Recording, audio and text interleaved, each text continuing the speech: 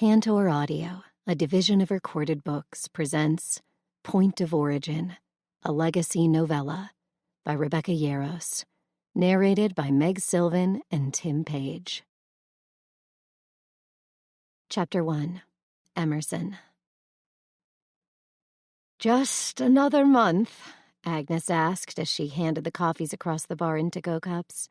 Her nail polish was bright pink, matching the one rebellious streak in her silver hair. "Yep, one more," I confirmed when she sighed. "You sure you need to go all the way to London? We're going to miss you around here." I slid my debit card into my wallet and tucked it into my purse. "I'll be back before you even realize I'm gone," I promised, taking both of the coffees. Maybe I'd be lucky and get back before I'd even realized I'd gone. Not that I wasn't grateful for the opportunity, but the whole purpose of the internship was political, and I'd never been politically minded. "Emerson Renee Kendrick, I've known you since you were a twinkle in your daddy's eye. You've been coming to my diner just about as long and getting coffee every morning since you turned 18. I'll realize you're gone the moment you walk out of those doors." I couldn't hide my grin as I shook my head. She was right, of course. I'd basically grown up in this diner, doing my homework until Mom finished work across the street in her florist shop. "Yes, ma'am. Well, I'd better get these to Mayor Davis." She leaned over the counter. "Oh, is that hearing this morning? Everyone's been dying to hear who's been building up on the old Parson land." One of my eyebrows rose. "Are you telling me you haven't driven up there a dozen times already and peeked?" Of course she had. Everyone had. Except me. It wasn't the new construction that bothered me, but rather what laid along the ridgeline behind it. Her eyes widened in false innocence as she took a rag to the impeccably clean countertop. "Well, I mean, everyone's seen the signs. Legacy LLC. It's odd, right?" "About as odd as anyone naming a company after the town we live in, I suppose," I said, slowly backing away from the counter. Agnes would talk all day if I didn't get out of there. "It's got to be someone local with all the money they've funneled into the rebuild. Just about every business owes them a debt of gratitude." The money had started showing up just as the rebuild was in full swing a few years ago. A few thousand here, tens of thousands there. "Right?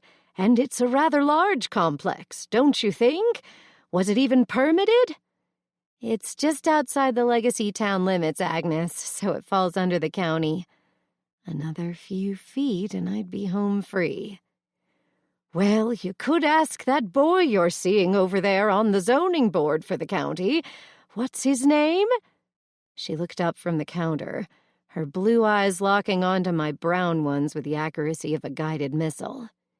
"You know darn well it's Greg Roberts. You've been serving him coffee just as long. And Agnes, we're not seeing each other. We're just friends, so you can stop hinting." My butt hit the glass of the door, and the bells jingled as I bumped it open. She waved her rag at me. 24 years old and you still won't lock down a man. Don't you want your name carved into my wall?" She gestured back to the soft pine wall at the south end of the diner, etched with the names of the town's lovers. "I'm telling you, if I had your figure or that hair, I'd have." "Love you too, Agnes." I slid out the door of the Chatterbox Diner and into the crisp August air. Summer was still in full swing in the mountains of Colorado, but the mornings brought with them the little bite of fall's foreshadowing. The door glided shut behind me, and I winced, missing the squeaking hinge I'd grown up with, already mentally chastising myself. Of course the damn door didn't squeak. It was new. Everything was new, more or less. That's what happens when an entire town burns down. Everything gets replaced. I glanced over at the fire hall, its garage doors bright red against the stone of the building. Hell, every one gets replaced. My heels clicked on the smooth concrete as I walked 2 blocks through our tiny town's heart, greeting everyone by name as they passed me. Greg's Explorer was parallel parked just before the town office, proving once again how punctual he was, how dependable. It would be so easy to fall into a relationship with him, to finally take him up on that date he kept asking for. But what good was that going to do? He was an attractive guy, sure, only a few years older than me and probably even a decent kisser. But there was no chemistry, no sizzle when he touched my hand, no longing within me. I felt just as frigid next to him as I did with every other guy, which honestly annoyed the shit out of me. It would be comfortable, safe, just like every relationship I'd had in college. But there was a reason I'd quit trying to date over a year ago. No one was him. My eyes slid shut and my grip tightened on the cups. Don't go there. I caught myself just in time, stopping the onslaught of memories with an indrawn breath and mentally going through my schedule as I blinked. Focus on now. The door to the town hall opened, and Greg stepped into the sunlight as it caught in his blonde hair, his suit impeccable as his timing. "Good morning, Miss Kendrick," he said with a cute grin. "Mr. Roberts," I nodded with a smile as I walked through the door he held open for me. "Nice to see you," I said over my shoulder as I walked up the flight of stairs to the mayor's office. He was totally checking out my ass. "Greg, up here." His eyes shot up to my face as his reddened. "Sorry," I laughed. "At least I know the skirt is effective." "Very," he admitted, as he raced ahead of me to open the second set of doors that brought us into Mayor Davis's office. "Do you know who this legacy manager is?" I shook my head. "I figured you did, since you sit on the zoning board." "No, I only dealt with the attorney," he finished as we made it to the office. "Good morning, Emerson," Mayor Davis said, taking one of the coffees from me. "Thank you very much. I appreciate you doing that for me." I almost mouthed along as he spoke, knowing his routine by heart. It was as predictable as he was, as he liked everything to be. "I'll make sure Jen knows how you like it." He paused over his desk as he was reaching for his files. "Oh, right. I keep forgetting that you're leaving us." "It's only 6 months," I reminded him. "Legacy will definitely benefit from you going," Greg added. "An internship with the mayor of London is huge." "And I couldn't have done it without your recommendation and urging," I said to Mayor Davis. He waved me off with a small shake of his head. "That was all you, Emerson. You've been instrumental in getting Legacy back on her feet. You'll make a fine mayor one day." Nope, not going there. "Our 9 o'clock should be here," I said, trying to change the subject. Anyone in my position would have gotten that internship. We were the miracle town, the phoenix that had risen from the ashes. "Why do you do that?" Greg whispered as we walked behind Mayor Davis, following him down the stairs. "Do what?" I asked, juggling the files for this morning's business. "Act like you don't deserve the internship." "I don't like the idea of profiting from the town's history. From his death. All the death." He blocked me from entering the town hall. "You deserve it. You stayed when a lot of us left. You were on the front lines as a teenager, demanding they rebuild our high school. You commuted to college, volunteered your time here, worked on getting Legacy solvent. And what do you plan on doing with all this newfound city-running knowledge?" "I'm coming home, of course. I'll use it here." There was no other place in the world I wanted to be. Legacy was my home and always would be. I blew a loose, dark brown strand of my almost grown-out bangs out of my face, cursing my hurried French twist, and tried not to freeze when Greg tucked it behind my ear. Why couldn't I want him? He gave me a sad smile and moved his hand away slowly as if I'd spoken out loud. "Then see? Think of it more as Legacy investing in you." After an awkward side-to-side dance, I gave him a tense nod and slipped by him. Mayor Davis pulled my chair out, and I took my seat, placing the files in front of me as he took the seat next to me. The other council members slipped in, taking their seats with quiet chatter and louder speculation about the morning's events. It was a good thing these proceedings were closed doors, or half our 3,000-person town would have been in here to find out who Legacy LLC was. The first matters of business were easily handled. I made notes to talk to Mrs. Greavy about her hatred of the proposed stop sign at Plum Street and Aspen Avenue. It would go over a lot easier at the next meeting if she piped down about it. I glanced up at the clock. 5 minutes until the 10:30. I circled the name Legacy LLC on my agenda like I was back in high school, doodling on my notes. My elbow slipped on the desk's surface, and I knocked the file to the ground, papers scattering. "Damn it," I muttered under my breath, despite Mrs. Anderson's disapproving stare from the seat next to me. I dropped to my hands and knees, cursing my skirt and picking up the papers to shove them back into the file. The door to the room opened and shut. Our 10:30 was here. Thank God there was a wooden partition in front of the desk that hid me and my ass, which was no doubt peeking out from my skirt. "Holy shit, you're Legacy LLC?" Greg asked from a few chairs down. "I'm one of the partners," a deep voice answered. "How's it going, Greg?" I froze, awareness racing down my spine, through my limbs, and tingling my fingers. No fucking way. It's not possible. But I knew that voice anywhere.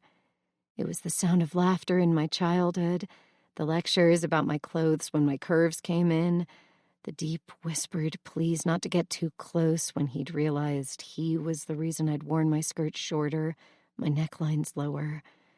It was the quiet timbre and soothing muttered promises that we'd be okay on that day our fathers had died. It was the silence that came after. Always the damned silence.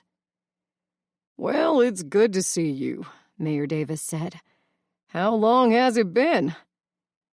I somehow willed my limbs to move in jerky motions, closing the file and using my empty hand to grip the desktop as I slowly rose. Thankful my ass managed to land in my rolling chair and not the floor. I placed the file back on the laminate desktop and then slowly let my eyes lift, taking in the tailored black suit, the starched white shirt under the jacket that stretched across impossibly broad shoulders, and pale blue tie against the tan skin of his throat. When I got to his face, I lost the ability to breathe, the air stilling in my lungs as the second hand ceased to move. Our eyes met. His as shocked as mine must have looked for a second before he carefully masked his expression. Cool, aloof, in perfect control. Control? What control? I was lost in absorbing every detail of the stranger who stood before me. He wasn't handsome or cute like he'd been during the short time we'd allowed ourselves to be together. No, he was gorgeous now. The sharp, angular lines of his face 100% man, where I'd loved the boy. God, how I'd loved him. And he'd broken my heart, shattered it into so many parts that I was still finding small pieces here and there 6 years later. That stitched-up heart pounded in my chest, heavy and light all within the same moment, as if it acknowledged both the glory of our heights and the pain of our fall. He was here. After all this time, he was 15 feet in front of me, and a world away. My bangs fell across my eye, and I blew them back, not wanting to miss a second of actually being able to see him, to breathe the same air. "Emmy," he said quietly, a ghost of a smile passing his sculpted lips. How did they feel now? Were they still soft? Or had they become harder like the rest of him? "Bash," I answered, barely getting the sound past my lips.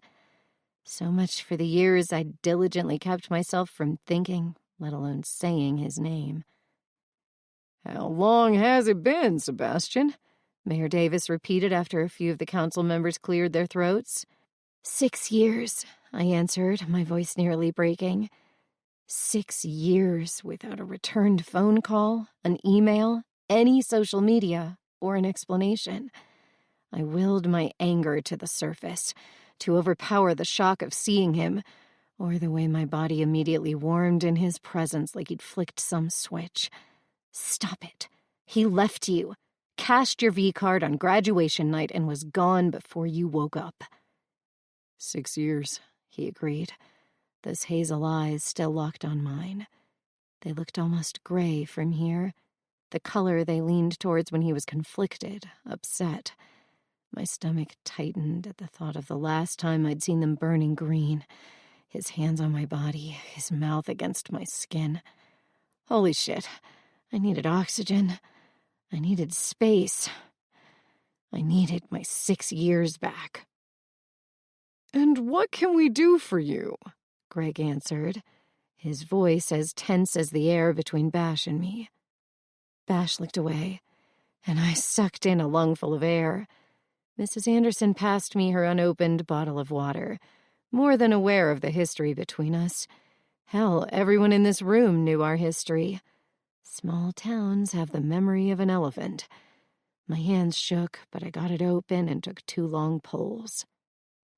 "I'd like you to incorporate both the land I own and my building into the town of Legacy." His building. He was Legacy LLC. I willed my sluggish brain to catch up, and my eyes to stay the hell away from him. But they kept going back to the strong line of his jaw, the black, untamable hair that still stood in near spikes, the curve of his lips, the power in his stance. He'd been formidable in high school, intimidating in college, but now he was just massive. "Mr. Vargas, you're prepared for the tax implications, the zoning requirements?" Mayor Davis asked. "I am. The building has the strictest fire protection and is built to Legacy standards." He stood tall, his arms at his sides, the only tell of his nervousness besides his eyes being the small rubbing motion he made with his thumb. I hated that I knew that. Hated that he'd left me. Hated that after 6 years, I still couldn't seem to stop my heart from crying out for an explanation. "Long-distance relationships never work," he'd told me before we'd gotten together. "I'm in college and you're a senior in high school, Emmy." "We can make it work. We've always been the exception to never." Except we weren't. "The land borders the boundary as it is, and we have a history of accepting these kinds of petitions." His voice was strong, deep, and sure. Mayor Davis nodded. "We do. I have no problem with proceeding with that paperwork. Anyone else?" His eyes swept up and down the arch of council members, and everyone seemed to nod their assent. Bash kept his eyes on Mayor Davis as they took a vote, never once wavering toward mine. I wished I could have said the same, but I didn't have the strength to look away. "Because you're a fool." The council voted a unanimous aye, and the motion was accepted. I scrawled some notes on my to-do list, thankful that I was no longer the council's secretary, just Mayor Davis's assistant. "I'm glad you're back, Sebastian. We've missed you. Appropriate timing, the anniversary being in a few weeks and all," Mayor Davis said. Bash's expression hardened, and he swallowed, then faked a smile that looked so genuine he fooled everyone but me. "I'm not here permanently, just to get things rolling. If there's nothing else?" He wasn't staying. I didn't know if I should be relieved or devastated. The emotions ripped at me in equal strength, making my chest ache. "We'll start the paperwork. You're good to go on this end." "Thank you." I could almost feel his muscles relax. My fingers flexed with the need to touch him, to assure myself that he was real. "One thing," Mrs. Anderson called out as Bash prepared to leave. He tensed as he turned back. "Yes?" "What is the building for? Just out of curiosity." He looked her straight in the eye. "It's for the hotshot crew. I plan to rebuild and reinstate it." My breath left in a rush. my stomach plummeting to the floor as the room exploded into a cacophony of protests. There was no way the town council would approve, no way they'd reopen the wound that had nearly bled our hearts dry 10 years ago. The second hand on the wall clock behind Bash ticked 18 times before I could draw a real breath. 18 seconds. 18 elite hotshot firefighters. 18 deaths. 12 widows. 21 grieving children, including me and Bash. He didn't answer their outcry, didn't fight back. He simply said, "Thank you for your time," to Mayor Davis, turned and walked out of the room without so much as a look back, even for me. At least this time I'd seen him leave. And unlike 6 years ago, now I knew exactly where to find him. Chapter 2. Sebastian. Fuck me. I slammed the door to my Range Rover unnecessarily hard and wrenched my tie loose as I walked into my building. It was nothing like the original, where my father's hotshot team had operated. That building had been smaller, a little dirtier, ill-equipped, and a hell of a lot better. Not because of the facilities, but who ran them. I passed the large living room, the glass-walled gym, and finally came to my office, where my pain-in-the-ass best friend lounged. "Bad day at work, dear?" Riker asked, cocking an eyebrow at me from my chair. "Get your damned feet off my desk. Who's got your panties in a wad?" My tie hit the space his feet vacated. "No one," I barked. "Did you get a hold of Knox?" I asked, walking into the state-of-the-art kitchen I'd paid way too much money for. It was capable of accommodating the needs of 24 people without straining, just like the rest of the building I'd spent a year designing with architects and another year having built. I grabbed a bottle of water from one of the refrigerators, cracked the top, and drained the whole thing, wishing it was something a little stronger, like tequila or a horse tranquilizer. Oh, who the fuck was I kidding? Nothing was strong enough to wipe out what had just happened. God, the look on her face. Those huge brown eyes had flown wide, her lips parted, and it had taken every single ounce of self-control I possessed to look away. "Yeah, he's finishing up a job in California, and then he'll fly in," Riker answered from the doorway. "Good. We need him. Is he bringing anyone else?" It was going to take a hell of a lot more than just Riker and me to convince the council that it was time for another team. "The Maldonado brothers." No shit? That was almost a reason to celebrate. Almost. No shit. What did the council say? It's going to be a battle for the team. I have no idea how we'll get them to agree to that part, but they agreed to the annexation. I threw the bottle into the trash can with a satisfying thunk. "Well, then you should be happy, right?" She was there. His forehead puckered. "Who? Mrs. Anderson? She's been on the council for years. I think it will take her dying or an act of Congress to get her out of there." "No, asshole. I don't give a shit about Mrs. Anderson." I raked my hands through my hair and left the kitchen, walking over to the floor-to-ceiling windows in the wide-open training area. Legacy lay in the valley below, and if not for the clearly marked scars on the mountainsides, there would be no hint at the tragedy that had annihilated the town 10 years ago. "Okay," Riker said in his "I'm sick of your shit" voice.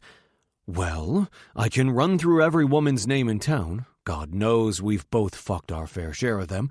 Or you can just tell me." Emerson. Just saying her name ripped a scab off my soul that was all too eager to bleed. He whistled low. "Oh, shit. Look, Harper told me she was leaving on the 1st. Yeah, well, your sister was wrong." I should have double-checked, but the minute I'd started asking about Emmy, Harper would have told her. "No, she wasn't." The sultry, feminine voice behind me raised the tiny hairs on the back of my neck. I hardened every defense I had and turned to see Emmy standing just in front of the pool table, her arms folded under her incredible breasts, inadvertently lifting them to the neckline of her button-up blouse. Tucked into that pencil skirt, she looked like a schoolteacher. Well, the kind that boys fantasized about during sex ed. And the way those soft globes crested at that last button. Don't look. Do not look. Too late. She raised a single eyebrow at me. Caught. I'm leaving on the 1st of September, not August, and yes, Harper told me you were asking. She addressed the last comment to Riker, who rubbed the back of his neck. I think I'll give you guys, I'm going to leave. Riker didn't wish me luck, or so much as give me his condolences, just pulled a baseball hat over his blonde hair and ran, leaving me alone with Emmy. Emerson, I reminded myself. Emmy was the girl I'd grown up with, the one who tagged along at every crew barbecue and begged me to take her hiking with us. This wasn't her.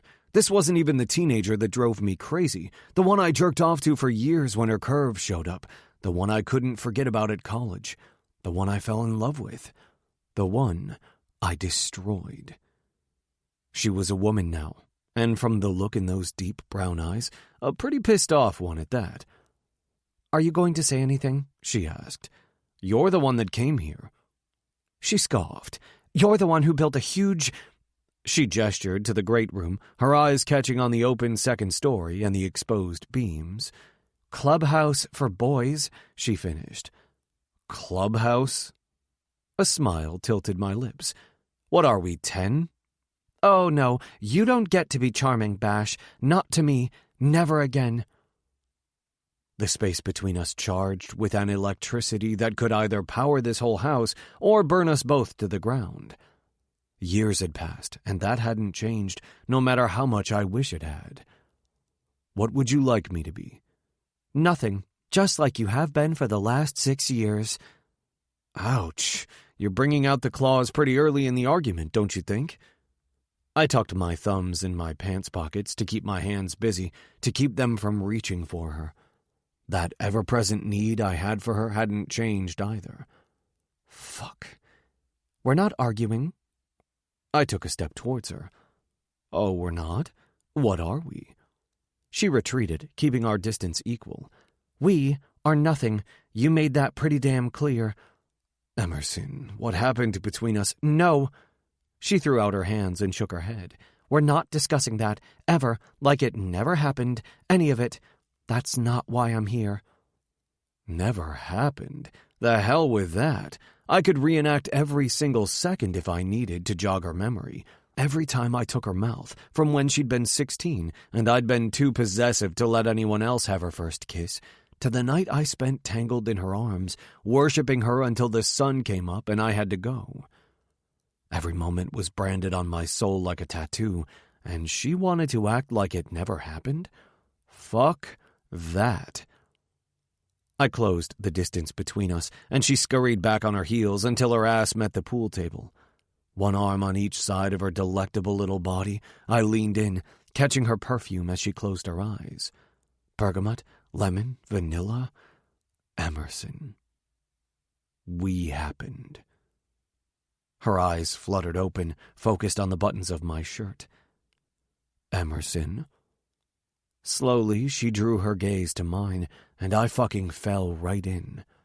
Those brown depths had always been fathomless, capable of stealing every one of my thoughts. My blood ran hot, surging through my veins, pulsing with the rhythm of my heartbeat and lodging in my dick. Of course, I got a raging hard-on. I was within inches of Emerson Kendrick. Some things never changed. Don't, she whispered, the sweetness of her spearmint-tinged breath triggering another dozen memories of her tic-tac addiction. Say it, I ordered, needing to hear the words more than anything, more than re-establishing the crew, more than making our father's memories mean anything.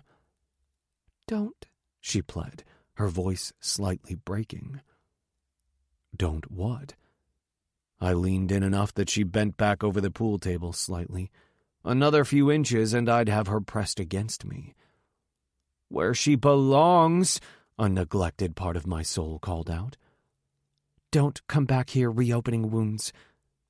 She shook her head, and her bangs fell into her eyes. Before I thought better of it, I had her hair between my fingers, the heavy brown mass streaked with strands of fire and autumn throughout. Before I did something even more foolish, I tucked it back behind her ear. She took the opening and slid away, damn near running to put the pool table between us. I'm serious. It's taken this town a lot to heal. This town? My mouth dropped.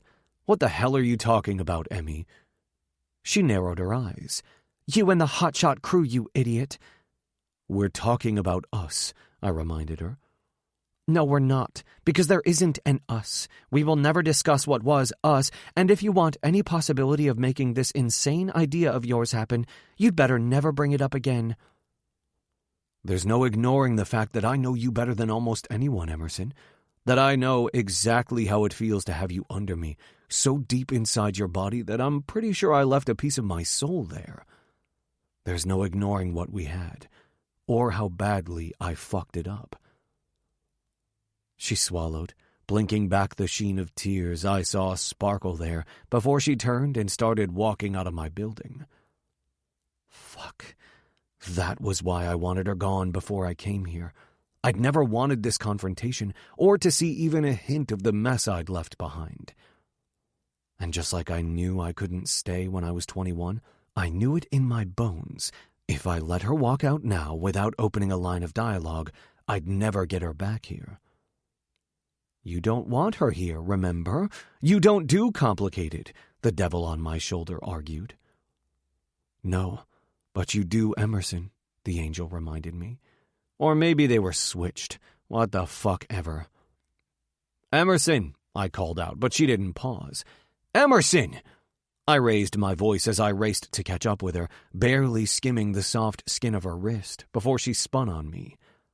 What? She damn near screamed, the anguish in her eyes unbearable before she threw up that mask she loved so well. Why is it insane? I asked. The hotshot crew? Yes, I lied. I'd done everything in my power to avoid Emerson, to avoid thinking about her, calling her, visiting, begging her to forgive me for needing the life she wouldn't understand. I wanted to know why she refused to even acknowledge that we happened, but I'd fucking settle for her opinion on the team. It's impossible. Nothing is impossible. Not to me. Her eyes widened, and I almost pounced just to prove my point. Jesus Christ, you've been in town less than 12 hours, and she's already got your self-control down to that of a fucking 18-year-old. Look, the town can't handle it. We're barely back in the black after the payouts from the policies. Legacy just can't afford to support another hotshot crew. If the town doesn't have to pay for it. Now it was her mouth dropping. What? If Legacy isn't responsible for salaries or the insurance policies, will the town agree? She blinked a few times, and I could almost see the gears turning in her too-efficient mind. The town has always covered the cost of the team. It's been a matter of pride. Are you thinking of going federal? To the Forestry Service? No. We'll still fall under their guidelines, but we'd be privately funded. Her eyes narrowed. By whom? Now it was my turn to pause. Me. A single, perfect eyebrow arched. Really? Really? Bash, the average hotshot earns at least $60,000 a year, and that's not talking about team leaders, supervisors, any of it. You'd have to maintain an 18 to 20 person team, which means you'd be out at least $1 million a year, and that's before your overhead. My grin was instantaneous. Nice to see you using that MBA. You've been out of school, what, 2 months? Keeping tabs on me, Bash, she fired back. Always, and I'm well aware of the cost. I'm good for it. I looked her straight in the eyes so she'd know I wasn't bluffing. She absorbed the knowledge of my wealth like she did everything else, with a simple nod, moving on to the next issue. Emmy had never cared about money, not when they had it, and especially when they didn't. The money isn't the only problem. The council, I agreed. The whole town. Bash, you built this compound on Parsons' old land. It's my land now. Has been for about 3 years. since I'd sold the first app. Half the money had gone to the land purchase, and the other half had gone to my broker for investments. 4 apps later, I wasn't doing too badly. Not the point. We're what, maybe half a mile away from the ridgeline? Her voice dropped, and her shoulders sagged. Why here? Because if I didn't buy it, developers were going to. Did you want condos up here? Tourists trying to get closer to the slopes? Better us, men just like them, than a bunch of college kids on spring break fucking around on the land our fathers died on. She wavered, her eyes doing the side-to-side shuffle they did when she was making a decision. God, it needed to be the right one the first time. Getting Emerson to change her mind on anything was impossible. Help me, Emerson. You know the town. You can help this through. Her eyes met mine. You're asking this town to bleed again when there's almost nothing left to give. I'm asking this town to breathe, to live again. She turned slowly, taking in every detail of the facility. The great room, used for everything from meetings to training to watching football, the offices, the kitchen, the long dining tables, even the stairs that led downstairs to the living quarters for anyone who didn't want to bunk in town. I'll think about it. I let out the breath I'd held. That was a maybe. Maybe was good. I could muscle the council, the business owners, anything money could grease, I could handle it, but where emotions were involved, to the town, I was an outsider. I'd left, abandoned Legacy just as she was getting on her feet. I'd abandoned Emerson. She wandered to the door, pausing where the pictures of the crew 10 years ago hung. 19 heroes, 18 deployed shelters, 18 caskets. Her fingers brushed the smiling photo of her dad, whose arm was looped around my dad. They'd been inseparable, best of friends since grade school. Even their bodies had been found next to each other. This is their crew, Emmy. Our dads, our friends. They loved this team. I've never asked you for anything, and I'm asking. My jaw flexed. I'm begging you to help me bring their crew back. She looked up at me, those eyes seeing through every layer of bullshit I'd used as armor since I left Legacy. What do you know about running a hotshot team, Bash? It's not something you throw money at and walk away from. Shit. Fuck. Damn it. I took a breath. I'm working on hiring someone to run the team. Someone I worked with in California. California? She asked, demanding the truth. I've been on a hotshot crew for a while now. I know what I'm doing. How long? She asked, putting it together faster than I'd hoped she would. 6 years, I said quietly. You left me... She cut herself off with a shake of her head and an ironic smile. I eventually figured out you were on a crew. Riker told me a few years ago, but I never realized when it started. Are you with them? Riker? Knox? Riker. Knox is further north, I replied. It's in my blood. It always has been.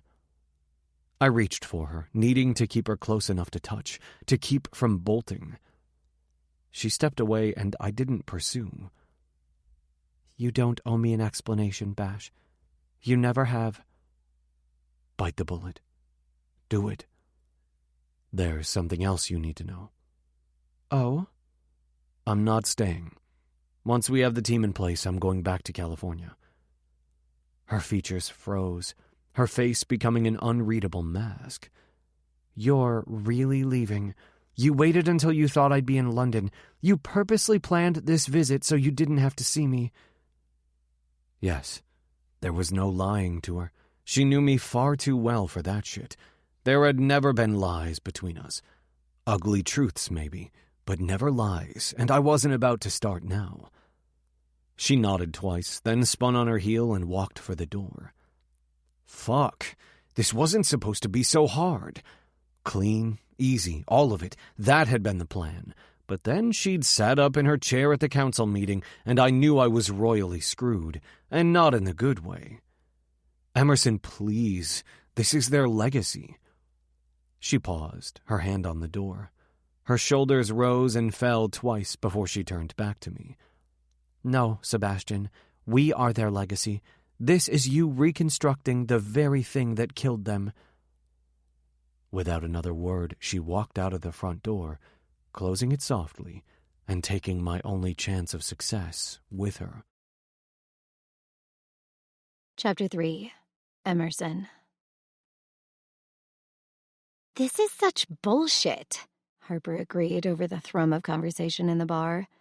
Wicked was the most popular bar in town, mostly because it was the only bar in Legacy. We'd been lucky to snag a couple of stools for a Friday night. Then again, with Harper's looks, she could have talked any of the guys out of their seats. I'd seen that blonde hair and those blue eyes work their magic more than once. "It is what it is," I said with a shrug, popping a spearmint tic-tac. "He hasn't said anything else? Talked to you? Anything?" I spun my empty shot glass and caught it. "Nope. Just asked me to help him, and I haven't seen him since. I still haven't made up my mind about what to do." "I can't believe he's actually here. Riker didn't say anything, I swear." I gave her a reassuring smile. "You've been my best friend for over 20 years, Harper. I know you would have told me." Her shoulders drooped. "I feel like shit that I didn't notice. Rye isn't home often, and I was honestly just trying to enjoy having the asshat around." She leaned over the bar. "Mike, we need 2 more!" she shouted, lifting her shot glass for him to see. "Probably more than that," I muttered as he nodded. "Looking good, Harper," one of the local guys shouted directly behind us, where he had a front row seat to the show her ass was putting on. I hooked my fingers in Harper's belt and yanked her back down to her seat. She immediately pivoted, her finger already wagging. "Knock your shit off, Alex. I'm your kid's preschool teacher, for fuck's sake." "Hey, I was just paying you a compliment. Not that you don't look great too, Emerson," Alex said with a deceptively sweet smile. "Uh-huh," Harper replied with more than a little venom. "Thank you, Alex," I replied at the same time, tugging the edges of my asymmetrical sweater over my red tank top. "So Vargas is home, huh?" He wiggled his eyebrows. Life in a small town. "He's just visiting." "That's right, trying to restart your daddy's team, isn't he? Like that's going to happen." My fingers tightened on the glass, but I couldn't tell if it was the cavalier mention of the team or his stupid assumption that Bash couldn't do it. Maybe it's something that needs to be done. "Greg, get your boy under control," Harper ordered as he appeared from down the bar. "Yeah, and then I'll fix global warming," he answered. "But for what it's worth, I think Bash has the right idea." He gave me a wink before joining his friends at their table. I plopped my head in my hands, more than ready for another shot. "Why can't I just be attracted to him?" I asked Harper quietly. She leaned in, more than aware that ears were everywhere in a tiny town. He'd be good for me, right? He's funny, kind, stable, good-looking even. "Greg's a good guy," she admitted. "You could always try a date or two just to see what develops." "But," I asked, knowing there was more. "But if you guys don't have that I need to fuck you against the wall kind of chemistry, it's going to be hard for you." She quieted when Mike delivered 2 more lemon drop shots. He departed with a head nod. "Why? A lot of people are happy without raging hormones getting involved. Maybe it's the whole slow and steady wins the race philosophy." She rolled her eyes. "Look at Greg again," she challenged. I turned in my seat and saw Carrie Cook perched at Greg's shoulder, her thumb absently stroking the seam of his shirt. "Okay?" I asked Harper. "Are you pissed? Really think about it." I took full stock of my feelings, noting the way the slightly older girl flirted with him and the sound of his laugh. "Nope," I answered. "I'm curious, kind of wondering where they'll take that, but I'm not angry at all. I really like Carrie. She's ridiculously nice." "Yeah, that's not going to work for you," she scoffed, spinning her seat again to face our drinks. I spun too, catching myself on the bar. "Hey, it could. I've dated guys that I'm not insanely lustful over before." This time she flat out laughed. Right, and none of them worked out. Why? Because you've had that lust-filled want, that scratching, clawing, biting need to rip someone's clothes off, and not just because they're fine as hell, but because you've loved that man. You're not going to be happy with anything less than that connection. She saluted me with her shot. Just the thought of Bash nearly pressed up against me on the pool table the other day sent a shot of heat down my limbs. The way his lips had parted, his gaze had dropped to mine. We happened. He ruined me, I said with an ironic smile, lifting my shot. He gave you higher standards, that's all. Now let's... Oh, shit. She sighed. I followed her line of sight in the mirror above the bar. Oh, shit, I repeated in a whisper. We both turned in our seats, our shots held midair. Carrie wasn't touching Greg anymore. Oh, no. She had her perfectly painted pink nails toying with a button on a light blue shirt stretched across a body I knew all too well. The sleeves were rolled, revealing the band of tattoos on his right arm that I knew stretched up his shoulder and across his back. Bash. He looked up as if I'd called his name, and our eyes locked across the 20 feet or so that separated us. I need to fuck you against the wall chemistry indeed. God help me, I did. I wanted to test the strength of his bigger muscles. I needed to feel his mouth on mine. I craved that sweet loss of control that only Bash had ever given me. In fact, there was a neat little outcropping on the wall right there that he could brace my ass on while sliding these jeans off. My body had forgotten the last 6 years and time-warped back to when I was 18, immediately recognizing that its master was in the room. Master? What the hell? No way. I promptly ordered my panties to remain safely at hip level and tried to shut off my sex drive. Of course, it had chosen this exact week to reappear. His eyes heated the longer he stared at me, and I wet my lips out of pure instinct. He moved toward me, but Carrie tugged on his shirt and gave him a cute grin. Bitch. Have you mentally fucked him yet? Because holy eye sex going on over there, Harper noted, the shot waiting patiently in her hand. Oh, probably twice, I admitted with a grimace. We tapped our glasses together in commiseration, and I met Bash's gaze when I threw back the lemon drop, then licked the sugar from the rim. His fingers flexed against the bottle in his hand. At least you still get to him. I spun on my stool and slammed the glass down. Stop looking at me like that, Emmy. Bash growled in my left ear, his voice unmistakable and low. I'm trying my best to give you space, but if I see that little pink tongue one more time, I'm sucking it into my mouth.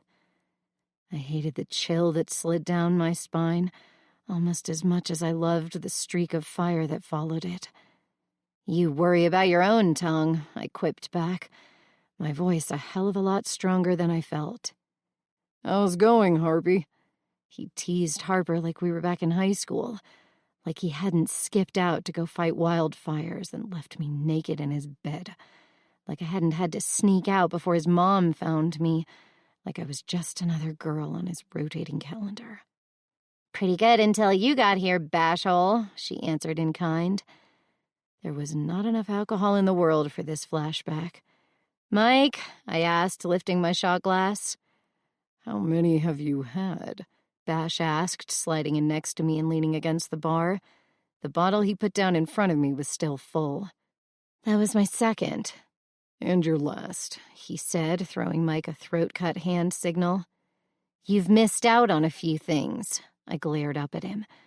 I grew up while you were gone, and that comes with the ability to drink as much as I damn well please. You're not my master. Fuck my brain. Fuckity fuck. His eyebrows lifted. Master, huh? We can play that game. The hell we can, I snapped, sliding off my bar stool. My breath sucked in reflexively when he tugged my waistband, pulling my back to his very big, very warm front. Bash, I warned. His stubble-roughened cheeks grazed my ear. First, believe me, I'm well aware that you are a grown woman. Second, I need you sober because I need to talk to you. I battled my eyelids not to slide shut, not to give in and relax into the security of his body. Did he have to smell so damn good? All cedar and forest? And third, there was always a third with him. His lips skimmed the shell of my ear, and my lips parted on their own. I can't kiss you if you don't stop. You make bad choices after 3 shots. Stay put, I ordered my panties, which were begging to be relieved of their position. Well, you're always a bad choice, so I'm not sure what another shot would have to do with it. Second, if you think I'm putting out any kind of kiss-me signal, you're mistaken, I said quietly. Not that we could be heard above the random grunge rock that spewed from the jukebox. Your pulse is elevated, he said, his fingers lightly pressing my wrist. Your breathing is heavy, and you're shifting your weight, none of which happened until you noticed I was here. You need to be kissed badly. I broke away before my traitorous body could give out any more signals. Well, if that's the case, I know someone a hell of a lot safer to take care of it. I made it within about 3 feet of Greg before I found myself spun and lifted over Bash's shoulder. "Sebastian!" I squeaked. The small crowd clapped, and even Harper gave me a thumbs up as Bash carried me out of the bar, gesturing with her hand and mouthing, "Against the wall."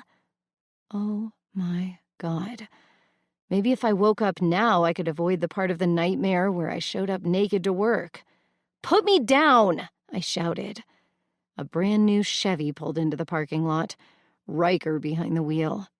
"Now, damn it!" This was absolutely unacceptable. Emerson, are you okay?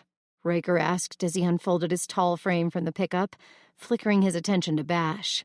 "She's fine," Bash answered for me. "I sure as hell am not," I answered. "Are you going to stand there while this caveman carries me off?" Bash's hand tightened across my ass in response. Riker tilted his head and sighed. "Fuck my life, you two. You're not in the same town for a week and you're already at each other. Bash, are you going to hurt her, rape her, lock her away in a cave? Don't be a pain in my ass, Riker. Of course not. Emerson, are you honestly scared of Bash?" "What? No, he's just an asshole. Put me down!" I kicked my foot and Bash grunted. Good. "Okay, well, you two kids have a nice night and work your shit out. Emmy, give him hell." He waved us off and went into the bar where his sister waited. "Looks like it's just us, Emmy."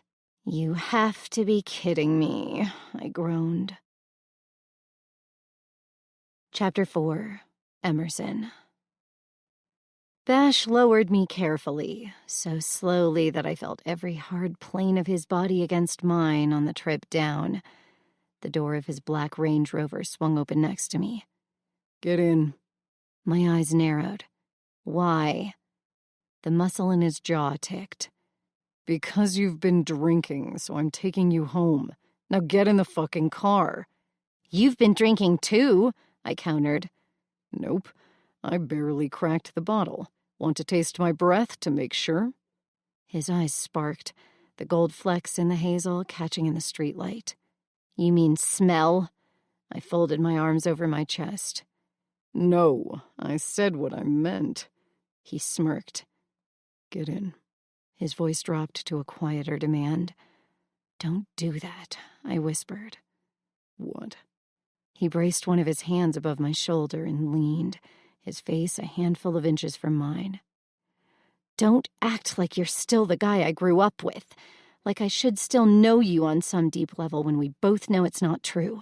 It messes with my head, and I don't like it." I hated it, and the worst part was that my heart couldn't seem to tell the difference. It started burning with that achy, bright feeling I'd always had when he was around, like it couldn't remember the years it spent licking wounds and knitting itself back together. His eyes widened at my honesty, and he stepped back, moving his hand. "Please get in. Let me take you home." I climbed into the SUV, and Bash shut my door, coming around to the driver's side and taking his seat. The motor thrummed to life, and we pulled out. If I closed my eyes, it could almost be high school again. Except the material things in his life, from the clothes he wore, the car he drove, even the street we traveled on, they had never been this nice. But I would trade them all for the honesty, the clarity of the emotions we'd had back then. The car smelled brand new because it was. The leather was soft, supple, impeccable, kind of like Bash was now. I missed the beat-up Dodge he'd taken me to prom in. "Doesn't this thing get dirty when you're called to a fire?" I asked, breaking the silence as he pulled up to the stoplight. He glanced my way, no doubt surprised that I would even bring the fires up. "No, I take my work truck. This was my street-only present to myself after the last deal." "That's right. You sold apps for firefighters or something." A small smile crept across his lips. "Checking up on me?" "It seemed only fair," I countered. "Harper filled me in." "Ah, I figured she was keeping you informed. It's not like Riker and I are out of touch," he said, turning down my street. "Actually, she didn't tell me until I asked this week. Once Riker told me you joined a crew in California. Well, we kind of have a no bash talk rule. Harper doesn't bring you up, and I never ask." "Never?" he asked, pulling into my little driveway and putting the car in park. "Never. It's just safer for my sanity that way." I looked up at my small townhouse. "You brought me home." "That was the idea, right?" "Right. But this isn't my mom's house. This is my house, which I bought way after you left." "Been checking up on me?" I joked. "Always." My breath caught at the look in his eyes. It was possessive, consuming, raw in a way he hadn't been when we were younger. Damn it, my body warmed for him. "Good thing your brain is in charge of this operation." His gaze dropped to my mouth, and my lips parted. I swept my tongue across my lower lips, watching with fascination as those eyes of his darkened. He reached across the console and cupped my face in his hand, his thumb caressing my cheekbone. "Emerson." It was too much. Everything was too much when he was close. I'd built these gorgeous, strong, fireproof walls, and he was taking a sledgehammer to them, ripping down the defenses I'd spent the last 6 years constructing. "Bash." I shook my head to dislodge his hand and started to fumble with the door, but the handle wasn't where it usually was. "I always knew where you were." I paused, entranced by the rasp in his voice. "I knew when you got accepted to CU, and I knew that you chose Western State because it was closer. You commuted for your MBA because you couldn't bear to move away while the city was still digging out of its financial hole. I knew when you bought this townhouse and when the water heater was faulty and quit working on you." "What? How?" Crap, my voice was breathless. "I asked. Riker told me. You may have blocked me out of your mind, moved on, never given me a second thought, but there was never a day when I didn't think about you, worry about you, check the fucking weather to make sure you weren't going to get yourself killed driving to class." There was no oxygen. Why was there no oxygen? My lungs wouldn't pull it in, and even if they did, everything was Bash. The car smelled like Bash, the air tasted like him, my skin warmed where he'd touched. It was all Bash. "I need out." My hands fought with the door, but nothing moved. There was no way out. "You have me trapped in here. Fuck!" The door opened, and I damn near fell into Bash. When had he come around to my side? He caught me around the waist easily and steadied me on my feet. "It's here," he said softly, showing me the handle further up the door. "You're not trapped. I would never trap you." I nodded, trying to process what he'd just said, but I couldn't. They were just words, and nothing matched what he'd done to me. Nothing. "I need to go inside. I know you want to talk about the hotshot crew, but I can't. Not tonight. Not like this." "Like what?" he asked, moving closer. with a fucked up head. Damn it, Bash. You've been home for what, 4 days? About that. I fought for control, for the tiny, logical portion of my brain to overpower the emotions that were begging to be let free from where I kept them bottled, captive, restrained. But he was here, in front of me after 6 years of waiting, worrying, borderline hating him, and I couldn't get a grip. My heart vomited, my mouth spewing forth the words I'd kept leashed since I realized he'd left. You invade my space, carry me out of a bar, order me around, and act like you have some kind of Neanderthalish right to me when we both know you have none. 6 years without a phone call, an email, a fucking social media post. You left, remember? You didn't just walk. You ran. He took the final step between us, bracing one hand on the frame of the car and tunneling his other through the hair at the nape of my neck. 1, I was a kid. You were a kid. Kids do stupid things. 2, yes, I ran. I've never lied to you, Emmy, and I'm not starting now. And 3, I taunted. The corner of his mouth lifted in a smirk so sexy that I nearly went limp. 3. His fingers locked into something dangerously serious, his hand tightening in my hair. I have every right to you. Bullshit, I spat, bringing my hands to his biceps in readiness to push him away.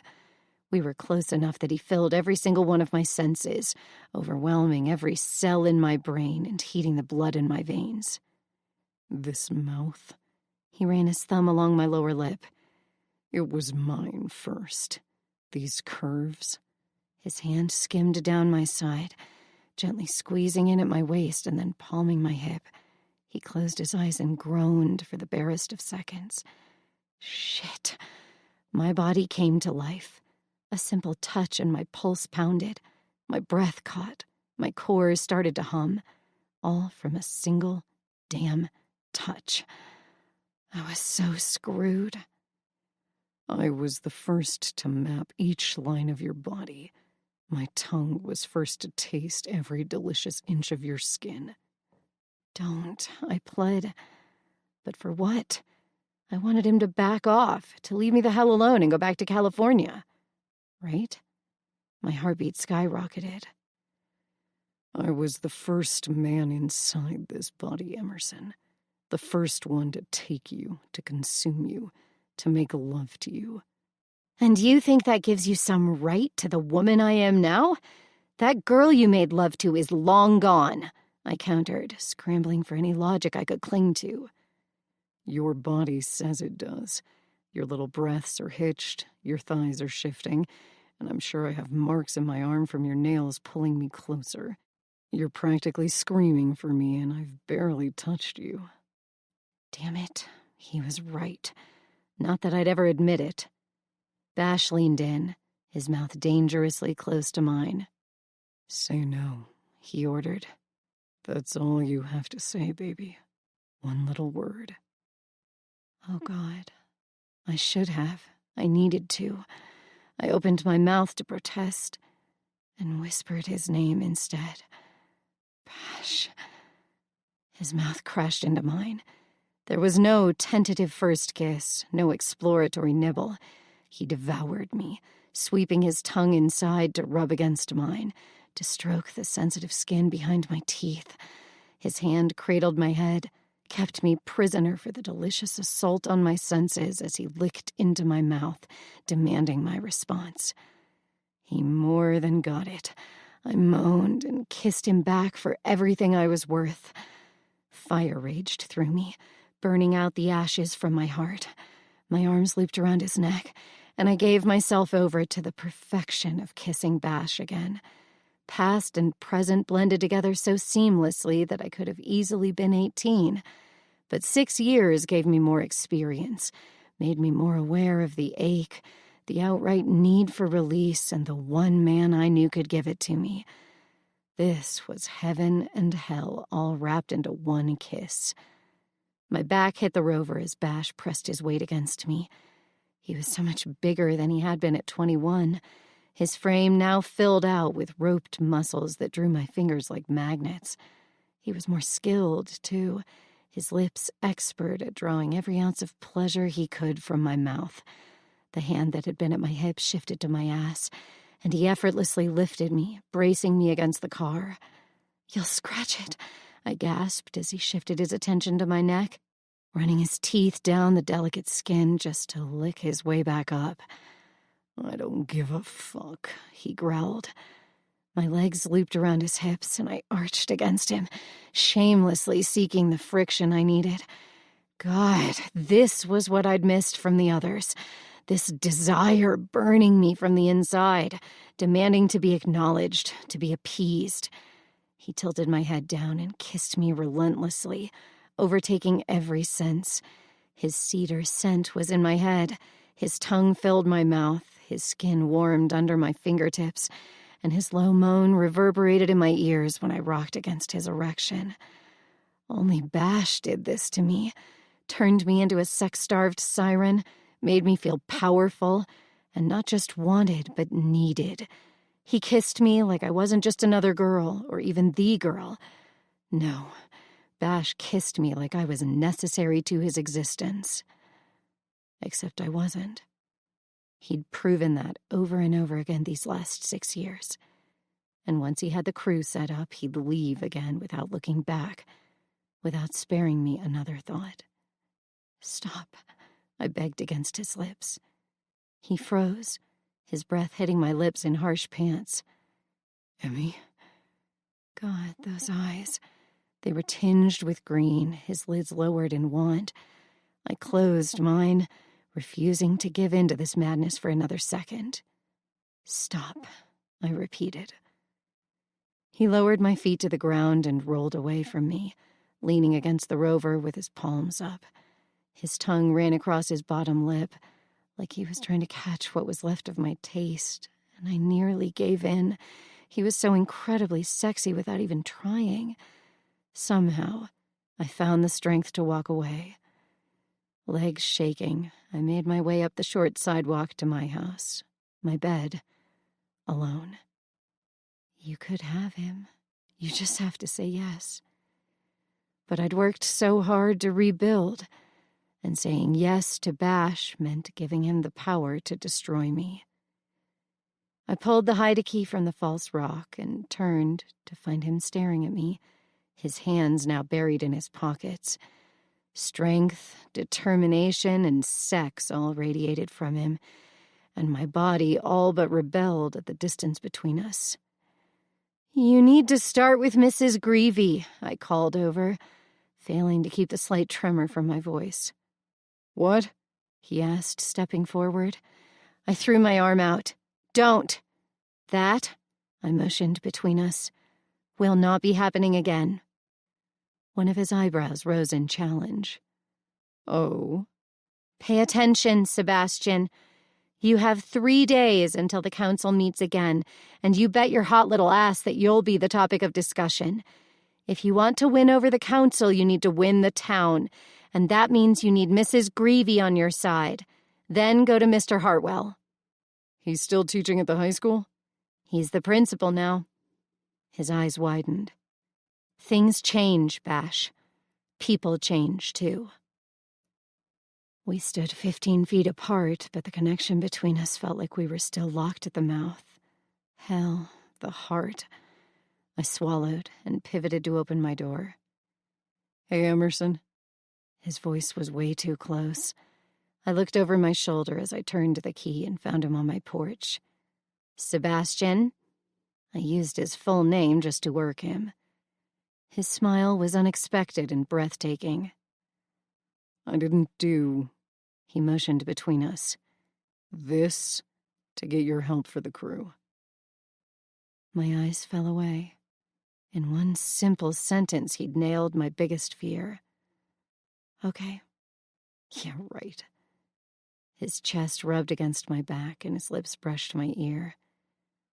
"I did it because I had to. Because another minute without kissing you would have shredded me. Hell, because I needed to see if you taste as good as I remembered."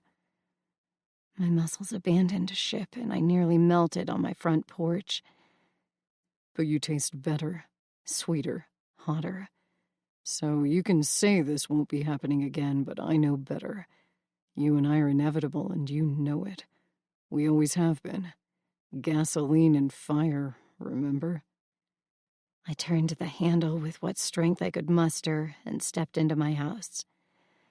I'm not denying that, but we both know that I'm the one who ends up a giant pile of ashes, so forgive me if I'm not quite ready to let you burn me again. I shut the door without looking back and then sagged against the wood, sliding to the floor. Oxygen filled my lungs as I took deep breaths, waiting for the ache to ease in my body and my heart. 4 fucking days and he had me tied in knots, and they were the kind I knew only he could unravel. Chapter 5. Bash. The door to the chatterbox swung open smoothly, and it was just wrong. Where was the squeak? That noise had gotten Riker, Knox, and I busted more than once when we were late from school. "As I live and breathe, Sebastian Vargas, get over here and give me a hug," Agnes ordered, coming around the diner's counter. "Nice place you've got here, Agnes," I said as I hugged Knox's grandmother. "It's a little different than I remember, but I like it." She let me go and looked over her diner. "I like to think that I improved on it a lot, but I still miss the old wall." She motioned to the new wood paneling on the south wall that had replaced the one lost in the fire. Along the ridges, couples had carved their initials since I could remember. It was more than saying you were seeing someone. That shit was permanent, where everyone could see it. If you carved your girl's name next to yours on that wall, you'd better have a ring ready, because half the town was going to assume it was coming. I wasn't romantic in the least, but I appreciated the sentiment, both the caveman-like claiming of your woman and the idea of loving someone so much that you were willing to declare publicly that not only was she yours, you were hers. But what the hell happened to the couples who failed? Did they have to bring their new girls to sit next to the reminder of their old ones? That was a definite loss. I think there were more wedding announcements on your wall than the ledger. "It was sad," she agreed. "So much history lost, but small towns have memories that last even longer. Those names are still etched on hearts." "Did any of it survive? The old wall?" I asked. "Very little. Nothing worth putting back up." I glanced around the diner. "It's all very new," she offered. "Yeah." "Well, the pancakes are the same. How about we get you a stack before the council meeting?" My smile was immediate. "That's the best offer I've had since I got here." "Well, stop pissing everyone off." She wagged her finger at me, pointed to an empty seat at the counter, and disappeared into the back. I checked my email, but there was no response. Fuck. If I were going to have a prayer of getting this thing off the ground, I'd need him. "Bash, hey, did you hear from Cohen yet?" I waited a few minutes for the response, actively ignoring every inquisitive look thrown my way in the diner. Knox, "No, but I found someone who might know where he is." Bash, "Thanks, man. Keep looking." Knox, "No problem. How is home?" Home.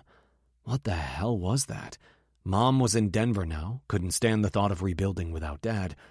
But this was where we grew up, where Riker, Knox, and I terrorized the town as kids, defended it as teens, and helped pay to rebuild it as adults. But more than the town, it was Emerson. She was here, and as much as I'd wanted to stay the hell away from her, fuck if I wasn't chasing her down. I'd never been able to stay away from her when I was within town limits. It was one of the reasons I'd never come back. Bash, "Complicated." Knox, "Always is. You piss off Emerson yet?" Bash, "Almost immediately." Knox, "Good to know some things don't change." But they did. The need between Emerson and I had always been mutual, both of us knowing that one day we'd collide. That much hadn't changed. But it had always been her putting her heart out there, and me trying my damnedest to protect her by staying the hell away. Now she was all too happy to stay away. It had been 3 days since I'd kissed her, and as cliché as it sounded in my own head, I swore I could still taste her, still feel her skin under my fingers. I had exactly 33 minutes until this council meeting, where I'd quite possibly have to give the best presentation of my life, and all I could think of was how badly I wanted to see Emerson. This was exactly why I'd tried to come back to Legacy after she'd already left for London. "Here we go," Agnes said, pulling me from my thoughts as she put a plate of hot blueberry pancakes on the counter. "Marry me," I said after my first bite. She laughed. "I figured you might need a little bolstering for what you're walking into." I chewed thoughtfully. "What do you know, Agnes?" "Everything." "Oh, I know you crashed and burned with Mary Greevy yesterday." I paused, then swallowed. "Yeah, well, she's never been a fan of mine. Couldn't be because you flashed around that it was a lot of your money that made this rebuild possible, was it?" She gave me an innocent smile that was anything but. "Small towns," I muttered, stabbing through a blueberry. "Oh, it most certainly was," Emerson said, coming up next to me, and I nearly choked. This was why we needed the squeaking door. So impossible to resist woman couldn't sneak up on me.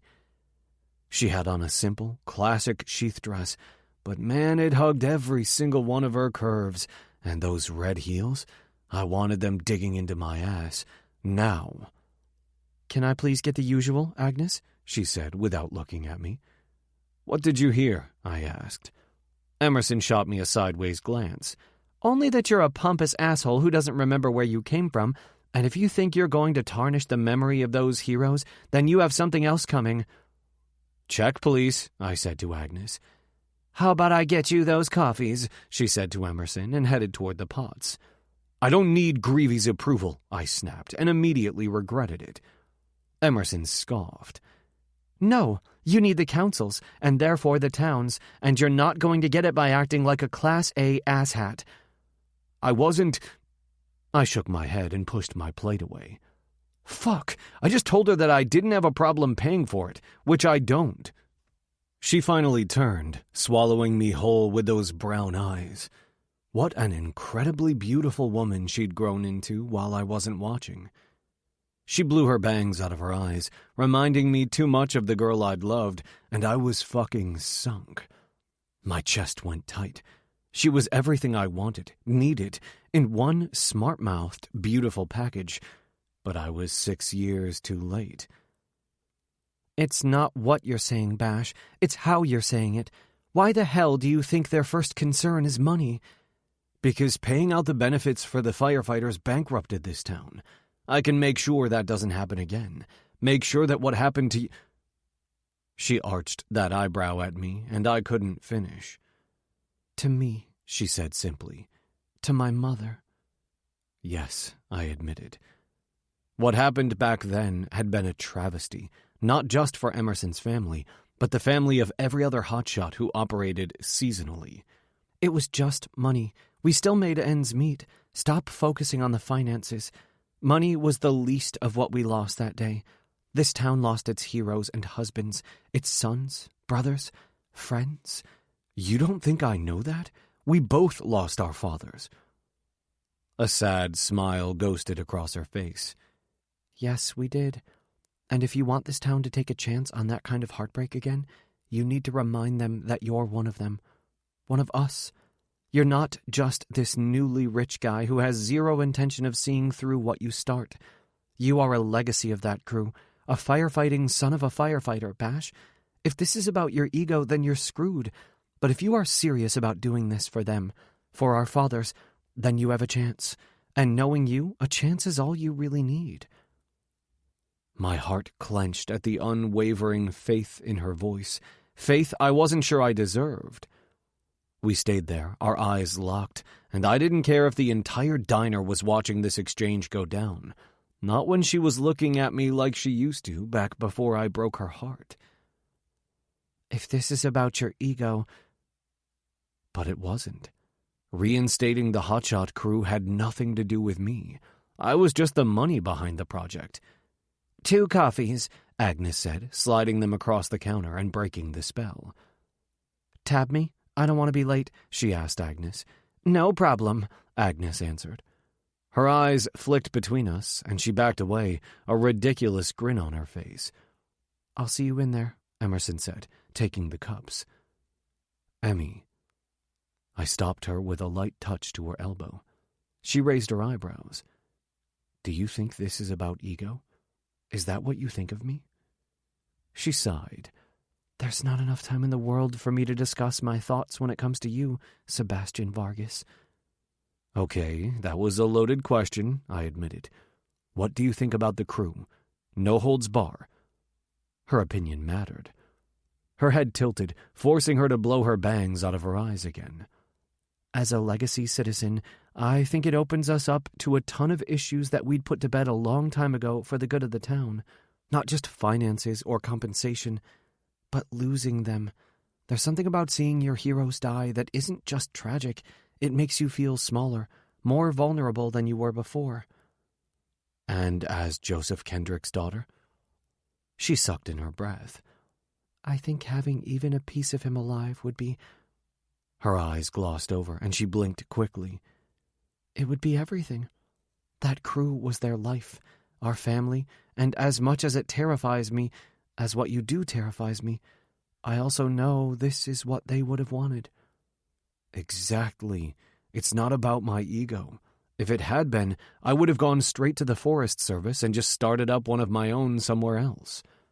You have to remember that there's only one person on that council who lost someone that day. They're not looking at this from the same place you are. If you want them to agree, then you need to get them to see it. Will you help me? I forced the words from my throat. I hated asking for help, let alone from Emerson, not after what I'd done to her. She shook her head. I'm leaving. I'll be gone 3 weeks from now and won't be back for 6 months. I can't be the champion you need, or anything you want, she added in a whisper. Well, fuck. That hurt a hell of a lot more than I'd imagined, and it was kinder than what I deserved. I'm not going to hurt you again, I promised, reaching for her. She stepped back out of my reach. I know, because I won't let you. Bash, you're a temporary part of this town, a fleeting moment, because that's all you want to be. And maybe we do want each other. Maybe we are just as drawn to each other as we were before. But I'm not temporary. This is my home. It's mine, too. Right. You start believing that, and you might have a chance at getting the team back. She gave me a single nod and walked out of the diner. You'd better get going if you want to make that council meeting, Agnes said, taking my plate. And what are your thoughts? I asked. She gave me a wide-eyed, innocent stare, and I damn near laughed. Don't you even act like you didn't hear every word. She shrugged. Like I've told Knox, his daddy would be proud of the man he's become, and you too. Does it take years off my life when I know you boys are called out? Of course. But there's something to be said for a legacy, and I think they'd be damn honored to have their team resurrected. I steadied my breathing, trying to hold back the dam from breaking. I'd been in town a week today and hadn't lost my shit. I wasn't about to start now. As for Emerson, Agnes continued without me asking, you destroyed that girl, and all that hard armor she wears is your doing. I know, I said softly. The only time she let it down was when I managed to get my hands on her. No, you don't. You left. You didn't see her the year after that when she barely held herself together, waiting for you to show up, to come home. You haven't watched her these last few years trying to date, to find someone that could fill those shoes you left. Hell, abandoned. It took years for that woman to reconstruct herself, and you digging up the past isn't helping, even if you have the best intentions. Be careful. That team isn't just your legacy, Sebastian. It's hers, too. Hers and Riker's and Harper's and Knox's and all of those kids. You don't have the monopoly on grief here, not in this town. Now I love you just as much as my Knox, but boy, I will fillet your backside if you hurt that girl again. You're all in or you don't get in. You understand? 13 or 27 years old, it was all the same. There was nothing like being ripped apart by your best friend's grandmother. Yes, ma'am. I tossed a $100 bill on the counter. Absolutely not, she protested. I leaned across the counter and kissed her on the cheek. Then apply it to Emerson's tab. She'll drink enough coffee to go through it in a month. Agnes laughed. That is true. Now, do you know the one beautiful thing about that wall? She motioned to the south wall. That it's full of love? I gave her the answer she'd always given me. No, boy, the ones who came back to carve again. That fire burnt this town to ashes. We lost everything, as you remember, but what you're forgetting is the rebuild wasn't just a replacement. It was a fresh start. The sins of old were wiped away, but the love, that came back. She was right. So many of the carvings I could make out from here were the same names that had always been there, recarved on the lighter wood. Thank you for breakfast. I'd better get to that council meeting. You're always welcome, and you know it. She nodded. My hand was on the door when she called out. Sebastian, you're entitled to that same fresh start. She'll give it to you, but you have to do more than want it. You have to take it. I nodded, unable to say anything that wasn't either a lie or too truthful, and left the chatterbox. What the hell was I supposed to do? Even in California, Emerson was a fire in my blood. She lived in my dreams, came out to play in my memories when I least expected. I'd only ever left her physically. Even 6 years couldn't rip her out of my soul, and she was here, more incredible than ever and only a touch away. God, I wanted to touch. No, not just touch. I needed to possess her in the same way she had me. I wanted to be the reason she smiled, the reason she raised an eyebrow. I wanted to be the one to kiss those lips, to hold her, to hear her scream my name as I fucked her senseless. I wanted every single part of Emerson, and she wanted nothing from me. How the tables had turned. Ready for the fight of your life? Riker asked at the front door to the town offices. In more ways than one, I answered, and swung open the door. Chapter 6. Emerson. We have Miles Ryan at 9 a.m., followed by Sebastian Vargas at 9:30. I can't believe he's pressing this. A new hotshot team? There's no chance this will pass. None. And it's damn disrespectful for him to think that he can march back in here. Mayor Davis nearly slammed his coffee down, its contents spilling over the side. Well, that's just perfect. I reached for the paper towels in his desk drawer, but he beat me to it. Well, that's what I get for being a hothead, he muttered, mopping up the spill. I'm so sorry, Emerson. I'm just a little worked up about this. As I can see, I said softly, finishing today's agenda. Of course, Bash had to be on the schedule directly after we dealt with accepting the new fire department's budget for the fiscal year. Ironic timing at its best. Well, we'd better get to it. He brushed invisible crumbs off his tie and stood. Ready? Absolutely not. Let's do this. I forced a smile, cradled the files in my arms, and followed him down the steps. Bad day? Greg asked, meeting us just outside the door. I guess we'll see in about an hour, I answered. Greg held my chair, and I slid in, grateful for the kindness. Thanks. He bent down, gently squeezing my shoulder. I know things are probably spinning 1,000,000 miles an hour for you right now with Vargas home, but if you ever need to talk, just know that I'm here. My head turned, bringing me within inches of him. I hovered there for a moment, shamelessly testing, willing that same inferno of need to burst free, to incinerate me with the need to feel his mouth on mine. His blue eyes dropped to my lips, and he drew a breath. For anything you need, he qualified. Any minute now, I told myself. Any minute the desire would rush in. Wait for it. Damn it. Nothing. Not even a tingle. Maybe I was broken. Let's call this meeting to order, Mayor Davis said. Thank you, I said to Greg, and he took the seat next to me with a little nod. Miles marched in, right on time, and stood at the podium. 31 minutes later, the new budget was approved.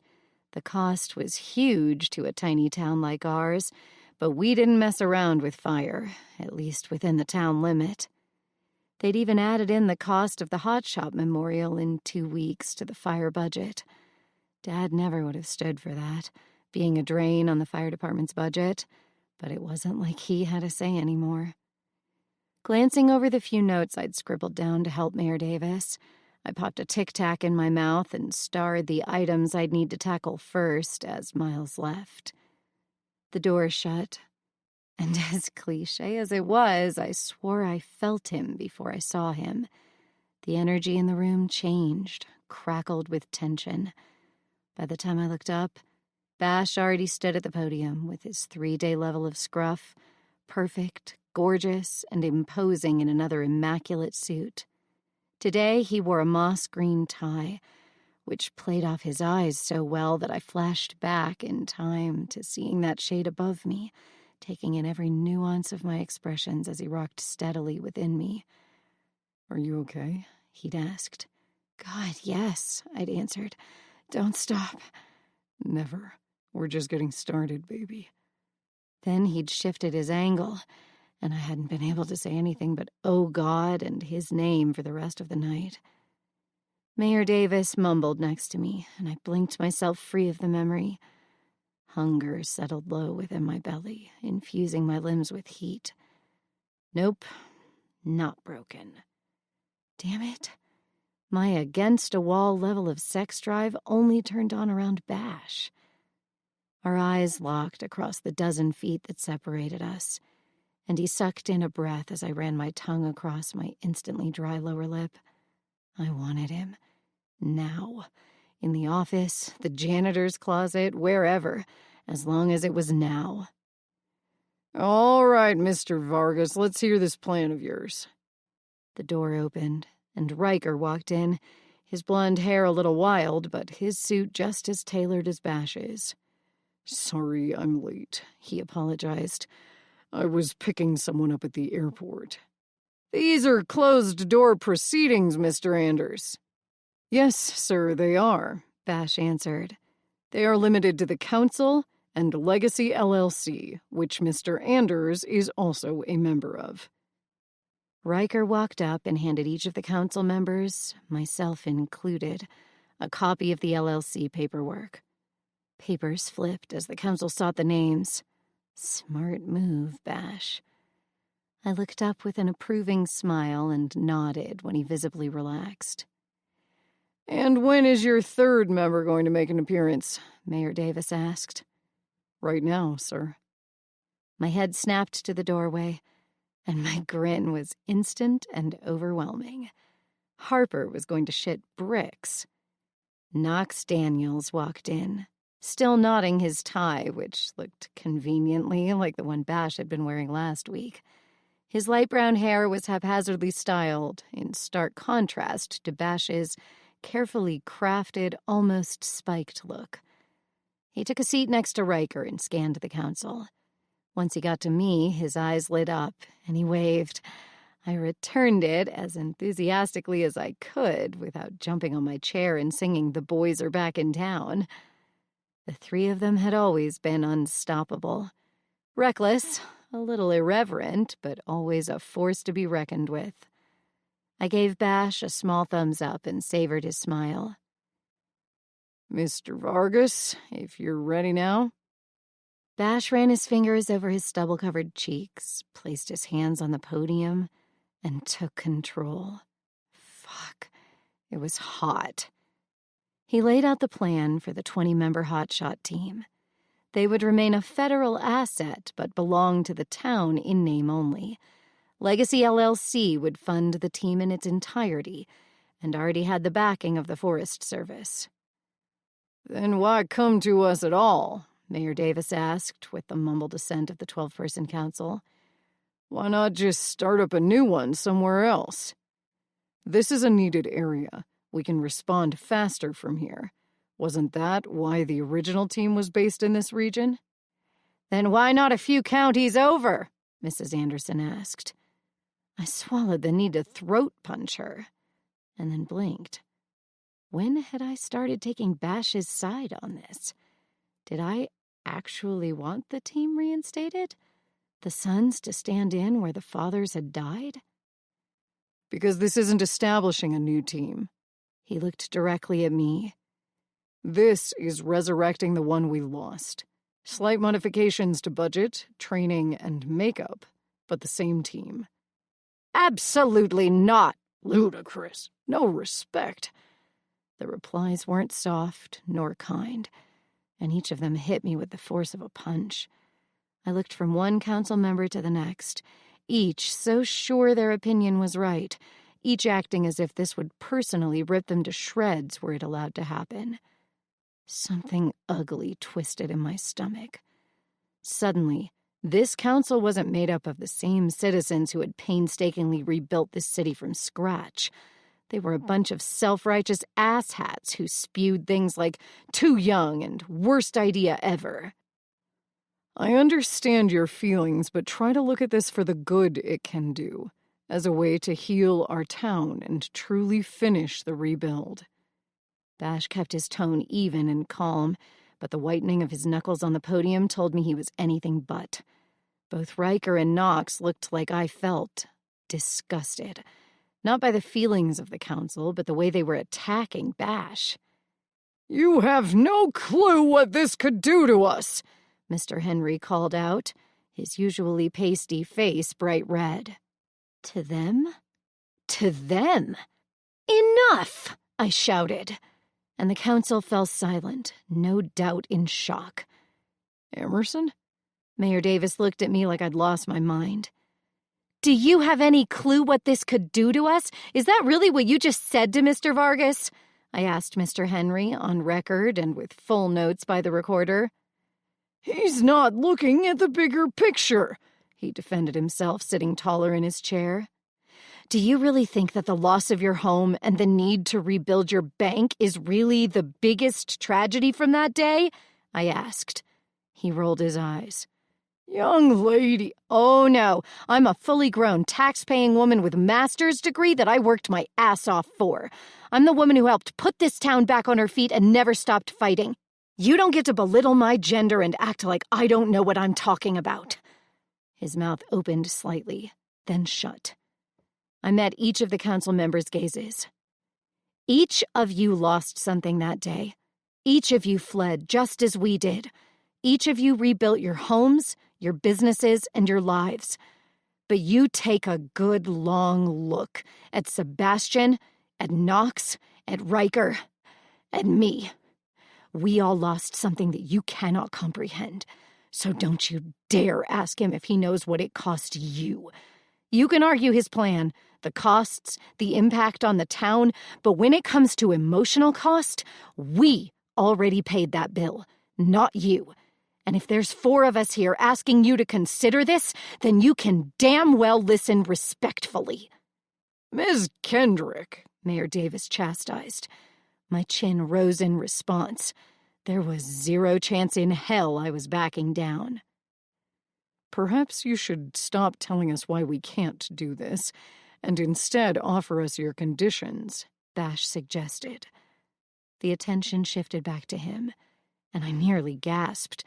The look in his eyes was pure, barely restrained murder, and it was aimed at the very people he was arguing to save. I'm not asking your permission. If you don't agree, I'll withdraw the petition to include my new land in the city. You'll lose the taxes. The Forest Service has already agreed to oversee the new team.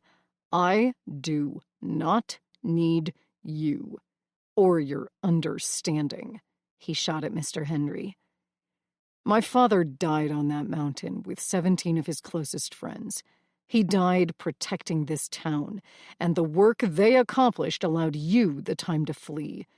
I am here only out of respect for his wishes, and those of his brothers and sisters who lay with him in Aspen Cemetery. Do not mistake my courtesy, my love for my hometown, for begging. I may want the legacy name, but I sure as hell don't need it. Or you.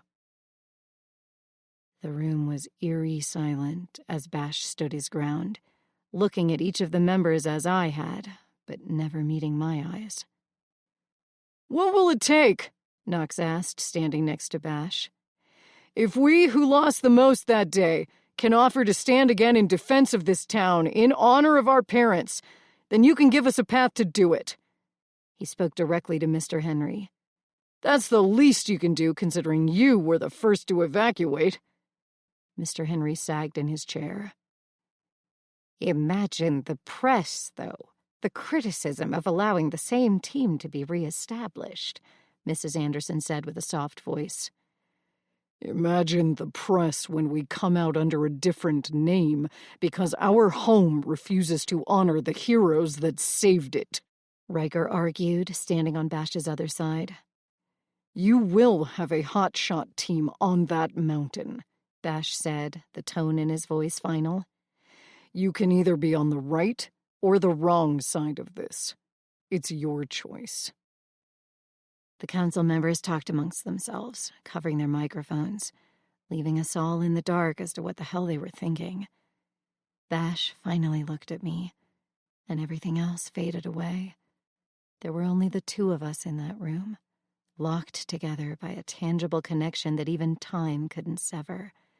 His face was an unreadable mask, still in its control, but his eyes, they burned me, entranced me, intoxicated me.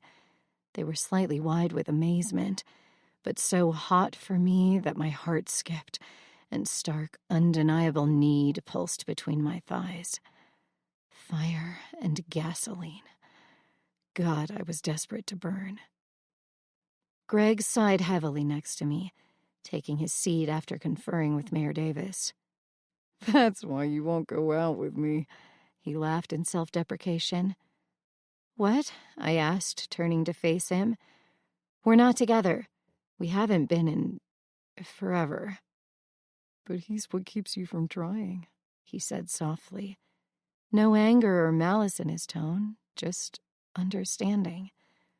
Because he was Greg. My gaze shifted back to Bash, whose narrowed stare flickered between Greg and me, despite Knox and Riker both talking to him. "He's Bash," I admitted quietly, not just to Greg, but to myself. "He's not staying," Greg answered in the kindest tone imaginable. I tried to smile. "I know," I said, looking straight at where Bash stood, wishing I was next to him instead of across the room. "But it's always going to be him, and it doesn't matter if he's here or not. It will always be Bash." As if saying that aloud freed me, I felt both lighter and heavier in an instant. Lighter because I knew that I hadn't been a stupid teenager. I'd simply found my soulmate as a kid. Heavier because it didn't matter how I felt. I could never have him, not completely.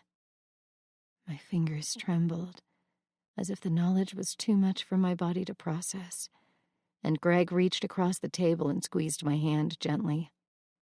"Okay." "Thank you," I told him, knowing I was shutting the door on something that could be perfectly acceptable to me in time, perfectly safe, perfectly lovely. But lovely wasn't what I had with Bash. It was messy and hard and imperfect, and so very us. "Well, gentlemen," Mayor Davis said, taking his seat with the rest of the council members, "I think we have a solution." All three of the firefighters tensed as they awaited the verdict. "What will it be?" "You made quite a showing here, four of you standing up for your own legacy. We're not immune to the display, especially when it comes from a quarter of the surviving children of that team, and when three of you are willing to form a new team to stand in for your fathers." Bash tensed, and I knew why. He wasn't planning on standing in for his father. Not here. Here was too much, too close. He wanted to honor his father's memory, but he wasn't putting that same patch on. "We think it should be up to the legacies. We made the mistake earlier of speaking for you when we have no right to. We won't make the same mistake twice. You plan for a 20-member team?" Those hazel eyes narrowed. "That's the plan, but we can function at 18 within mandates." At least half of your team— 60%, Mr. Henry called out. Mayor Davis sighed, but too many of the council members nodded for him to disagree. Fine. At least 60% of your team must agree. Done, Knox agreed. By being on your team. If you want a legacy hotshot team, then you will have one comprised of legacies for at least the first 5 years. Bash's jaw locked, and the other two men shook their heads. That's not possible. Emerson? Mayor Davis asked. No! Bash shouted. It's okay, I said to him. He's asking me to talk numbers, not join up. Bash stepped back, but didn't lose any of his tension. He looked like a coiled spring, ready to launch at the next person. There are 21 legacy kids. I started doing the math in my head. If you have a 19-member crew, you need 12 legacies. 11 if you go to the minimum of 18. Bash shook his head. This isn't right. These are our conditions. You can only do it with overwhelming physical support from the legacies. So you can have your perfect press, Knox spat before Bash silenced him with a raised hand. There's only 17 of us even legally old enough to do it, I argued. Damian Lee is the next oldest, and he's only 17. And do you expect little Violet Carpenter to join up at 9 years old? She never even met her father. You asked for a path to do this, Mayor Davis said after cringing at the numbers. I've given it to you. How long do we have? Bash asked. I could already see the gears turning in his genius mind. I think the memorial ceremony would be a fitting deadline, Mr. Henry said. 2 weeks? What an asshole. That's ridiculous. I have a fully trained team lined up and ready to step in. Your money won't buy this, Sebastian, Mr. Henry argued. You want this town to reopen this wound? To bleed? Then we'll see what your blood is made of. It's in my blood. The others, so many of them were already firefighters. I turned my notebook to a fresh sheet and started to scribble. Indy was on a team in Montana, and the only girl at that. The Maldonado brothers, Lawson, that would give them 7. Braxton wasn't a hot shot, but still a firefighter in Chicago. But his sister was still so young. Bash looked up at me, and I gave him an almost imperceptible shrug. It was close. Well, we've taken up enough of your time, Bash addressed to the council. I think I saw Mrs. Greavy outside, pretty upset about a stop sign. I groaned. Bash walked out with Knox and Riker, and without a backwards glance. Damn, that was getting annoying. As soon as the door shut, the room burst into argument. Everything was up for debate. The validity of such a team, if there was a need for it, if the funding was legitimate, how the town would handle another tragedy, the impudence of this younger generation. The longer I sat there, the sicker I felt, until I couldn't bear to stay silent any longer. I stood, my pulse remarkably level considering the turmoil raging inside me, and pushed my seat under the large table. Then I placed my files, minus my doodled paper, in front of Mayor Davis. "What is this?" he asked me, looking up in confusion. "I quit," I said, clear and without so much as a waver. "You what?" he sputtered. "You can't! The town needs you!" The town, right. I've dedicated the last 10 years of my life to helping the town, and I always will. I am a legacy girl through and through. And while I applaud your selfless service, all you talked about was the town, the press, the finances. It's our job to look after legacy, Mrs. Anderson argued. We're a small town, Mrs. Anderson. We fight for everything we have, and we're proud of that. But one of the benefits of a small town is that you're not just here to serve an entity, but her people. When you talk about the school, you know it's Mr. Hartwell you're discussing, that you grew up with.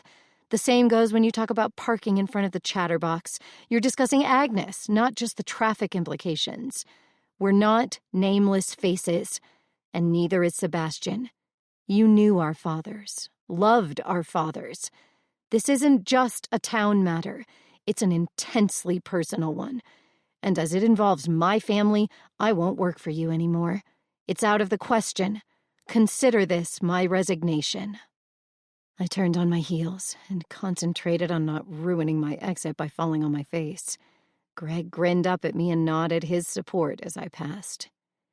If you walk out that door, the town will not pay to send you to London, Mayor Davis threatened.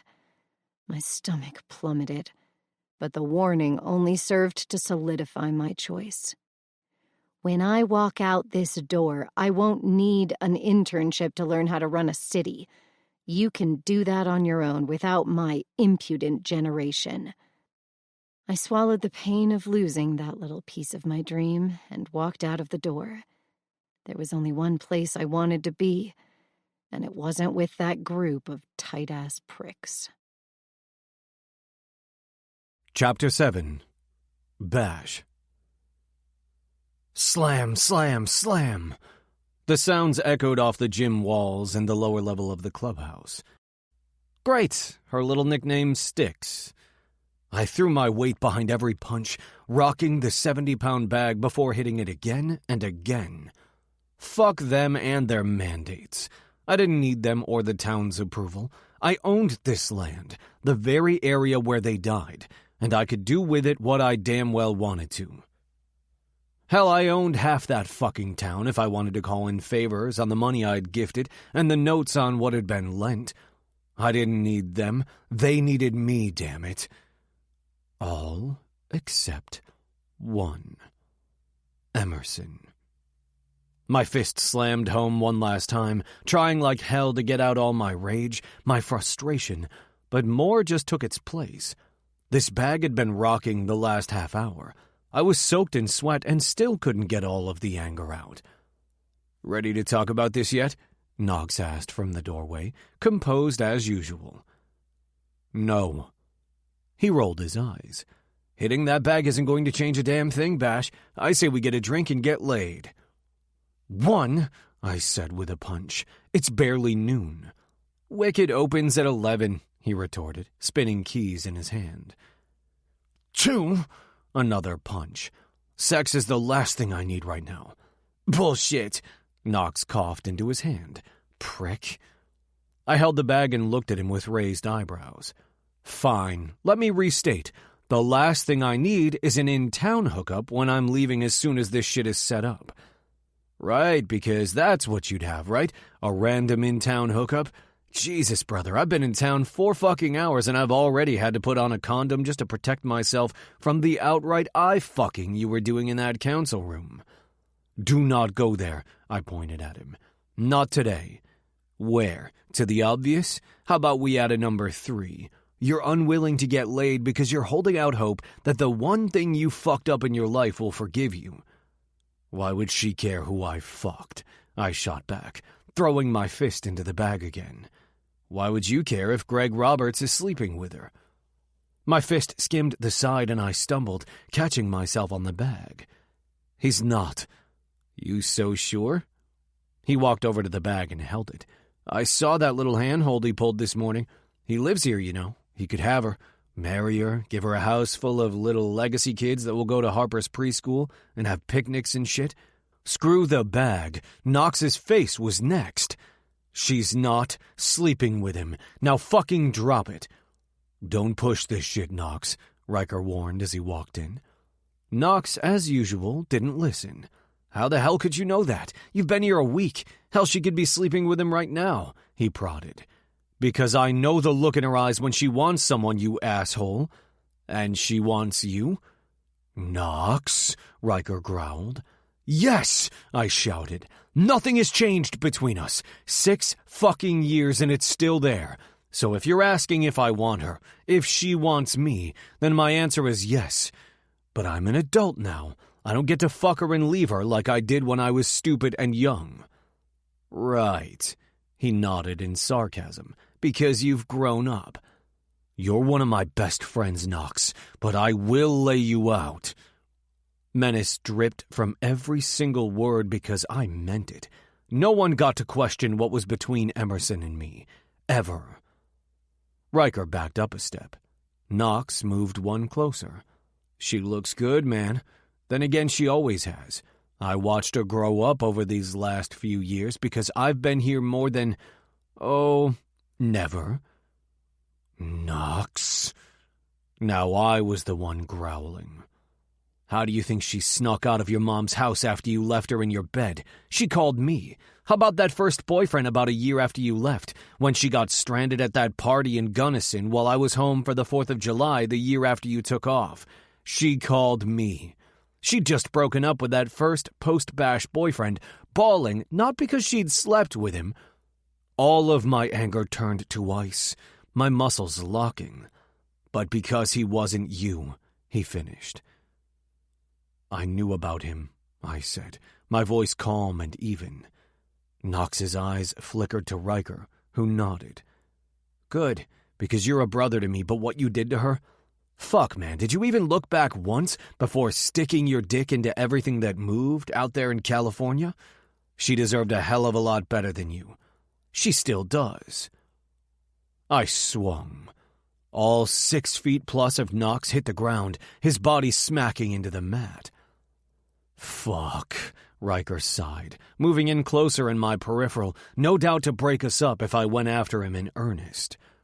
Rage swirled just under my skin, hot and potent, looking for a place to break through. I didn't touch another woman for a year, you asshole. How could I? She was all I saw, thought about, tasted. She was my fucking heir. And then suddenly Riker shows up at the crew telling me she's screwing some college douchebag. She moved on, so I did too. You left her. You broke her heart, and you don't get to judge whomever she feels like fucking because you had her, and you tossed her ass out like some badge bunny skank. Knox shouted up at me, propped up on his elbows.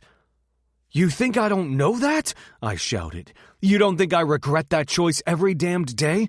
I would give just about anything to go back to that day, to not take that call that I'd made that crew, to tell her where I was going, to give us a chance.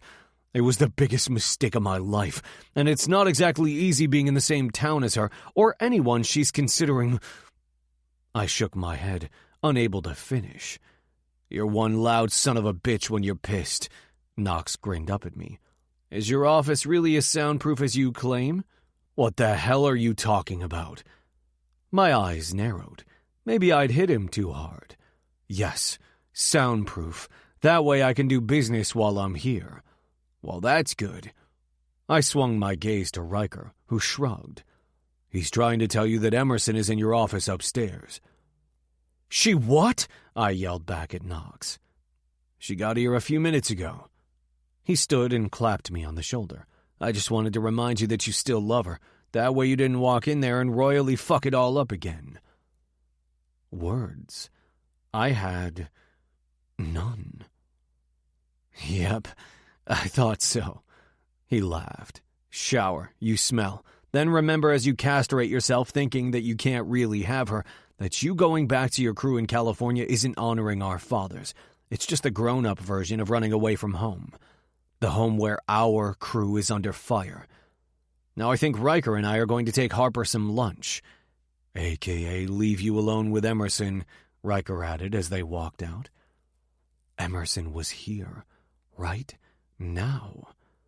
I used the adjoining shower and washed the sweat off me as quickly as possible, only taking enough time to toss on a pair of clean athletic shorts before I jogged up the staircase onto the main level. I saw her through the glass of my office on the corner, looking out over the valley beneath us, the home we'd both fought so hard to protect. She was so damn beautiful, silhouetted against the mountains, her curves a stark contrast to the peaks above us. She was everything good and right about coming home, where I couldn't stay. God, she had to leave. You can't be here, I said, swinging open the glass door. She turned to face me. Well, hello to you too. Her mouth dropped with her eyes as she scanned down my naked torso. Shit, I needed more clothes. I'm serious, Emerson, you can't be here. Not right now. Why? Fuck, now her voice was breathless, and was that? Yep, that was her tongue tracing her bottom lip. Blood raced from every possible part of my body to my dick, which was hardening by the second. I moved to put my desk between us so she wouldn't notice. Because I'm not exactly in the mood for company right now. You said you'd never lie to me. Don't start now, she recited from our car ride. You want truth?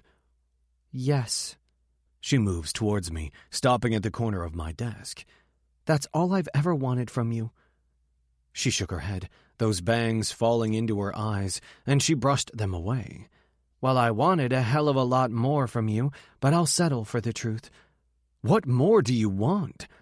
Why the fuck would you torture yourself like that? I want you to stay, even though I know you won't. Her voice softened. It was so simple, so incredibly complicated. My heart slammed to life in my chest. Knox was right.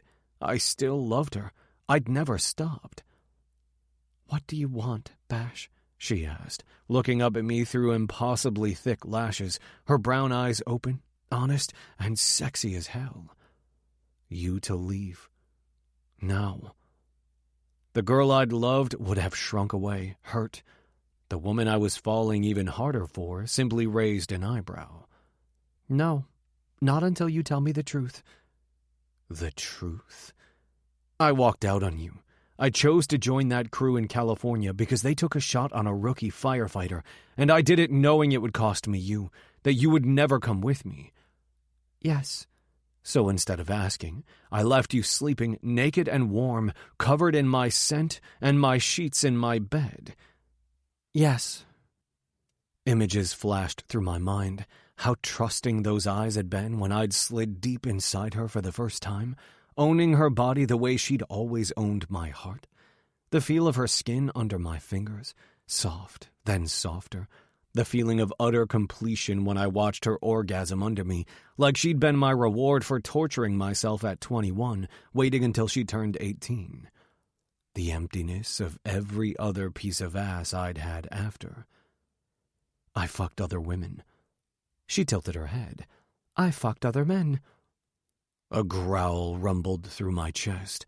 I'm well aware. Is there some other secret you're hiding from me, Bash? Or is that the best you have? Are you married? No. Hardly. How do I know you're being honest? She asked playfully, peeking at where my bare hands gripped the desk to keep them off her. She really had no clue how close she was to being fucked right now, to having that little dress slid up her thighs and her panties tugged down them. If she did, she'd be running. One night with her hadn't been enough. A lifetime wouldn't be enough. Those thoughts were definitely not helping my heart on. How do I know you're not married? She repeated. Maybe there's another woman you've made promises to, and you just can't bear to tell me. I reached out carefully, measuring each movement, and cupped the back of her neck, bringing her close enough to smell the spearmint on her breath. Are you married? No. She shook her head slightly. You know that. That's why I'm not married. You're waiting for me to go first? Her forehead puckered. No.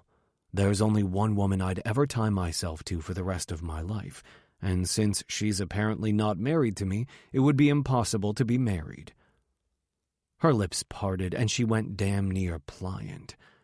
Fuck.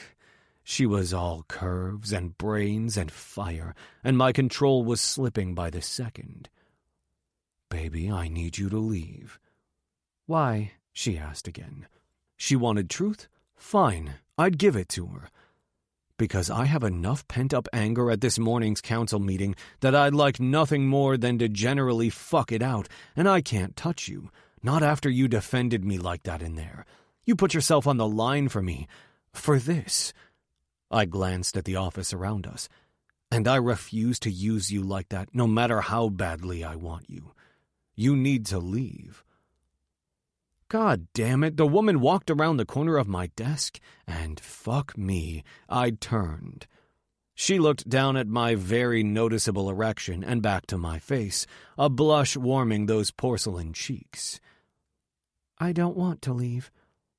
Do you understand what I'm saying to you, Emerson? I want to fuck you. Now. I want to slide my hands up your thighs and stroke you until you're screaming my name.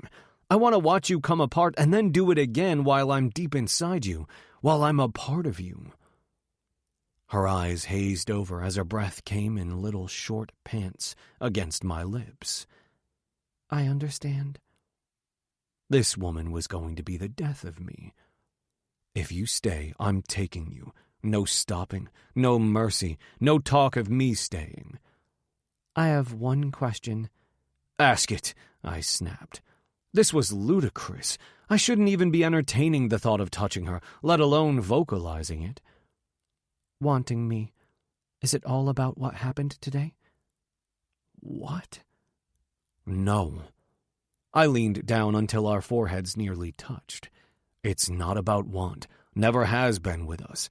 Want you can ignore, like a stupid craving for candy. You are a need, like oxygen. And while my control might be frayed because of this morning, it doesn't affect how badly I need to be inside you. That's something that hasn't changed since the minute I crawled out of that bed 6 years ago. It's a need I've never been able to sate, and having you here, when I can still taste that kiss, is killing me. So you can stay and let me breathe you in, or you can leave and save us both from the way we know this will end.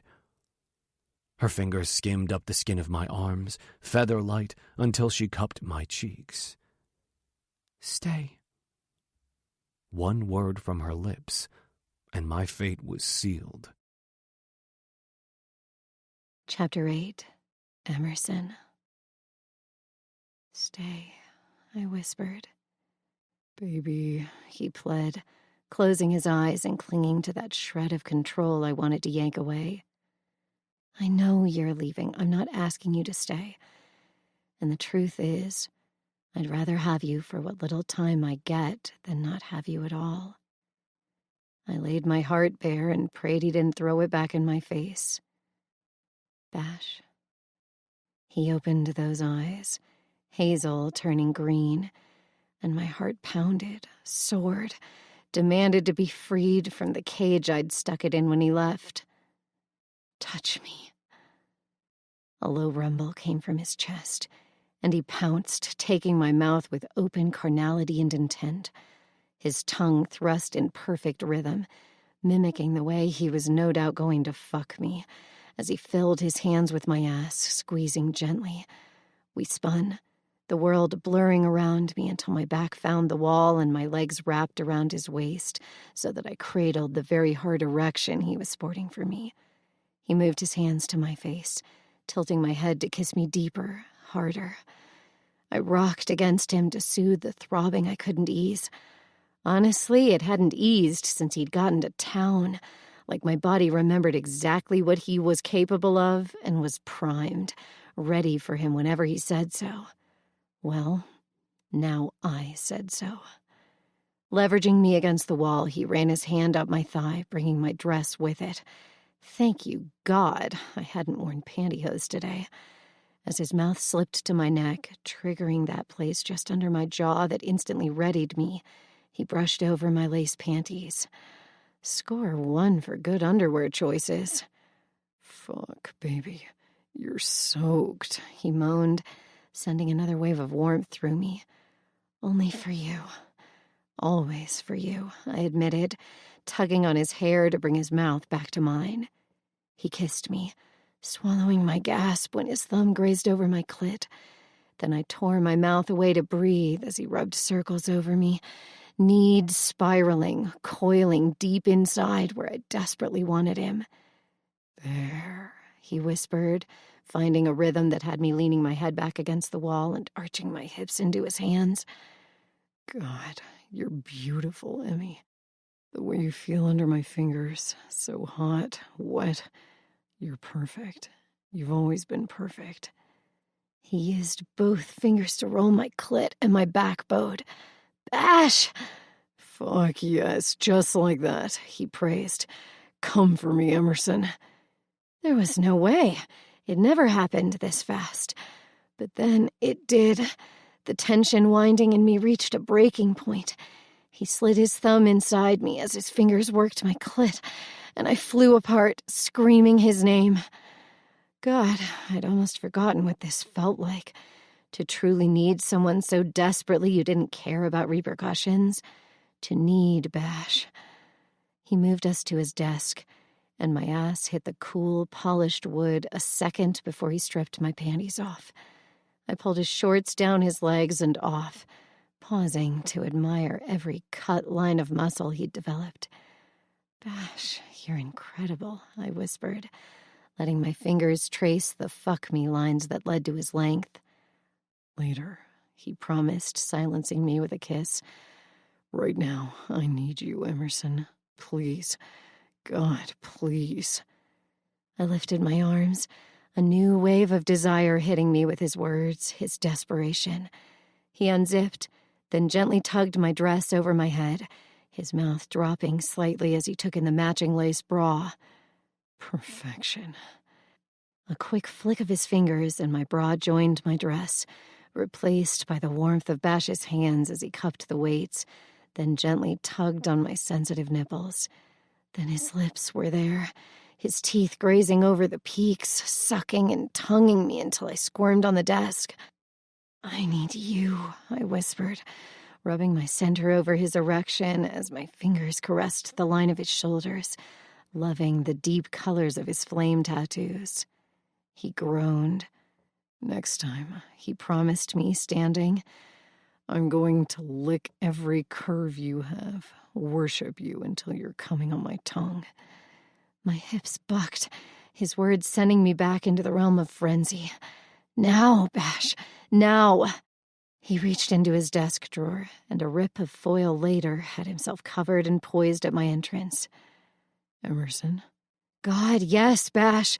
1,000,000 times yes. He thrust home in one smooth movement, pushing through my folds with a delicious friction that had me keening. Oh, fuck me, baby. Damn. Don't move. He groaned into my neck as my legs hooked around his hips, the angle of the desk absolutely perfect. I need this to last. I need more. I rocked into him as he stretched me. Take me, Bash.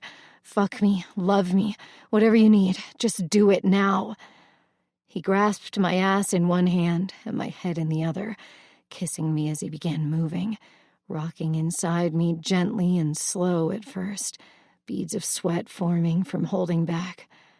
I missed this. I missed you, he said with another kiss, and my heart melted as the rest of me burned in the fire that was us. His hips swung faster, harder, and I met every thrust, moving with him, against him, anything to get those sounds from his lips, to watch him surrender to me as my second orgasm built. He gave me everything, locking those green eyes on mine as he began to pound into me, sending his hand to gently pet my hypersensitive clit. I need you to come again, Emerson. I need to feel you around me. God, baby, you're killing me. He pressed gently on my clit, and my body clamped down on his as my orgasm ripped through me, deeper, longer than the first one, tearing me from everything I thought I knew until there was only Bash and how much I still loved him, still needed him. I cried out his name as he thrust once, twice, and then shuddered inside me, leaning his forehead against mine. We both sucked in lungfuls of air, trying to calm our racing hearts, our overheated, satiated bodies. I hadn't been a starry-eyed teenager. We really were that damn good together. Even better now. Holy shit, I whispered, leaning my head against his collarbone and kissing the damp skin beneath. My exact thoughts, he agreed. What do we do now? I asked. He grinned and swung me into his arms. Make up for lost time. Then he carried me down the stairs and into the room he'd claimed as his, and did exactly as he promised. The sun was setting when I woke, blinking at the spectacular show of colors through the floor-to-ceiling windows in Bash's room. I stretched, wincing with a smile at the sore areas of my body that were well used. But I was alone. A wave of panic washed over me before I could remind myself that I wasn't 18, and this wasn't 6 years ago. Holding the covers over my breasts, I sat up in the massive bed and looked around the austere room. It had to be at least 60% bed. Everything was stored in closets that lined one wall, and the desk was bare except for his laptop and a few personal items. This room smelled like us, sex and Bash, but there was nothing of him physically in it. And nothing of you. You're naked. I tiptoed out of the bed and snagged Bash's shirt from the council meeting this morning off the back of his chair. It came nearly to my knees, so at least I'd be covered until I could get my dress from his office.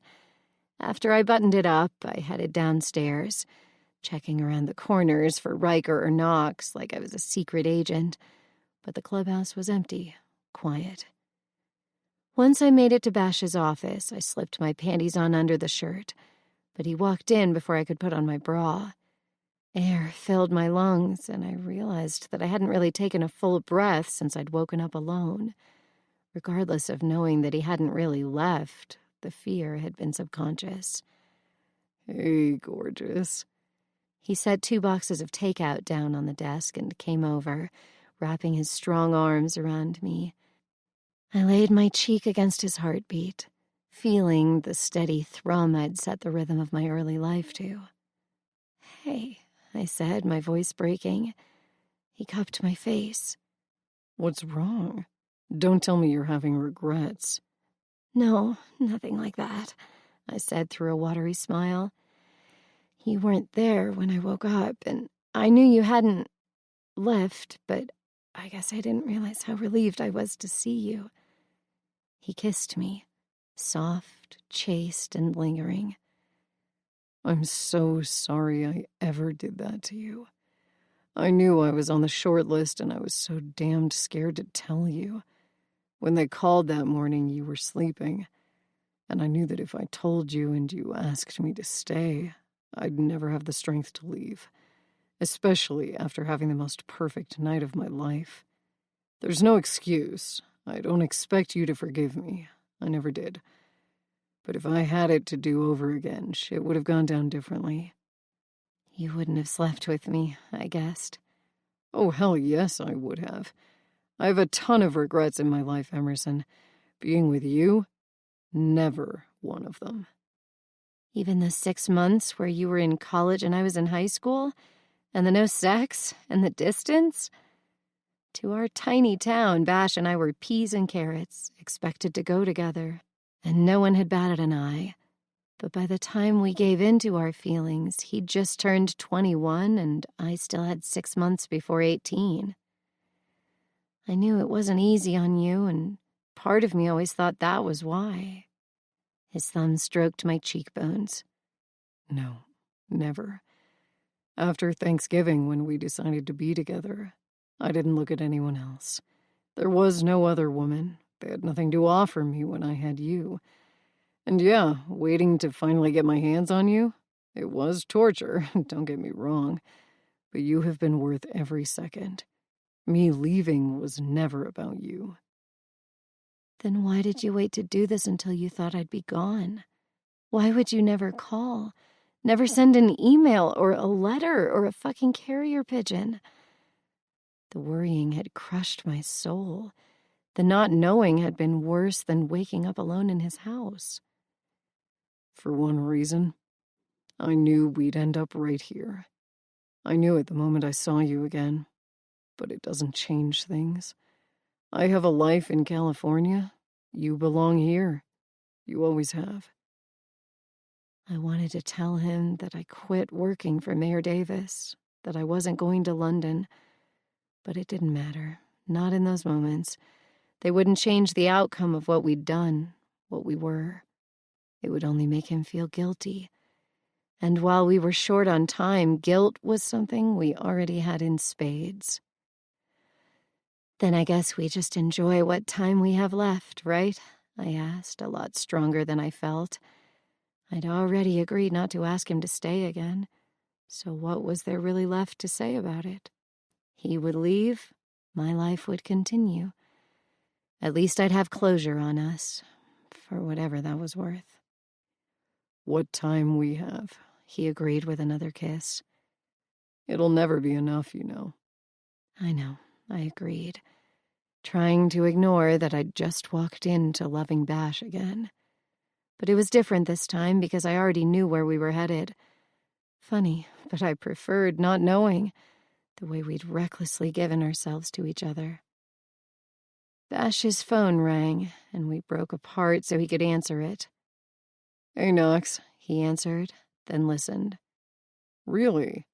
Okay, that's one." He glanced over to me and then down to my very exposed legs, his eyes darkening. "We just had sex 2 hours ago," I whispered at him.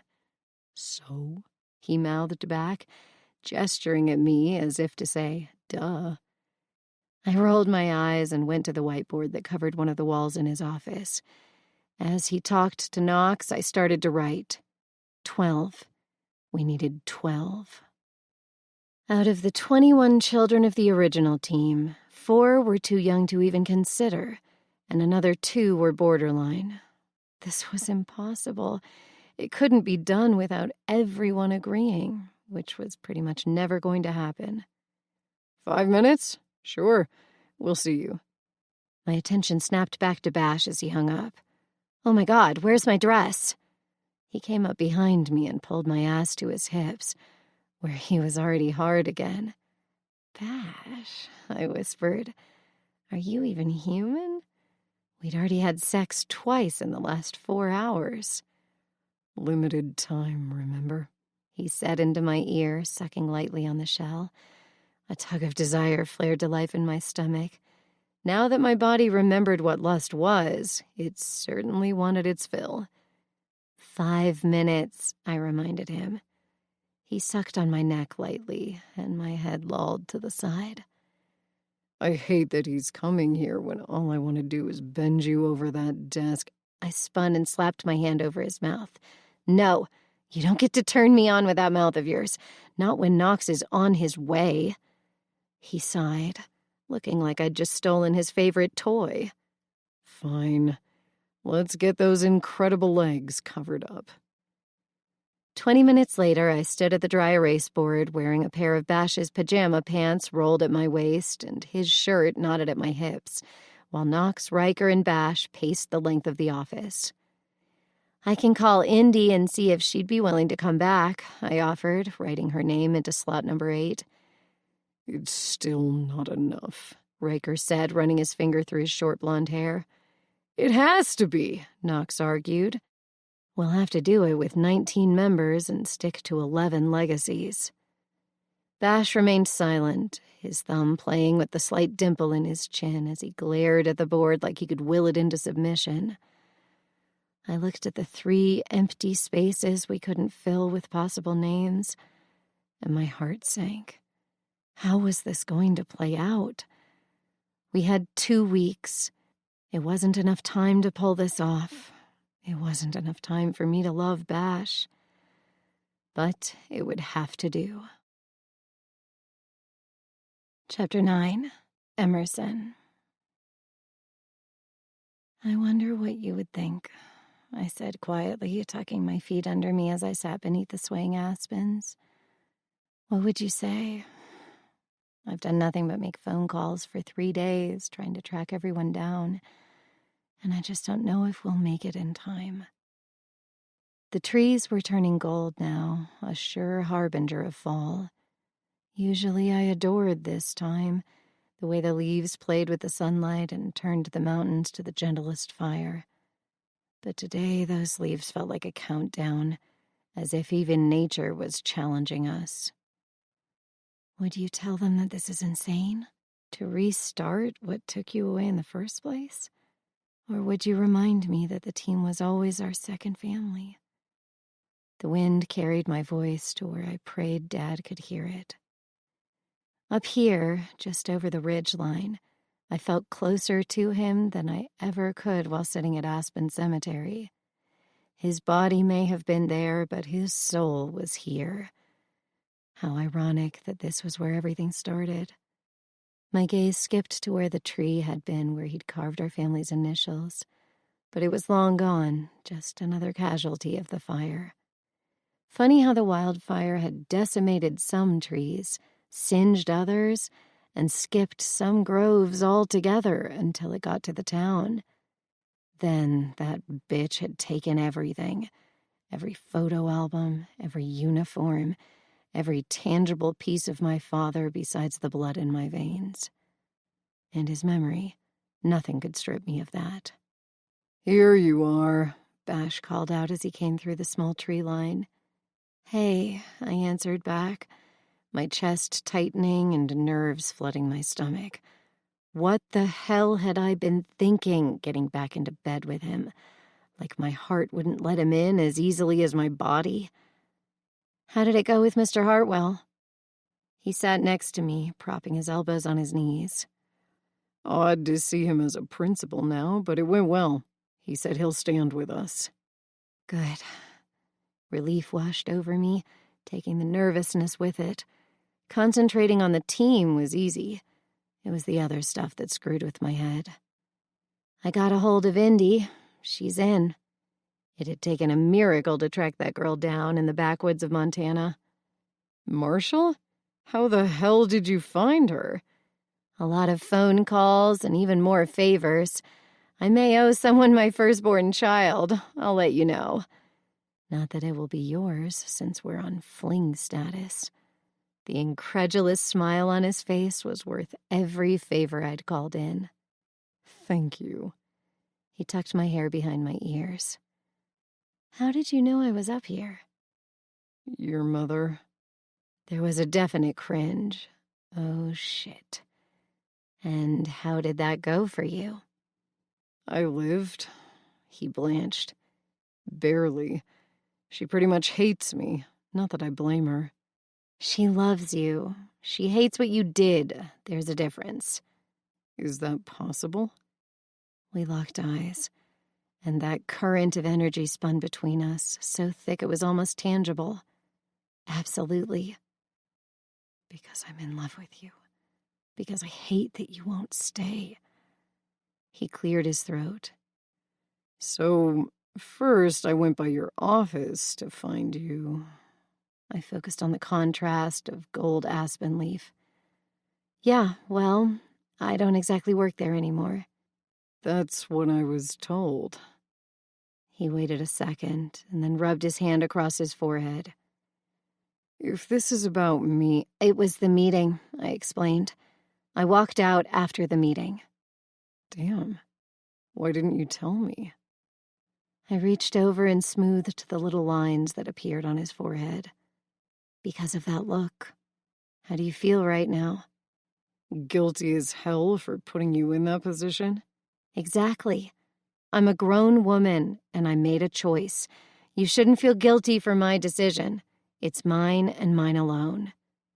He cupped my cheek, and I leaned into his warm hand, savoring the way my heart soared and sank all at once in a way that only Bash could manage. "It's all going to be for nothing. We're still 3 slots shy." "We still have 10 days, I reminded him. He looked away, and my nausea returned full force. "What aren't you telling me?" "Riker and I have both been called back. There's a fire in Northern California." I tried to ignore the icy tendrils of fear that wound their way around my heart. "Right, because you're on the same hotshot crew." "Yes. We're flying out in a few hours." I nodded, pulling my head from his hands. "Okay, right. Okay." "Emerson," he said softly. "I'm so sorry. I never wanted to put you through anything like this." "It's fine," I answered, forcing a sugar-sweet smile. "Don't apologize. This is your life. And it's not like we're, together." No, I wasn't that stupid. I was 100% in love with him, but I always had been. That was never going to change, and he'd never stay. No, I don't know. His tone sharpened. Me either, I whispered. But you need to get going. Why would you even hike all the way up here? He picked up my hand and laid a kiss to the palm. I made this huge mistake once. I walked out on a girl I was madly in love with, and if I had one choice to make again, that would be the one I'd do over. I should have told you, asked you to come with me, asked you to wait. Hell, I don't know. Anything other than what I did. But I was young and stupid and didn't realize that what we had was rare. I wasn't making that same mistake twice. Breathe.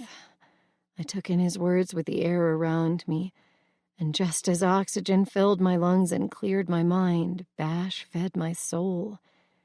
But even as I fell harder with every kiss, every word, it didn't help our ultimate problem. You won't stay, I whispered. He shook his head. I can't breathe here.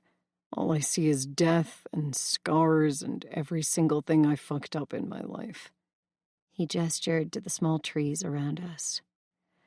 Even this place. I should see hikes and campfires and the hours we spent up here with our families, with each other. And all you see now is the point of origin. Yeah. I see the unattended campfire, the stupid city kids who left it to burn. I hear the call going out, my mother's voice telling me that we had to evacuate, the sound of her screaming at me through my cell when she realized I'd disobeyed. I hear my father's frustration that they'd been at that other fire, recalled too late to do anything but give us that precious bit of time. I hear his orders to Spencer. There's just too much here. But there was so much good, too, I said softly, trying to keep my composure. Those hazel eyes swept the ridgeline around us, dotted with carcasses of burned-out trees and the growth of new ones. There was, he agreed. But what's left of it? This will always be home, but I won't spend my life somewhere where all I see is my past. Including me. God, I thought I'd built my walls thicker than that, thick enough to stop the evisceration of my soul those simple words could cause. But there was no armor strong enough to keep Bash out of my heart. 6 years, and I was back to being that 18-year-old girl, waiting for a phone to ring. What are you thinking? He asked. That I lost you before I ever had you. Emerson. No, it's okay. You told me that we were inevitable, and maybe you're right. You and I were like magnets, drawn back to each other no matter our past, our mistakes, or our lack of a future. We're kind of like this place, if you think about it. I gestured to the trees around us. Something draws us back to the good, but like you said, the bad will always be there, ready to remind us of everything we lost. And just like this is where that fire started, it's also the point of origin for our demise. We just didn't know it. I blinked back the tears that threatened to overflow, even though I'd sworn that I'd cried my last tears over Sebastian Vargas years ago.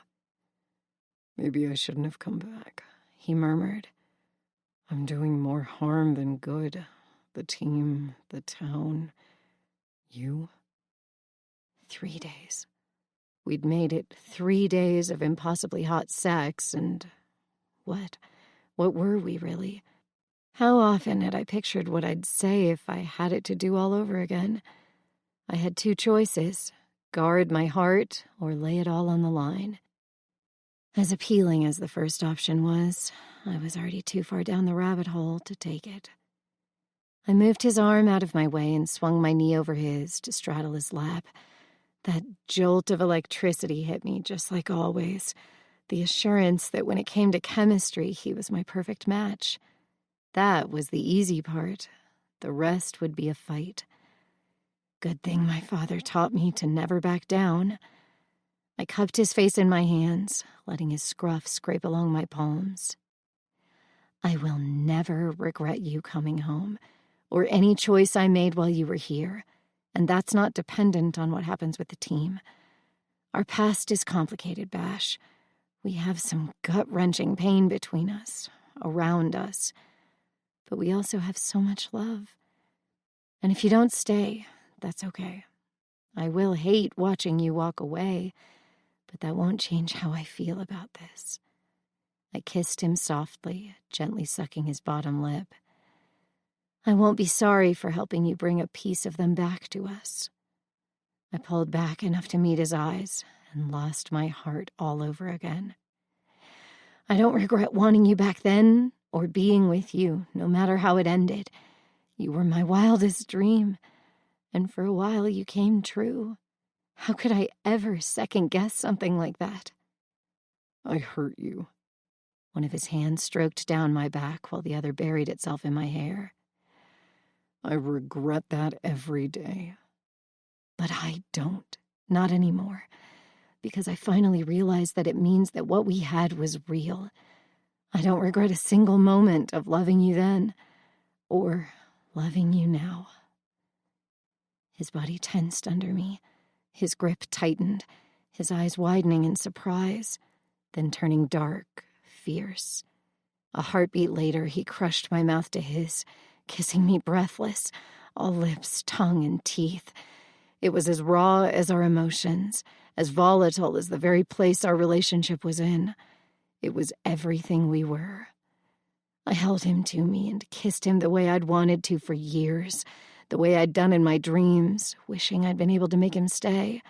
I flayed my heart open and left it in that kiss, knowing that if this were the last time, it would be the best damn kiss of his life.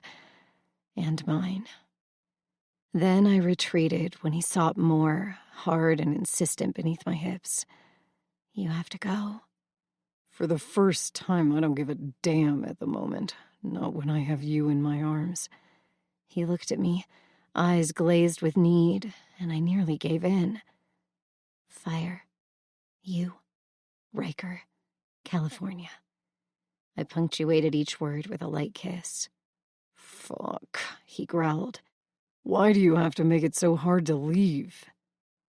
Because you know this is where you belong. Come back and I'll do more than kiss you. His grin was lethal, panty melting. Promise. On my life. Now you'd better run, Bash, and I mean sprint. I'll hold you to it, he said as we stood. With one final kiss, he took off. And I couldn't help but smile at the way he hurdled a downed tree. Always a show-off. God, I loved him.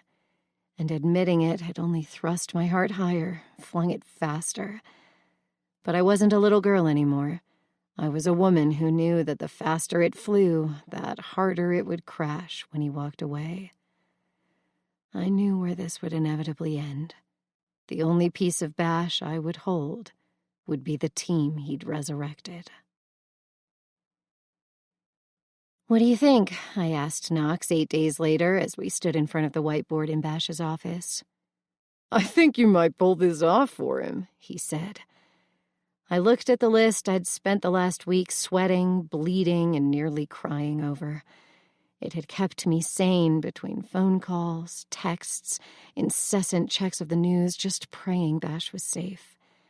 At least containment was underway. He'd be home soon. But for how long? Bash had already lined up 7 experienced hotshot firefighters who wanted on the crew, which left us with 12 names to fill. Even with all the calls I'd made, Indy, Lawson, and the Maldonado brothers, we'd had to agree to take Taylor Rose, our youngest member at 18, to get her older brother Braxton to agree. The ironic thing? He'd been furious. I would have loved to peek inside those family dynamics. Adding Derek Chandler, our youngest guy at 19 years old, left us short one name. If he won't lead the team, who is taking that slot? He has someone in mind, Knox said cryptically. And if you build it, they will come, I mocked. Seriously, I've put my actual ass on the line here, so could you not give me some creepy prophetic answer? One thing about Knox's dark brown eyes, they didn't give much away. He raised one eyebrow and said, "Not my slot to fill. Not my secret to tell. And if I tell you and it doesn't work out, you'd just be more disappointed." But it's not Bash. That must have come out more mopey than I thought, because he put his arm around my shoulder. "Bash doesn't have the experience to be a superintendent. A captain might even be pushing it. But baby girl, by all that is holy, please do not get your hopes on him staying. He's never really healed enough to be here for long." What if I went to him? I mean, not that I expect him to want me or anything, but maybe there would be a chance if I moved to California. A piece of my soul cried out at the thought of leaving Legacy, of leaving this crew we were trying so hard to make work. "Emmy, never doubt for a second how much he wants you. I wish I could tell you how many times he dialed your number but didn't press call, or how many emails, texts, letters he wrote without sending. But he never did. That says something, doesn't it, Knox?" My chest went tight. He sighed. "He's scared to death of you, of what you represent, what you mean to him." His past, I know. No, you are all that's left of the home he remembers. You're his only shot at a second chance, and if he blows it, I don't want to see what he'd become. "I'm in love with him," I whispered. Knox leaned his head down to mine. "That, my dear Emerson, is the one secret everyone already knows." It's not enough to keep him here. "How many times has he texted you since he's been gone?" I blinked. "At least a couple times a day and a few phone calls." "Yeah, that seems to me like he might not be here, but he's still here. But Emerson, if he sees that name on the alternate list, he will kill you, whether or not he loves you." I shrugged, trying to do the same with my heart to the fact that he'd used the L word. "It won't come to that." "Promise me." I refused to give my word on something I couldn't keep. If it came between calling out that name and Legacy, and Bash not getting her hotshot team back, I'd say it, consequences be damned. I looked over our confirmed list and tallied up who had already arrived in town. It won't come to that. A small spark of hope lit in my chest, but I was careful not to let it catch fire. Hope was a dangerous little bitch. Hope was what killed you when everything went inevitably wrong. But that little flame was there, stubborn and bright. Chapter 10. Bash. Damn it, this is at least the 7th message I've left for you this week. The least you could do is call me back. I took a deep breath, bracing the phone against my forehead to get control before finishing. Please, yes or no, just let me know. Our deadline is tonight, man. Running into him at that fire had been a huge surprise, or fate, but either way it gave me a chance to lay out my proposal and opened the door for him to shut me down, which he did. But I knew under that hard, callous exterior he was dying for the same thing that I was, a second chance. But unlike him, mine depended on his damned decision. I swiped my phone off just in time to see Riker walk out of the gas station and tried to get my anger under control. "Fucking hurry up," I snapped as he climbed into the rover. "Chill the hell out," he said, shutting the door and clicking his seatbelt. "We're maybe 15 minutes out and she'll be there. What makes you think this is about her? I've been your best friend for 20 years. It's always about her. Even when it's not, it still is."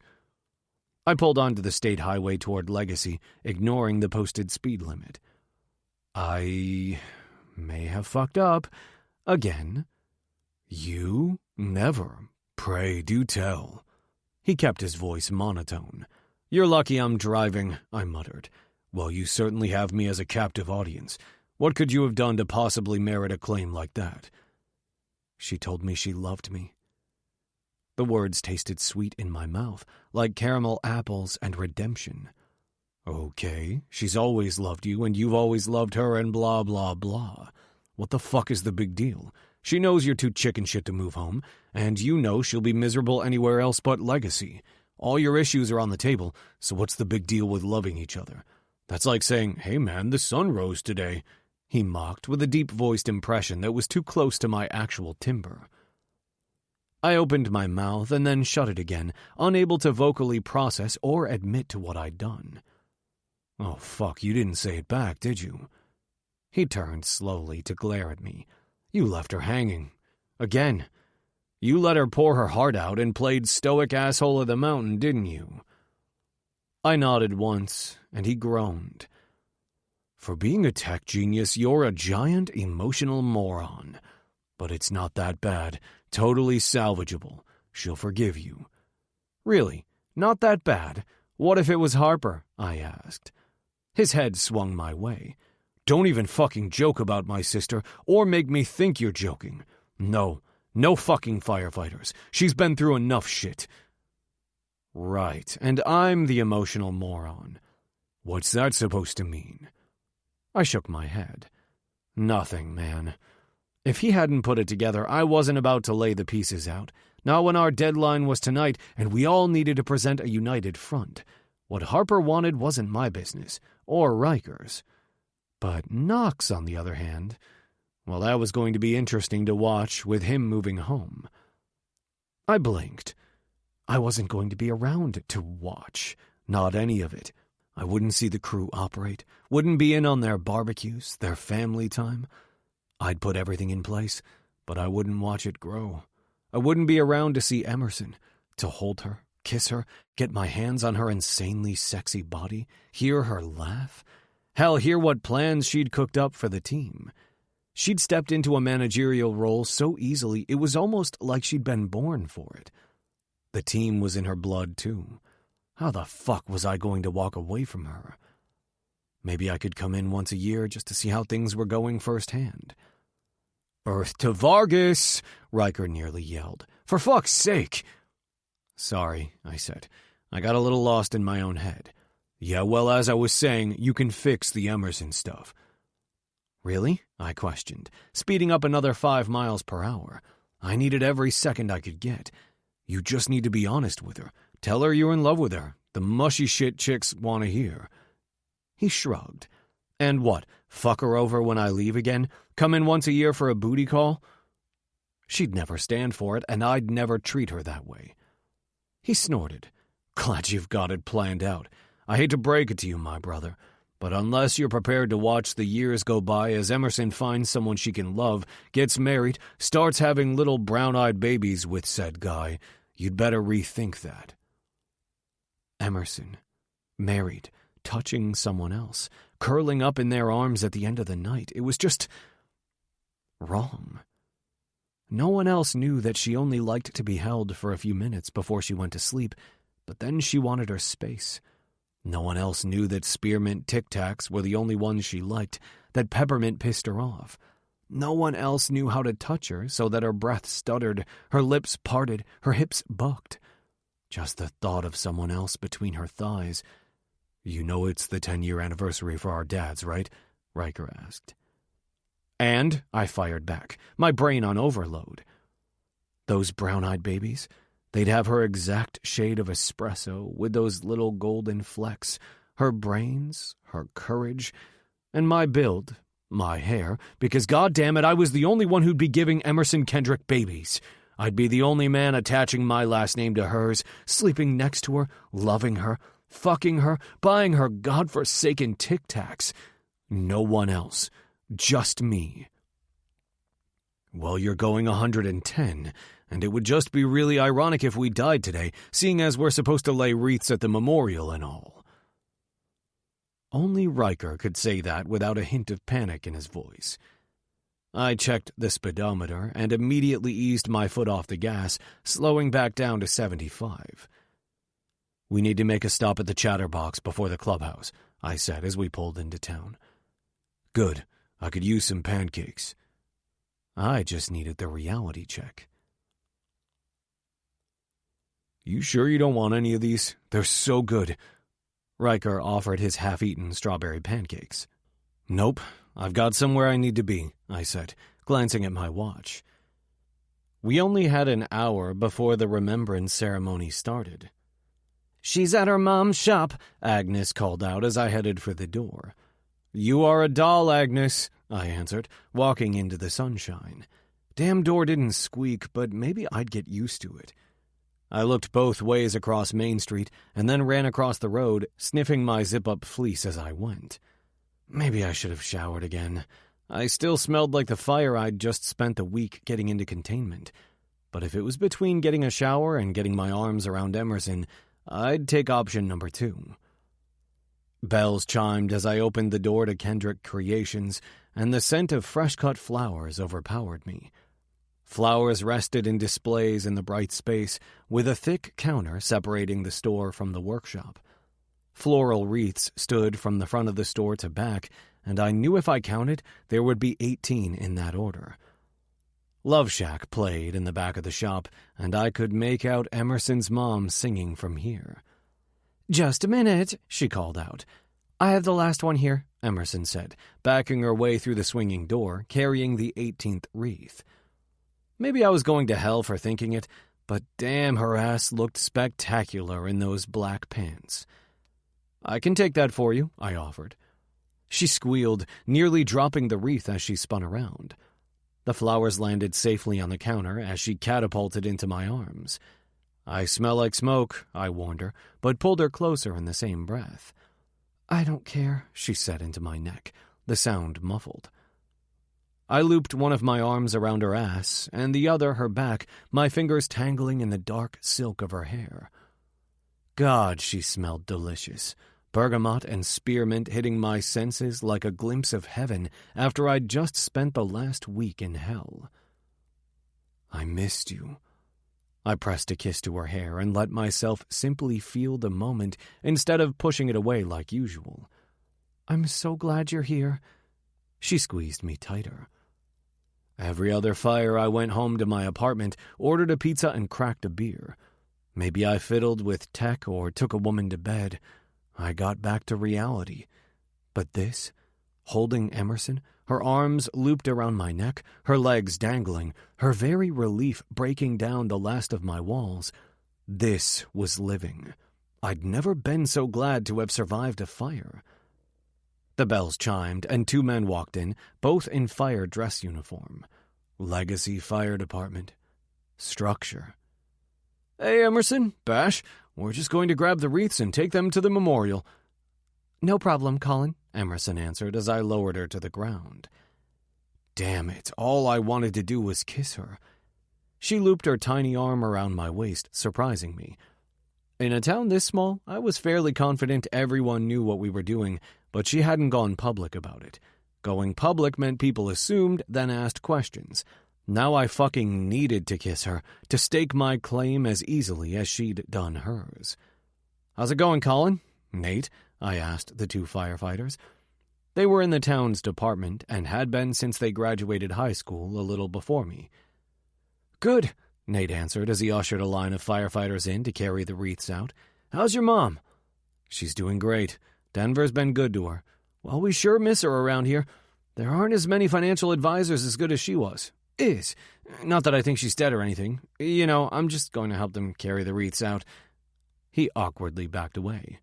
It's okay, I laughed. She's not dead, and she's still advising. You could call her. I'm sure she'd take you on. She's got a soft spot for legacy. Yeah, okay, I might do that. He backed out, taking the last wreath with him. I'll see you guys down there, and for what it's worth, I think you have every right to your hotshot crew. The minute the door closed behind him, I kissed Emerson, holding her beautiful face between my hands. I meant to keep it light, but then her arms tightened around me, she gave me a little whimper, and I was done for. I tilted her head for a better angle, and she opened under me. Fuck, she tasted incredible. The living embodiment of every dream I'd had for the last 6 years. Hell, since the moment I realized she wasn't just another friend. We didn't have time, but I took it anyway. Slanting my mouth over hers again and again, keeping her on edge, changing the pace until she was clinging to me. "Keep your hands to yourself." We were supposed to be at the ceremony soon, and no matter how desperate I was to get inside her, to feel her walls holding me as tight as her arms, rocking against me, we had to go. Damn it. "Well, it looks like you two have picked right up where you left off," Mrs. Kendrick said from the doorway. I immediately let go of Emerson like she was in high school and stepped back, but she held on to my hand. "Ma'am?" Mrs. Kendrick was basically an older version of Emerson, but Emmy had inherited those brown eyes from her dad, where Mrs. Kendrick openly judged me with bright blue ones. She hadn't always been so harsh, but I hadn't always been an asshole either. "Sebastian, please, we're all adults now. You can call me Marla. Emmy, you left your purse in the back." "Be nice," she said quietly to her mom as she passed by. Maybe being at that fire would have been safer for my health at that moment. "Ma'am, I know you pretty much hate me, but I'm not—" "Oh, enough. I hated you when she was 18 and heartbroken, but Emerson knows exactly what you're capable of and still chose whatever is going on with you two. She's a fully grown, capable woman, and her choices are her own. That being said, it would be lovely if you didn't destroy her again." "Yes, ma'am." "Got it," Emerson said, coming through the door with her black purse slung across her chest. "You need to get home and get into a tie and a shower. Shall we?" She offered her hand, and I nodded. It was time. One by one, we stepped forward in honor of our fathers, and in a few cases, mothers. We laid the wreaths at the foot of the memorial, the single slab of black granite with all 18 names etched into it, and joined the other family members at the front of the entire population of Legacy. Mayor Davis gave his yearly speech on their bravery and sacrifice, and how they would be proud of what we've rebuilt. He looked away from me when I answered that last comment with an arched eyebrow. I ran the numbers in my head as I glanced from family to family, and we were tight. Emerson said she had it covered, but I couldn't see how. Not unless he showed up. But it had been 10 years since he'd stepped foot within town limits, and I didn't see him making an exception today. And now, we'd like to have a moment of silence in remembrance of the Legacy Hotshot team. Mayor Davis bowed his head at the exact moment they died, and the crowd followed, but I couldn't look away from where my father's name screamed at me from the monument. The bell rang once for each death. I didn't see the crowd around me or register the beauty of the chimes. I was lost, sucked back 10 years to the radio call going out. Chime, my father's discovery that I hadn't evacuated with my mother. Chime, ordering me to get my ass back down the mountain. Chime, charging Spencer with getting me away from this scene. Chime, my protests, then outright shouting as Spencer drove us back to town. Chime, the radio call that the cold front had moved in. Winds picked up. Chime, my father's voice saying they were retreating to the anchor point. Chime, Emerson's father calling for the rest of the team. Chime, watching through Spencer's back window as the fire came over the ridgeline, not far from where our clubhouse was now. Chime, the realization that they might not make it. Chime, the order to deploy shelters. Chime, Spencer cursing, my outright screams knowing what that meant. Chime, the silence. My eyes slid shut, trying to block it out, to put that memory behind the iron walls I'd built. Chime, Emerson slid her small hand into mine, small tremors making her tiny fingers tremble. Chime, I covered that hand with both of mine, and her shaking stopped. Chime, her head found my shoulder, steadying me, grounding me in the present, where I was more than the 17-year-old trainee who had gone where he wasn't supposed to. Chime, I was a man now, who'd spent every minute of the last 10 years working to rebuild this legacy. Chime, I was Emerson's man. Chime, and I was done running.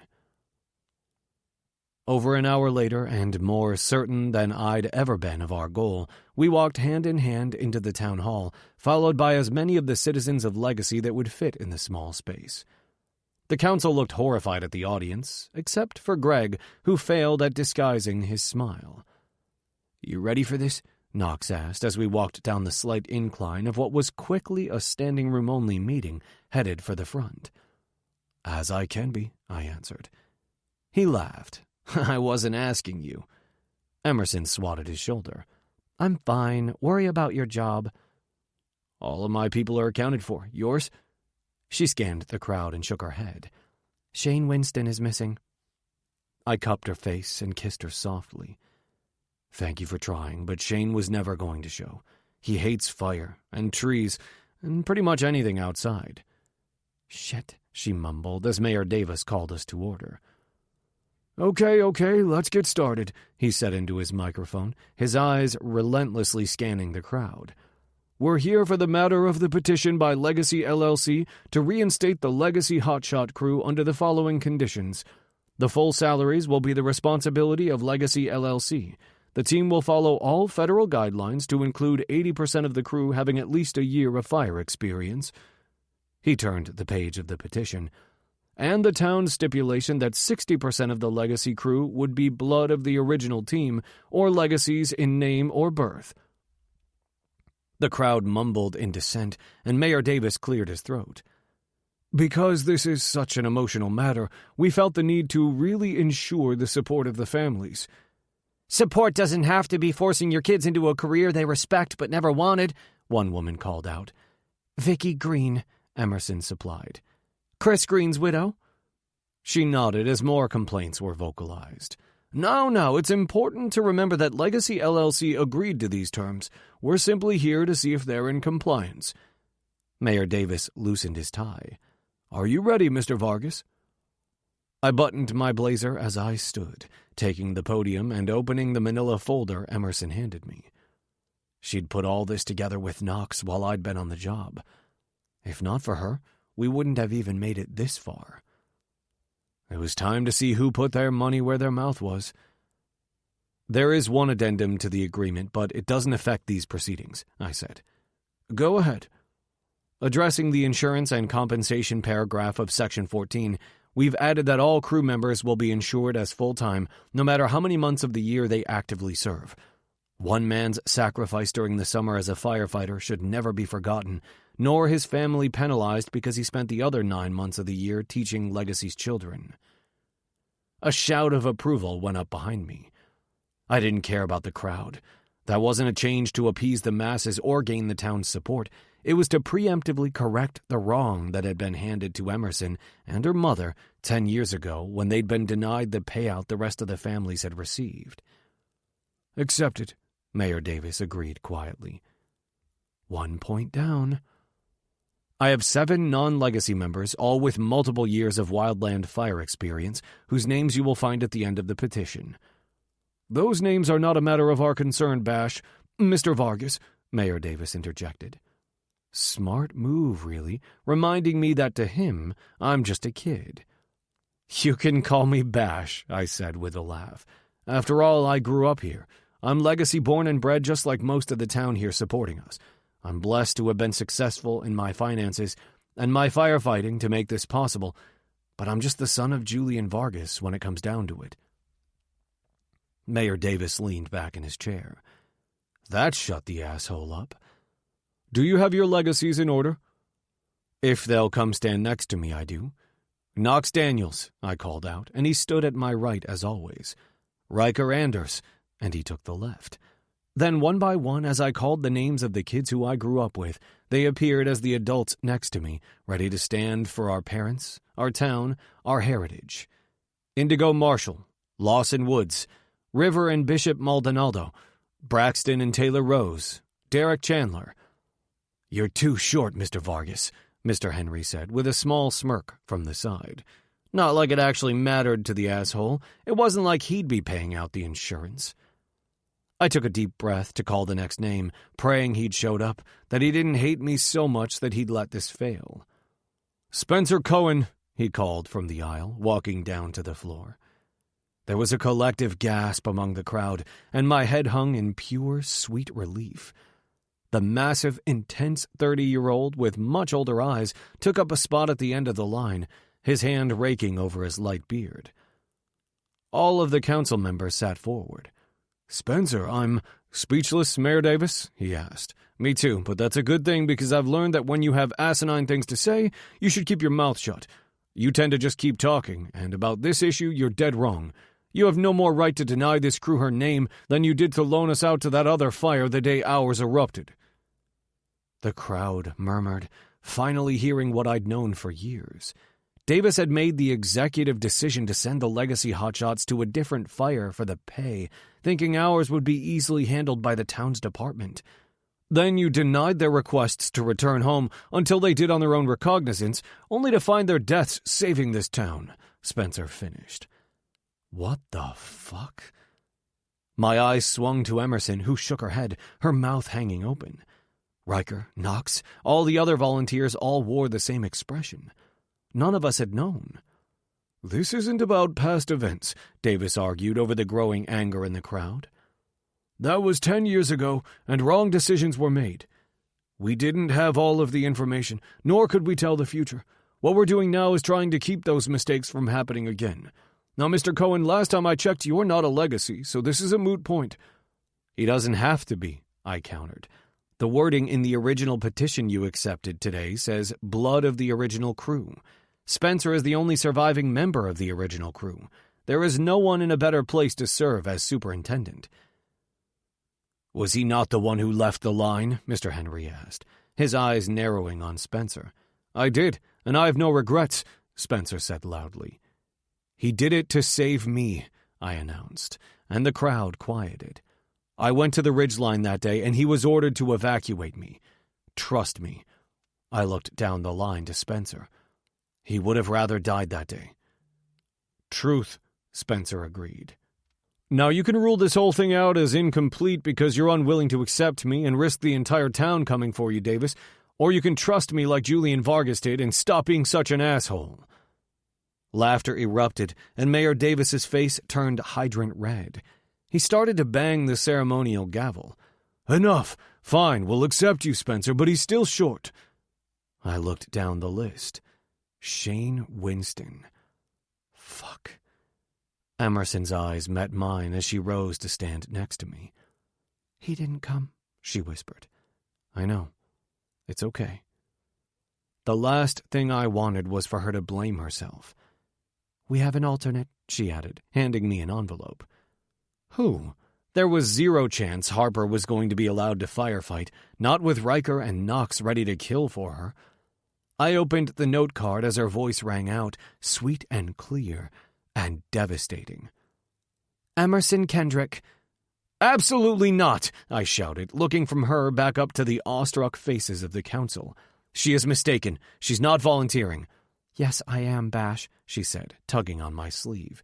"You don't get to control this. Shut up and let me do this for our town. For you." "You've never been a firefighter." "And you only need 80% experience on the crew. With Taylor and I, they still have more than enough." They.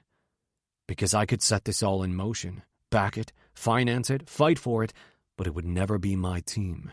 And with one motion, she'd set her roots even deeper into Legacy, killing my plan to ask her to come with me. Fuck me. I was wildly aware of the crowd, the crew, even the council listening into our fight, and I wasn't in the mood to give a fuck. "There's zero chance I'm letting you near a fire, Emerson. None. You're not risking your life or a single hair on your head. It's not going to happen." "It is." She may as well have stomped her foot. "No way in hell. I'm not jeopardizing you." "What, but everyone else can? They can all honor their fathers, their mothers by stepping up for this crew, but I can't?" "She has a point," Riker whispered. "Shut the fuck up and imagine this is Harper," I said, swinging my finger at him. He threw his hands up and backed away. Emerson's eyes spat fire at me, her hands fisted on her hips, more than standing her ground, but mounting a defense I couldn't beat. "There's no difference between me and them, Bash." "Yes, there is." "And what is that?" "I'm not in love with them." Well, shit. That was not how I intended that to come out. Chapter 11. Emerson. He loves me. It took me a full minute for that to sink in. What? Classy. He swallowed, running his hand over his hair. My God, my always-in-control Bash was flustered. I always have been. I never stopped. Hey, guys, Knox leaned over my shoulder. As much as you're earning huge swoon points from the female population of Legacy, this might not be the right time. I blinked, finally pulling my attention from Bash to see that every eye in the room was on us. Well, as ratings of awkward go, this might be up there with the whole no-clothes-at-work nightmare. Sebastian Vargas, Bash spoke into the podium's microphone. I'm the last name. No. He couldn't. He didn't want to stay here. Instead of securing Bash's dream, I'd just destroyed it. Accepted, Mayor Davis said, glancing at me, then back to the petition. You're still one member off, Mr. Henry announced. Bullshit, Mom called out on her feet at the end of the second row. She gave me a thumbs up and sat back down. You have 19 members, therefore you are 0.4 off. Would you like me to chop someone in half to meet your requirement? Bash asked, sarcasm dripping from his voice. I elbowed him in the side and took the podium. Emerson Kendrick. I will serve as the crew's manager under the superintendent, an assistant of sorts. I looked down the row, and Spencer gave me a single nod, agreeing to the position I'd just pulled out of my ass. I'm more than capable of passing any test to include a pack test for regulation purposes, and I'm a legacy. What more would you like? You not on the damned crew? Bash mumbled. I glared in his direction. I'm not going near a fire. Now shut up and let me save you. He wisely shut up. Stop being obstinate, Davis, Mr. Hartwell called from a few rows back. They have the approval of this town, and when it comes down to it, you're a servant of the people. An electable servant at that. Mayor Davis bristled at the principal calling him out, but pulled the council closer. They talked amongst themselves for a moment before he said, We accept your crew, Mr. Vargas. The crowd roared their approval. We request 9 months to be fully operational by next fire season, Bash pushed. Granted, Davis said, banging his stupid little gavel. Bash scooped me off my feet and up against his massive frame, searing me with a kiss that was anything but made for public. I ignored the catcalls and kissed him back with every fiber of my being, knowing that nothing could be sweeter than this moment. Until reality set in. Put me down, I said against his mouth. With lowered eyebrows, he did as I asked. What? He was interrupted by the congratulations of our crew and the whole of the legacy population that had made it into the meeting, which allowed me to sneak out the side door. Once clear, I leaned against the brick building, gulping in huge breaths of cool air. I'd made him stay. I was forcing him into the one thing he didn't want, all because he was too scared to let me near a fire. And loving me? How the hell did that all fit into this? What are you doing? Bash asked, coming through the side door. Avoiding you, I answered honestly. Okay. Take it from someone who expertly avoided you for years. It's not possible in a town this small. He blocked out the sun, hovering over me and tilting my chin to meet his eyes. Maybe this wouldn't hurt so badly if I didn't love him so much.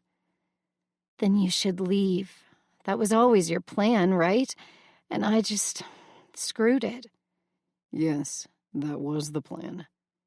And loving me? Was that just to get me to back off the team? He winced. That was the truth. I have always loved you, Emerson. There has never been a moment since I recognized what that emotion meant that I didn't equate it with you. As kids, as teens, as adults, you are it for me. My beginning, my end. My past, my present, and every day of my future. If you'll just shut off your pessimistic brain long enough to believe me. But you don't want to stay here, I argued, unwilling to even chance the belief that he really loved me. Me loving Bash was one thing, it simply was. But him loving me, that opened me to a world of hurt and destruction. I didn't. I'd actually planned on asking you to come to California with me. You did not, I shook my head. Don't you dare play games with me. Games? Fuck, woman. I take a chance on this, on us, ready to dive in and give it everything I have, and you accuse me of playing games? It wouldn't be the first time you fucked. Don't go there, he snapped. The pull between us, that fire that catches and burns us from the first touch, that's not even a tenth of how deeply, dangerously, completely I love you. He didn't wait for me to answer, just picked me up and tossed me over his shoulder as he headed down Main Street. Any argument I could have made would have been moot. He'd just keep going. So I kept my energy and gave sarcastic waves to the people who cheered us on as they left the town hall. We passed his Rover. Now I was a little worried. Where the hell were we? He opened the door to the chatterbox and marched me straight through the crowd to the back wall. I'm not in the mood for pancakes, Bash. Good, because we're not eating, he agreed, lowering me to slide along his body to the floor. And for the dessert I'm craving, we'd need to be in private, and you'd need to be naked, he whispered in my ear, sending rockets of pure lightning through my nervous system. Yes, please. Now look, so I can get you out of here and celebrate with that dessert. He tilted my head and pointed to a freshly carved section of the wall. Sebastian loves Emerson. There it was, etched into the very history of our town. He'd done it before the hearing, before I volunteered, because he truly loved me. Tears pricked at my eyes, and I tried unsuccessfully to blink them away. No crying, Bash said softly, wiping the escapees away with his thumbs. You'll never cry because of me again, I swear it. Emmy, I knew that if you wouldn't come with me, I'd have to stay. There was no way I'd be able to leave you behind. Not when you're the air I breathe. You're giving up everything for me, I whispered. I'm gaining everything because of you, he argued, pressing a kiss to my mouth. If Spencer can be here, can tolerate being near me after what I put him through, then I can handle the guilt of having done it.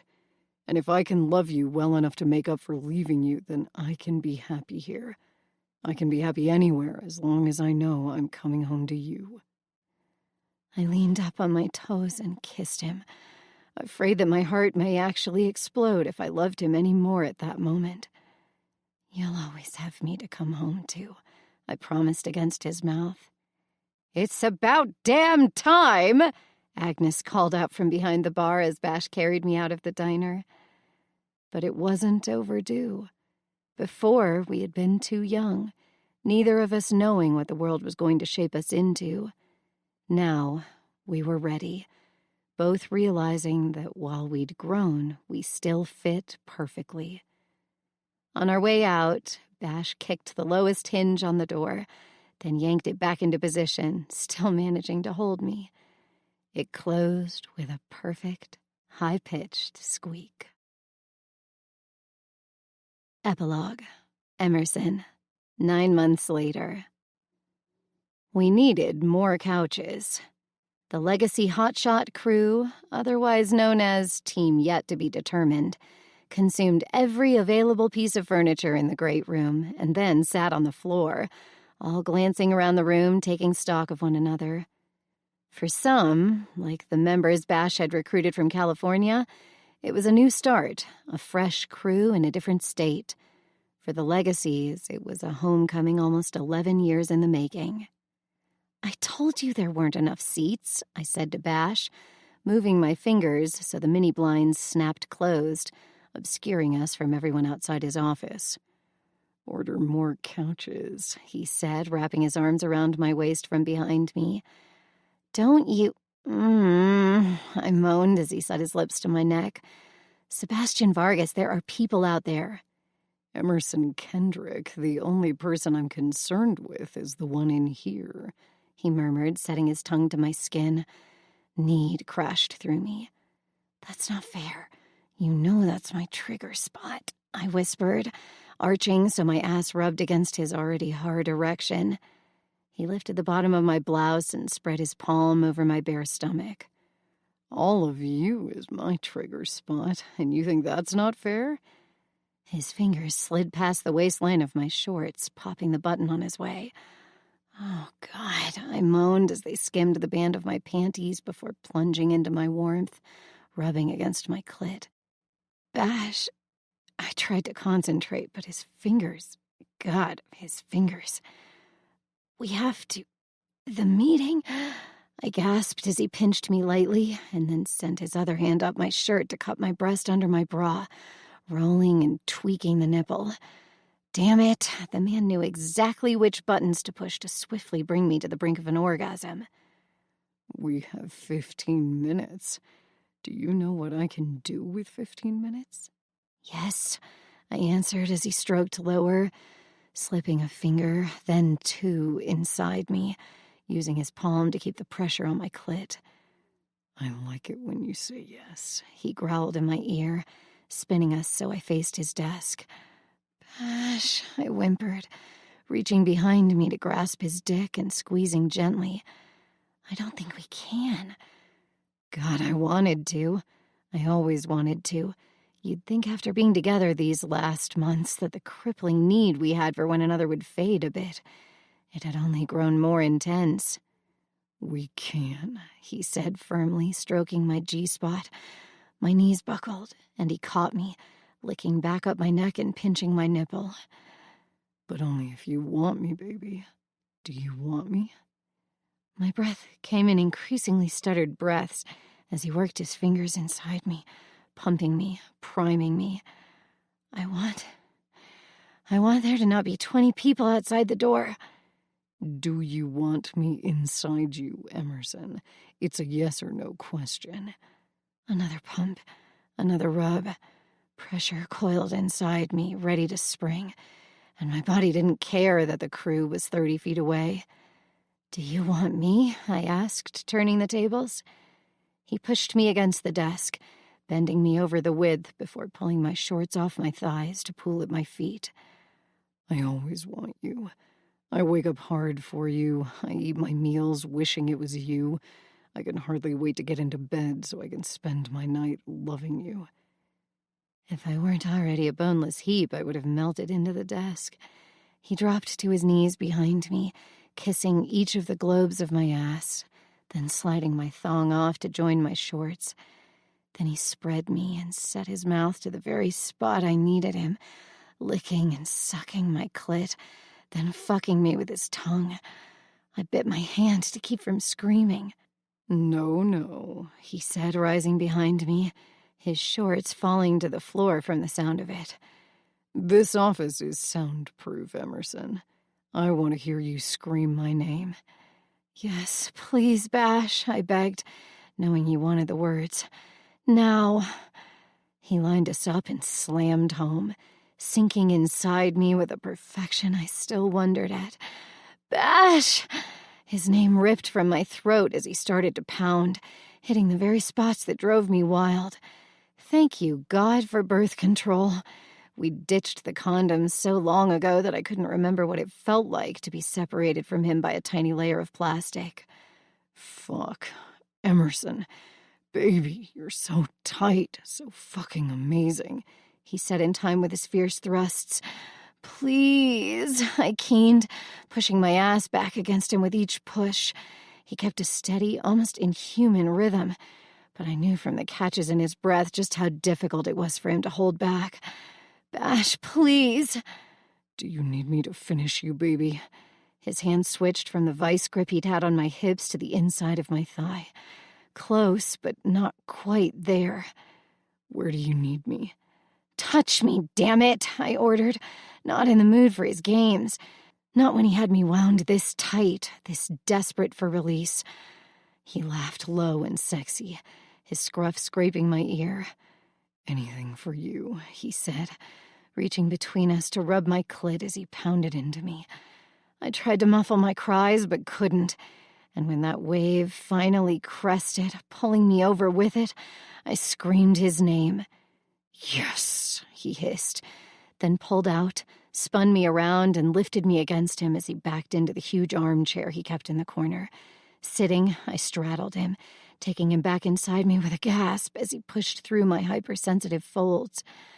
"I love you," he swore, gripping my hair with one hand and my hip with the other. "I love you," I replied. My smile spread slowly, but I began to rise and fall quickly, giving him the speed I knew he needed. Both his hands dropped to my ass, using the incredible strength in his arms to guide my movements faster, harder. I rode him until he came, watching his eyes burn green, the look of absolute contentment spreading across his features, before he pulled my head to his shoulder so he could hold me. "You are a goddess," he whispered. "You're not so bad yourself," I answered with a laugh. "But seriously, Emerson, with all the crew out there, you couldn't wait until tonight?" he joked. I smacked his sculpted chest. "Get dressed and get out there." We tossed clothes at each other, scrambling to put ourselves back together. I tossed my hair into a makeshift bun, but there was no hiding the flush in my cheeks or the beard burn on my neck. Once we were presentable, we walked into the great room hand in hand. Spencer stood as we made it to the group. I looked at the faces. Some we barely knew, and others we'd grown up with, mourned with, changed with. We'd been burned alive, decimated, rebuilt our town, our team, and came back stronger. "Welcome to the Legacy Hotshots. As for a team name..." "Team Phoenix," I blurted out. "We're pretty good at rising from the ashes."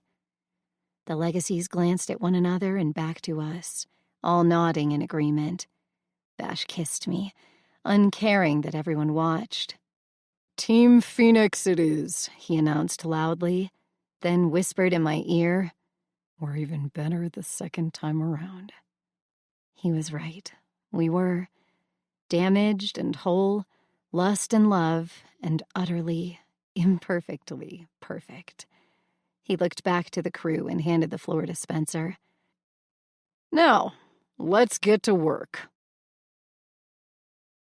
This concludes Point of Origin by Rebecca Yarros, narrated by Meg Sylvan and Tim Page. Please keep listening for the bonus short story, Backfire, a legacy short story by Rebecca Yarros, narrated by Meg Sylvan and Tim Page.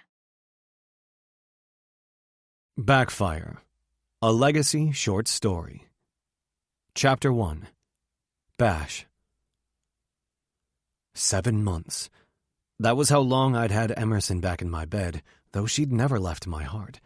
It didn't matter how far I'd run, how many fires I fought, or how many times I'd cursed myself for every stupid decision. Her memory had been with me until I finally came home to Legacy. Come home to her. The snow fell gently outside the window of my office, the flakes thick and heavy as I ran my finger over the small velvet box in my left hand. 7 months in dating life was nothing, a blip on the radar. But I'd loved Emmy my entire adult life. Hell, she'd been one of my best friends growing up, until suddenly my thoughts spun from friendly to utterly sex-obsessed with a girl who was way too good for me. Thank God she hadn't figured that out yet. I was sick of her being my girlfriend. I wanted my last name attached to her, and I wanted it done yesterday. It had to be perfect, absolutely perfect. She deserved a flawless moment, and I was hell-bent on giving it to her. Our house, the one we'd been building since I'd agreed to stay in Legacy in August, was almost done. Just a few finishing touches, and we could finally move into our home. I'd made sure it had plenty of bedrooms for when we decided it was time to start a family, and a master big enough for a king-sized bed. Every detail had been a joint decision, though I'd given in to her whenever we disagreed. I wanted her to realize that it was our house for our future.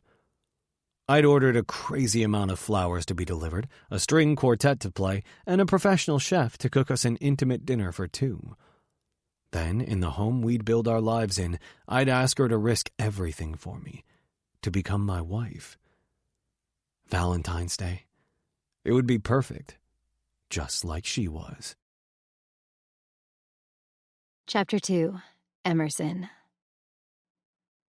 My red heels clicked on the hardwood of the Legacy Hotshots clubhouse as I walked from my office on one side of the building to Bash's on the opposite side. My office's location had been his one stipulation to me taking over the managerial duties of the elite firefighting squad. We had to work far enough apart to actually get something done. Mid-February meant the floor-to-ceiling windows I passed showed a snow-capped winter wonderland that was the Colorado Rockies. His door was open, so I poked my head inside to see him leaned back in his chair, shoes up on the desk, a gray cable-knit sweater stretched across the yards of hard muscle I knew lay under it. He gave me a wink with a hazel eye and ran his hand through his black hair, the only outward sign that he was frustrated with his current phone call. I understand the issue. It's not a commercial property. It's residential. Phoenix Heights isn't an extension of the Legacy LLC. It's a subdivision full of single-family homes that I'm buying specifically for the hotshots. I took a seat in the large armchair that faced his desk from the corner and kicked off my heels, curling my legs under me. His eyes tracked the slight slide of my skirt up my thighs, and I arched an eyebrow, motioning for him to keep his concentration on the call.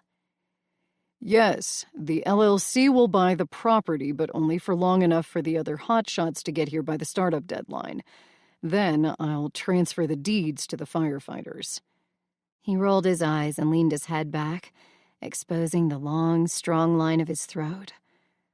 God, he was sexy. Sebastian Vargas was sex incarnate, the embodiment of every fantasy I'd had since I was a teenager. My first love, my first everything. Sure, the 6 years we'd been apart while he was learning the ropes as a hotshot firefighter in California had broken my heart. But he was home now, in Legacy, Colorado, with me, and planned on staying. Every morning that I woke up next to him glued pieces of me back together, pushed back the fear that he'd leave again. I'd quit my job with our little town council to help him with the hotshots, and I'd never been happier. He dragged a hand over his face in exasperation, and I got up, closed his office door, and then slid around his desk until I sat between him and the wooden surface. His eyes warmed my body from waist to lips as he took his feet off the desk and moved so I was between his spread knees. I don't care what the town council says. I'm not buying up pieces of Legacy for the LLC just so I can be some kind of totalitarian dictator over all 4,000 of her residents. I'm buying land because I have 21 firefighters moving here in the next 4 months, and I can't have them all living at the clubhouse. He leaned forward and put his hand on my bare knee, sending a jolt of awareness to every one of my nerve endings. Bash had always been able to turn me on with only a touch. Hell, a look usually got the job done. Look, just assure them that all those parcels will be transferred once the rest of the hotshot team gets here and makes their choice. His hand slid higher, caressing the skin of my thigh as he reached under the hem of my dress. My breath hitched as he brushed his fingers over the edge of my panties, but it wasn't the touch that sent my pulse skyrocketing. It was the smoldering look in his eyes, the promise there I knew he was more than capable of fulfilling. That look told me he'd be inside of me in a few moments, either with those talented fingers, his hard erection, or his nimble tongue.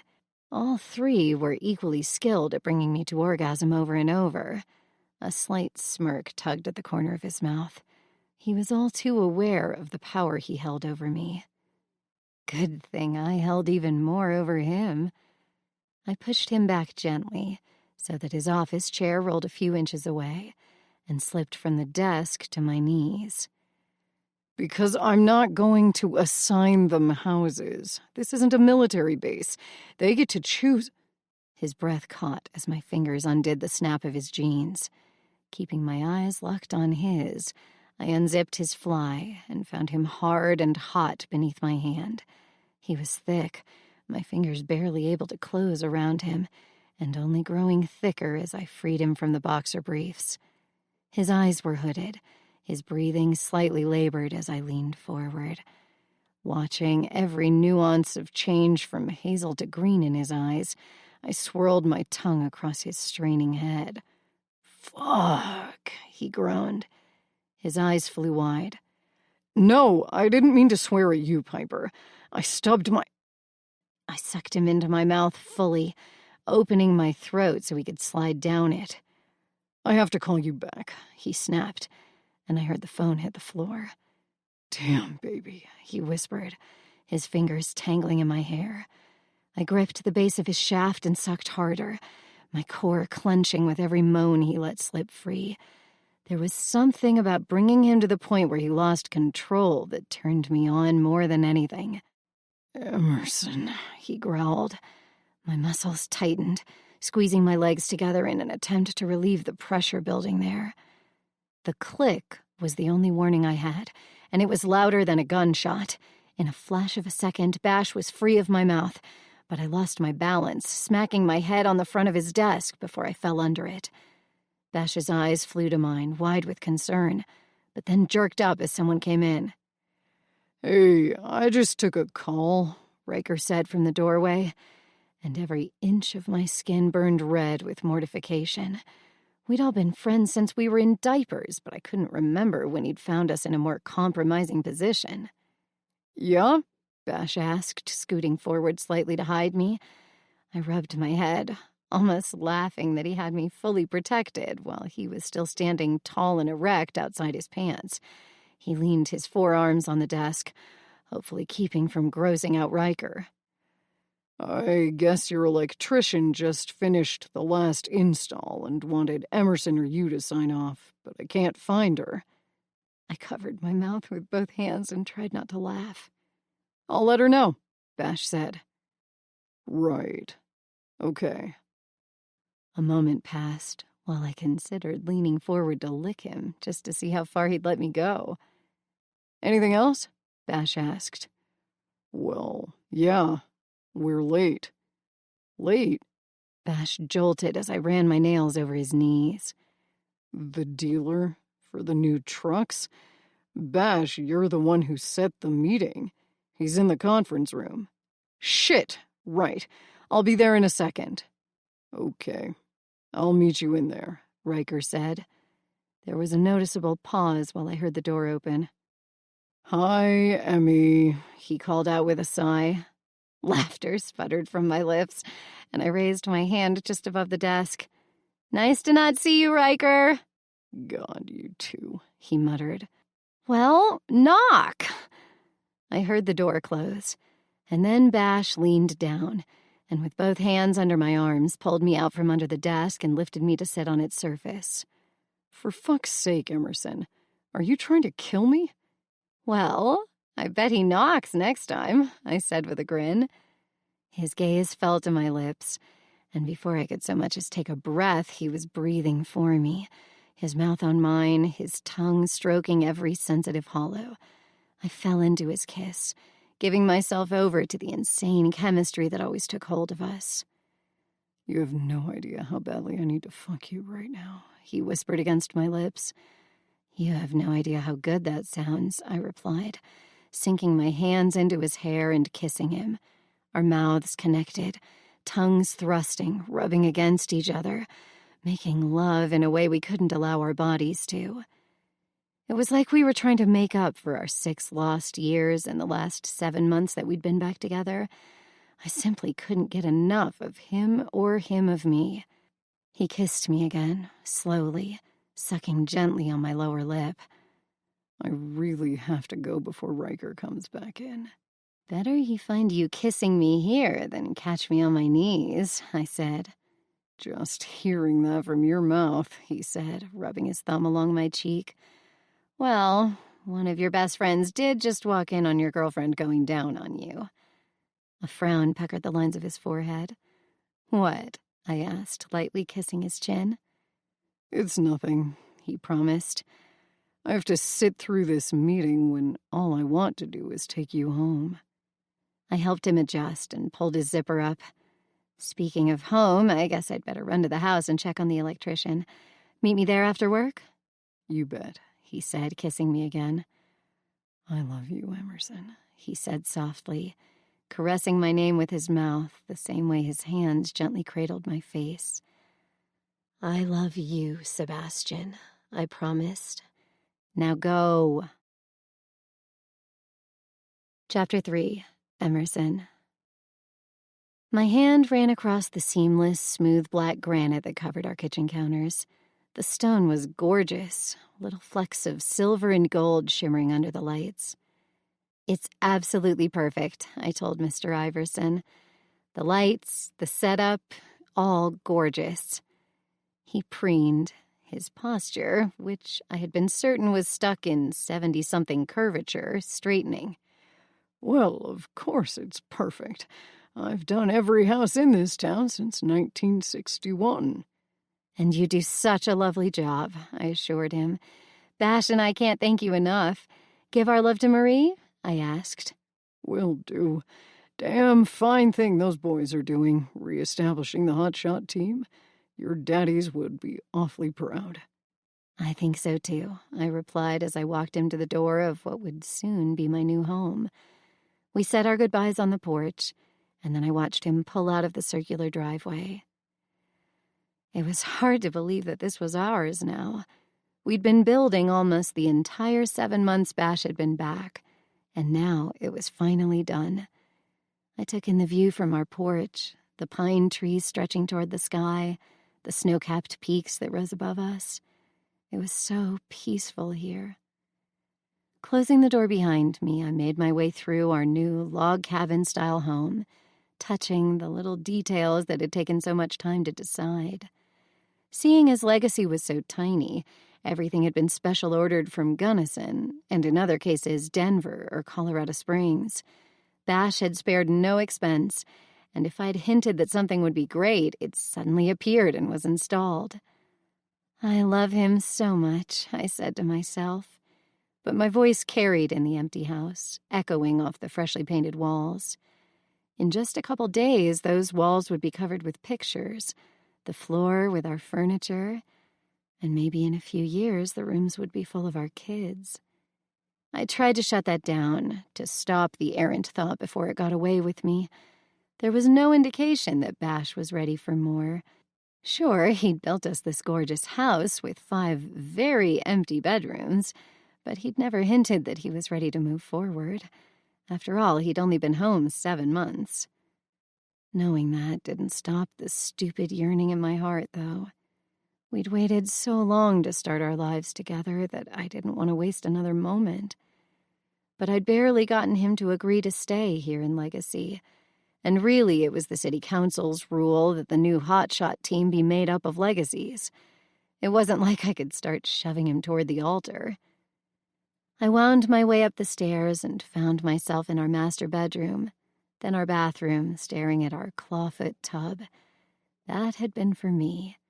The shower in the corner with 2 separate heads and 2 benches, that was for him. Though I could think of a ton of great uses for those benches.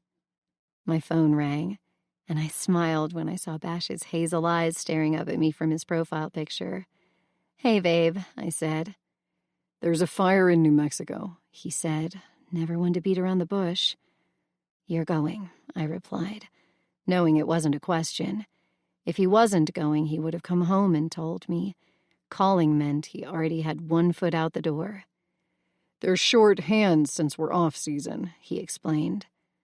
I sighed softly, popping the balloons of my dreams that we would move in and sleep in our home in the next few nights. "I completely understand. Will you call me when you get there?" "Of course." Emmy, I'm sorry. I really wanted to get moved in with you. I know, I said. We still have the movers booked. You could get started if you want, but don't feel like you have to. I don't want this all on you. I turned back to our empty bedroom and imagined the bed we'd picked out together in its perfect place. New bed, new home, fresh start. Maybe I will, I told him. I can't wait to wake up next to you every day. He laughed. You already do that. Okay, well, I can't wait to have enough room for us to both sit in the same tub, shower in the same stall, and make love without worrying about getting the cops called on us by the neighbors. They're just jealous, he said, his voice low and gravelly. With good reason. I could do it. I could move everything in and have it ready for him when he got home. It could be the start of the next phase of our life. You'll miss Valentine's Day. Sure, it was a silly thing to be sad over, but I wanted to celebrate with him, to have the stupid hearts and candy holiday that screamed to the world how much you loved each other. I know, baby. I'm so sorry, but I'll make it up to you when I get home. All I want is for you to come home. Be careful, okay? I just got you back, Emmy. I'm not going to do anything to jeopardize that, I swear. Okay. Be safe. I love you. I love you, he promised and hung up. I loved that he didn't say goodbye before fires, like it was a foregone conclusion that he was coming home. This time, I'd make sure the home he was coming back to was ours. Day 1. I made sure the movers were still booked, and then I packed everything I owned, knowing the movers would do whatever I couldn't get boxed. I didn't bother to purge. Bash was taking all of me. Baggage, 90s CDs, and all. Hell, I was even bringing my double VHS of Titanic, even though I couldn't remember the last time I'd owned a VHS player. Bash called from the fire, and I physically felt my heart stretch across the distance to him, as if we were connected through the phone line. When we hung up, I sank to the floor next to my bed and leaned my head back against the mattress, reminding myself that he was damn good at his job. But our fathers had been too. In the life of a hotshot, the fire didn't care how good you were. It would consume you just the same. I slept in my townhouse for the last time, sending up a prayer that this wouldn't all have been for another heartbreak, that he'd come home safe to me. Day 2. Moving day, my best friend Harper said, thrusting a bottle of wine into my hands. You're entirely too chipper, I accused the perky blonde, motioning her to come inside our new home. Whoa, they've got everything moved in already, she said, noting the boxes that turned my house into a beige maze. Bash's stuff was mostly in storage, so it was already loaded, and it wasn't like I brought too much with me. New furniture? She asked, eyeing the empty living room. Gets delivered tomorrow, I told her. It's going to be perfect, she said, hugging me tight. Out of everyone in my life, Harper knew what it had taken us to get here. She'd been there when I'd fallen for Bash at 16, when he noticed me at 17, when I'd had him for 6 precious months at 18. She'd also seen the mess he'd left behind. It will, I replied, as soon as he gets home. Without Bash, this house was a beautiful, empty shell of promise. I needed him to make it ours. God, I missed him. I can't believe it's all really happening, she said, pulling a corkscrew from her pocket. I uncorked the wine as she grabbed glasses from her bag. Sometimes I feel like I'm waiting for the other shoe to drop, I admitted. Like he's going to realize he was right to leave in the first place. He loves you, she countered, taking a now full glass of sparkling Moscato. That didn't stop him before. Holding on to Bash sometimes feels like trying to keep water in my hands, like he's going to slip through my fingers or just evaporate and leave. Not just because he gets you wet? She asked with a grin.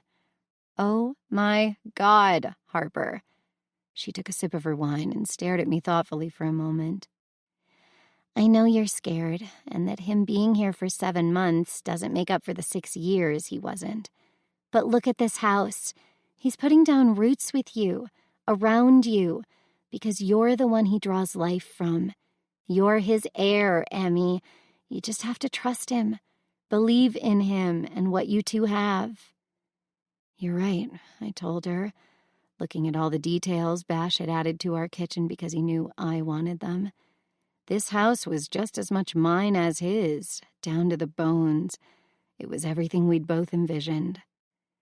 I think I just miss him. Good. That means you know exactly what you have. I do, I agreed with a clink of our glasses. To love. To love. Chapter 4, Emerson. Happy Valentine's Day, baby. I cradled the phone against my shoulder and sliced open the tape on another box. Happy Valentine's Day to you, too, I said with a smile.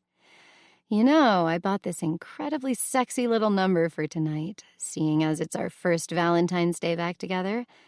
But it would feel a little weird wearing it in this house all alone. God, I wish I could get there. They released us this morning, since it's not like we're here with a full legacy crew, but all the flights are booked. We're out of here first thing in the morning. I can't wait to see you. They delivered our bed and the rest of the furniture a couple of hours ago. Bright and early. Our bed, he groaned softly. God, I can't wait to get my hands on you. Just knowing you're there in our house waiting for me. Damn, it does things to me. My fingers tightened on the phone. Oh, yeah? Hell yes. That's our house, our home, the place we finally get to build the future I've been dreaming of since I first kissed you. This is where our lives get to really begin. My heart swelled, the emotions bringing a sheen of tears to my eyes. Just get home to me. Yes, ma'am. I heard the smile in his voice, pictured the way those sensuous lips tilted up, and a pang of longing shot through me. God, I loved him. We said our goodbyes, and I hugged the phone to my chest for a moment, wishing it was him. 2 hours, a cup of coffee, and 15 unpacked boxes later, the doorbell rang. I set my copy of Pride and Prejudice on the bookshelf and walked to our entryway, loving the contrast between the soft carpet and warm wood on my feet. Miss Kendrick? A delivery guy with a blue hat asked. Yes? A quick look behind him showed me a white van that read Gray's Flowers. Huh. Usually everyone in Legacy used Mom's shop. Sign here, please. He handed me the clipboard and turned around. This is her. Let's go. I scrawled my name across the line and then stood back, gawking as 3 other delivery men began to walk in and out of my house, carrying dozens and dozens of roses. Bash. Where would you like these? They asked. The counter, the table, the end table, the desk in the study. Oh, hell, any flat surface. They were red, white, yellow, pink, purple, every color I could imagine. Is there a card or anything? I asked the lead guy with the Peter name tag. Yes, ma'am. He handed me an envelope. I tore into it as the last of the men left, slipping free the heavy cardstock. It simply said, Valentine's Day, 249 dozen roses, every color you have. Then it listed my name and address. It wasn't a card, but an order, and I didn't need one to know who had done this for me. Bash, I whispered, running my fingers along the soft petals of a red rose. I understood why he hadn't used Mom. She never would have been able to keep all of these fresh in her tiny store. These were shipped in. Our house was a riot of color and scent, bright and soft, and I gave myself a moment to sit down and simply soak in the utter beauty of it. My sexy, alpha, non-romantic guy had just romanced the hell out of me, and he wasn't even here. The front door opened, and I turned to see Harper walk in. Hey, I thought we could grab some Whoa! She spun in a small circle, taking in the vases of roses that covered every surface. There must be almost 3,000, I answered, my MBA brain crunching the numbers out of habit. Good job, Bash, she said softly. I'm trying to find the right words so I can call him. Who needs words? Take off your clothes and send pictures, she pointed a finger at me. Ha, give me a sec, I told her, then pulled out my phone calling Bash. It rang 4 times and went to voicemail. Damn. Even his voice on the message sent shivers racing down my spine. It's me. I'm sitting in a jungle of flowers, and I just want to tell you thank you, and that I love you, and I wish I had words for how absolutely amazing this is. I can't wait to kiss you tomorrow. I hung up, and Harper sighed, smelling another bouquet. Perfect. God, Bash is enough to make every guy on the planet look bad. A little of the light faded from her eyes, and I hopped up, wrapping an arm around my best friend. Your guy will be just as fantastic. She shook her head with a smile, brushing it off like she always did. My guys are 3 and 4 years old, and that's all I can handle. I knew she loved the preschoolers she'd taught, but I also knew there was one guy who had her heart locked up like a vice. And until he realized it, well, she was stuck. Anyway, I was thinking we should grab some dinner. The doorbell rang, and I held up a finger. Hold that thought. I opened the door to 2 women and a gentleman dressed in chef coats. What the hell? Mr. Vargas? The shortest woman asked, obviously in charge. He's not home, I answered, my mind racing with every possibility. Were they lost? Looking for the clubhouse? Had Bash put together a dinner for the other firefighters before he knew they'd be gone? Ms. Kendrick? She tried again. That's me. Did you want me to call? Excellent, she said with a head nod. If you'll show us the kitchen, Mr. Vargas ordered dinner for 2. My gaze swung to Harper's, and she shrugged. I guess he knew we'd be unpacking? Right, I said slowly. Okay, but I still haven't unpacked much, and I don't know where anything is. No problem. We've brought everything we need except a stove. I can assume you have one of those? Holy shit, this woman was a culinary dictator. I do have one of those. This way, please. I shot Harper a what-the-hell look as I passed and took them into the kitchen that was designed for masterpieces, but would most often be used for takeout, knowing us. Excellent, she said, surveying the space. Now leave us. We'll let you know when we're ready. I backed out of the kitchen slowly, bumping into Harper. He's pulling out all the stops for you, she said with a grin. Want to tackle the pictures while they cook, whatever it is they're cooking? Sounds like a plan. We opened most of the picture boxes and then leaned the art against the wall where we thought it should go. No doubt I'd moved them another 12 times before I felt like I was certain. I tried to call Bash again, but the phone went to voicemail. A tiny spark lit in my heart that maybe they'd gotten out after all, that maybe this dinner was really for the 2 of us and he'd walk in at any moment. When the doorbell rang a 3rd time, Harper jumped. Ooh, I want to get this one. It had been an hour since the chefs arrived, and by the aromas wafting from my kitchen, we were in for a delicious dinner. I maneuvered around boxes until I found Harper in my entryway, looking more than perplexed as she stared at 4 people dressed in black, all carrying instrument cases. I have no idea what to do with you, she said, her hands outspread. We're supposed to set up in the dining room, the tallest one with the biggest case answered. You're a string quartet, I said, more for my benefit than theirs. We are. Mr. Vargas asked us to play while you dine tonight, he answered with a slight incline of his head. Okay, I'm all for romantic dinners with my best friend, but this is a little much, Harper remarked. My mouth opened and shut a few times, trying to put it together. When did he book you? About a month ago, he answered.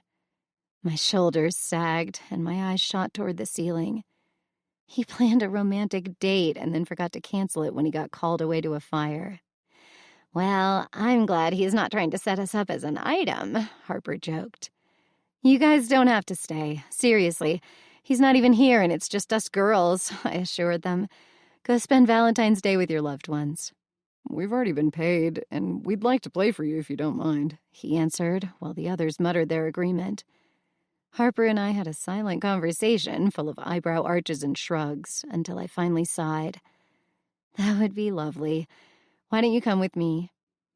I led them to the formal dining room, which boasted a dark, farmhouse-style table that had been delivered that morning. We'd gone for minimal fuss in our decorations, and I loved the simple, clean lines. Plus, it was built to fit 12, so we'd have a place to eat when the crew came to dinner. Well, I guess we just enjoy it, Harper suggested. He really is something else. You can say that again. Maybe while he's teaching the rookies to fight fires, he can teach them how to romance their girlfriends. Lord knows Riker could use some help, God love my brother. And Knox? She scoffed. Knox has zero problem romancing the panties off anyone. I dropped the subject, knowing those two would dance around each other until one of them gave in. I dialed Bash again, equally hoping to hear his voice as I was hoping that he'd made it home from New Mexico. But voicemail picked up.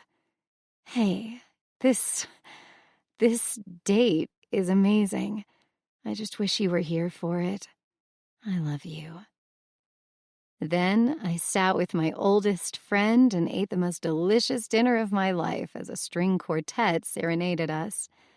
I couldn't help but smile as I realized that Bash had given me the most romantic Valentine's Day I'd ever had, and didn't even have to be present. Chapter 5. Bash. I pulled into the darkened driveway and hit the garage door opener. The Land Rover fit perfectly into its spot next to Emerson's car, and I couldn't help but have this stupid, glowing feeling that I was finally coming home. To our house. To her. It had cost me a pretty penny to charter a flight out of New Mexico, but I didn't care. I wanted to be with Emmy. As quietly as I could, I made my way into our home, muttering under my breath when I realized she hadn't set the alarm. I didn't care that we lived in the middle of the Rockies in a tiny town. Her safety was still my first priority. I dropped all my bags but my small backpack in the mudroom, hung up my coat, stripped off my boots, and set my dead phone to charge on the kitchen counter. Roses littered every surface, giving the house the kind of scent I always associated with her mom's shop, with Emerson. The lights were off. No doubt she was asleep, even though it was only 11:30. From the look of everything she'd gotten put away, she'd been working her ass off to get our house settled. Taking a long-stemmed red rose from the nearest vase, I headed up the stairs, savoring the sweet pressure in my chest that came with the knowledge that the woman I loved was asleep in my bed. Did life get any better? I was about to find out. I opened the first door, the master suite, and dropped my backpack quietly along the wall, then walked toward the bed. It was empty. What the fuck? I looked around the room for a second as if Emerson was curled up in a corner or something. Then I checked the master bath. Then I got worried, abandoning the rose on her nightstand. Her car was here. Her keys had been on the kitchen counter. Had the roses spooked her? Or everything else that I'd forgotten to cancel until I was in the air? I was already in knots over my ruined proposal. I'd wanted everything to be perfect, and instead she'd gotten a coordinated schedule of events without the meaning, the emotion. My flawless plan had gone to shit. Talk about a backfire. In a few strides, I was in the hallway, and a few more, I had the guest room door open. Thank you, God. There was Emerson curled up in the guest bed, her dark hair spread around her, with one hand under her pillow. My chest swelled with more than my heart knew how to hold. A deep sigh of relief ran through me while I watched her. Fires were always dangerous, but knowing she was here had given me another reason to make sure every choice I made had been safe. She was my reason for everything lately. I gently peeled the covers off her, smiling when I saw that she slept in my favorite Eagles t-shirt. Then I lifted her into my arms. Her head lolled onto my chest, and I felt a shot of joy more potent than any drug could have been. She was my addiction. "Bash," she murmured, lifting her face to nuzzle my throat. Damn, the woman was a turn-on even dead asleep. Then again, the minute I'd seen those mile-long legs under my t-shirt, I'd gone hard. "Hey, baby," I said, dropping a kiss to her forehead as I carried to the master bedroom. "You're home?" she asked, blinking up at me. "I am, and you're not in our bed. Did you decide you'd rather we sleep in the guest room? I mean, it's smaller and the closet sucks, but I'm game for whatever you want," I told her as I laid her down in the king-sized sleigh bed we'd chosen together. She stretched, arching her back and restlessly moving her legs. Shit, I wanted her. I wanted to fuck her in every room of this house, to hear my name echo off the empty walls, and then to make love to her until she couldn't move. That should keep her in our bed. "I didn't want to sleep in here the first time without you," she said, sleepily smiling at me. "Now you don't have to," I said, unzipping the hoodie I wore and tossing it across the room. "I wish you could see yourself, Emerson. You're so fucking beautiful." That seemed to wake her up. She sat up straight, a hand running over her head. "Wait, you're home? You're here?" "I am," I said, laughing. My woman could sleep through a freight train. I meant to do my hair and to put on my cute little lingerie," she said, panic creeping into her eyes. "Hey." I captured her hands between mine, kissing her knuckles. "I happen to think you're sexy as hell in my shirt." "Oh my God, Bash, the flowers and the dinner and the music, it was all so perfect. Thank you." She came up on her knees, winding her arms around my neck. One of my hands skimmed the line of her curves, finally gripping a hip, while the other cradled the back of her head. "I just wish I'd been here. I'm so sorry, I forgot to cancel everything. I just wanted our first Valentine's Day in the house to be, well, perfect." "It was," she promised. "I missed you." "I missed you more. Just knowing that you were here, waiting for me to get home, drove me insane. Hell, waiting to get her under me had me nearly out of my mind. My body raged with the need to feel hers, to hold her to me in every way possible." She kissed me lightly, then smiled against my mouth. "This is what it's always going to feel like, isn't it? The missing you when you're gone, the worry, the sublime feeling of getting you home again." "Yeah," I whispered, "only better." We'd always had insane chemistry as we'd grown up, become lovers that one night, but now it was different. Hotter, deeper, even more explosive. I couldn't wait to see where we were at in 5 years, 10 years, eternity. Unable to wait a second longer, I crushed her mouth to mine, demanding entrance and gaining it. She tasted like the spearmint of her toothpaste. I groaned when her tongue swirled around mine, the jolt like a hit of nos to my dick. I tilted her head, kissing her deeper, harder, needing to brand her soul with mine. Kissing Emerson always felt like a sexual act in its own right. Every ounce of my concentration went to her mouth, her taste, her whimpers. "Bash," she moaned, her fingernails raking over my scalp. A quick tug of her shirt left her bare to her panties. How the hell was this woman mine? Her curves were soft, her breasts rising with hardened peaks as her breath hitched. She wanted me. I was the luckiest asshole on the planet. I laid her down, taking her pink, boy-cut panties off with a quick lift of her hips. She was spread out before me like a fucking buffet, and I couldn't decide what to devour first. She shifted her thighs so I could climb between them, and I quickly shed my shirt, pants, and socks. The boxer briefs had to stay on if I wanted any chance at controlling myself long enough to get her off a couple times, maybe 3. Hell, I'd do this all night. I'd bliss her out so completely that she'd be unable to use that gorgeous brain of hers for a week. "Sebastian," she growled impatiently, holding her arms. "Get over here." At your command, I answered, kissing up the soft skin of her calves, pausing to suck at the sensitive spot behind her knees. Her hips bucked, and my dick answered as I continued my path up her toned thighs. Making love to Emerson was my greatest pleasure and my biggest challenge. It was a constant battle between my head and heart demanding she come over and over, that she call out my name when she fell apart, and my body screaming to thrust over and over, to take her until she was marked mine in every way possible. It was a glorious war I fought as often as possible. Her fingers tangled in my hair as I licked the line between her thigh and torso. "Bash," she whimpered, rolling her hips. "What do you need, baby?" I asked, loving it when I could get her to say the words.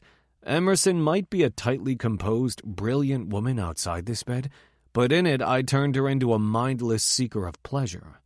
"Don't tease," she begged, her legs parting wider. She was so soft and pink, glistening with want. I ran my tongue in one long lick from her opening to her clit, reveling in her full body shudder. "Yes," she called out. "Is that it?" I asked, trying to ignore the urgent throbbing in my dick.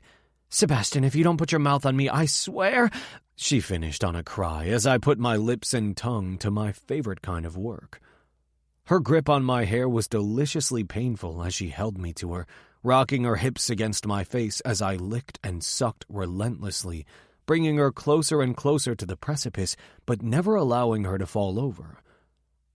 Her moans fueled me like nothing else could, drove me to push her higher, wind her tighter, to play her body like the exquisite instrument it was. I'd never been a musician, but I knew exactly how to get the high notes out of Emerson. I raked my teeth over her clit, and she bucked beneath me, but I still denied her that bit of pressure she needed. Her hips rolled, and I rested my forearm across her lower belly to keep her still for me. "Is this what you need?" "Yes," she cried out. I slid my middle finger inside her, nearly losing my control at the warm, wet feel of her squeezing me tight. Every muscle in my body locked with the effort it took not to drive into her, to bring us both to climax in the next 30 seconds. There was a time for quick, hard, satisfying fucking, but this wasn't it. I found the small, rougher spot inside her walls and stroked her with my finger, then added another when she cried out, one of her hands abandoning my head to fist the covers. "Tell me you love me." "Bash!" she screamed, nearly mindless. "Emerson," I said softly, giving her another lick at her clit, dragging it over the small nub until she keened. "Oh, God, that feels so damn good." "Say it," I ordered. "I love you," she told me as the muscles of her belly tightened. She was close. I worked my tongue and fingers at the same time, but slowed as her back bowed. "Tell me you need me." "Bash, God, I need you just—" I lightly sucked at her as she grew even wetter from my fingers. Fuck, I could eat at her all day. She cried. "Tell me you can't live without me," I demanded, hearing the slight desperation creep into my voice. She must have heard it too, because she lifted her head, her hand suddenly tender in my hair, stroking me. "I can't imagine living without you, Bash. You're everything to me and always have been. That's never going to change." Her breasts heaved with her labored breathing, her body tight and aching for the release she so desperately needed. So I gave it to her. I replaced my tongue with my thumb, swirling over her clit and then pressing lightly while my fingers worked her. The pressure sent her flying. She tensed, my name a scream from her lips as she orgasmed. I'd never seen something so fucking erotic. Those incredible brown eyes of hers were hazy as I crawled up her body, dragging my skin over her sensitive nerve endings. I stopped to worship her breasts, to give them the attention they deserved until she was writhing under me again. "Bash, I need you," she begged, her legs moving restlessly against mine. "Not as much as I need you," I told her, bracing to slide my boxer briefs off. I nearly wept relief as I was released from the confining space. As I tossed the briefs to the floor, I leaned slightly, grabbing the contents of that small velvet box I'd left in the pocket of my jeans. Then I kissed my way over her stomach, stopping to suck at her nipples, and then making my way to her throat, where my tongue traced a path to her ear. "Tell me I'm all you want," I whispered as my dick lined up with her entrance. God, she was so wet, so hot, and all it would take was one tiny push. "You're the only man I'll ever want," she promised, rocking her hips so that I entered her just slightly. I hissed, rolling my hips back. My lips kissed their way down her jaw. "Tell me you're in this forever." "Until I die," she swore. Then I kissed her mouth, my desire cranking to an almost painful level. She went wild, her tongue in my mouth, her nails lightly scoring the skin of my back. Emerson wasn't the kind of woman I could ever or would ever want to control. She was a force of nature, only more beautiful for her stubbornness, but in this moment, she was mine, because she allowed it. I used my fingers to stroke her back to the brink as we kissed, bringing her fire back to a raging need until she was arching under me, looking for completion. And while she rocked, writhed, and thrashed, I intertwined her fingers with mine, slipping my ring onto her left hand. She was it for me, the only woman I'd ever want, ever need. She was the air in my lungs and the sun in my sky, the one who made my life possible. Every possibility existed with her, and yet there was nothing without her. I swallowed, trying to push past the clamoring of my heart. "Tell me you'll marry me." She stilled, her eyes wide. "Bash?" she whispered. Shit, this was it. I wanted to do it perfectly, so I sent flowers. I had dinner made, and I booked the quartet. I wanted to romance you, give you the ultimate moment, but then it all went to hell when I got called away, and I realized there is no ultimate moment with you because every second is perfect. We started too young. I stayed away too long. We got back together at the wrong time. We don't do perfect. We do messy, and we do hard, and we thrive in the hardest situations. I love you, Emerson Kendrick. I have since I was too young to understand what it meant, and I will until this world no longer exists. So I'm asking if you'll do messy and hard and imperfect with me for the rest of my life. Will you be my wife? Will you marry me? I wasn't even on one knee, but I felt the same, like I was at her feet and utterly at her mercy. Yes, she whispered, her eyes shining with the love I knew would sustain me. Yes, I'll marry you, Bash. Her arms were around my neck, and I sank into her mouth at the same time I plunged into her body, uniting us in every way possible. I made love to her slowly while we kissed, while we smiled at each other, and I knew the wonder, the joy I felt wasn't one-sided. We were in every aspect of this life together. I held back as long as possible, savoring every second, knowing I needed to remember it, but when she came apart under me again, I lost it. I drove into her over and over again, my fingers digging into the skin of her hips as she took everything I gave and demanded more until my orgasm ripped through me, stopping the spin of the world for those exquisite seconds. I collapsed on her, immediately rolling to the side and pulling her with me so I didn't crush her slight frame under my weight. You said yes, I said with a grin. I said yes, she confirmed with a smile of her own. Then her eyes popped when she saw the 2-carat princess cut on her left hand. Bash! Do you like it? Shit, I sounded like a little boy looking for approval. It's gorgeous. It's too much. Good. Then it's just like you, I said, kissing her lips. My Emerson, my fiancé, my future wife. I'm sorry the proposal got all fucked up. It was perfect. I mean, we probably don't want to tell that story to my mother. I laughed. Yeah, let's try to keep it PG. 3,000 roses? She asked, her fingers lightly stroking the stubble on my face. 2,988, I corrected her. 1 rose for every day I've loved you. Give or take that month, I couldn't figure out what the hell the feeling in my chest was when I looked at you.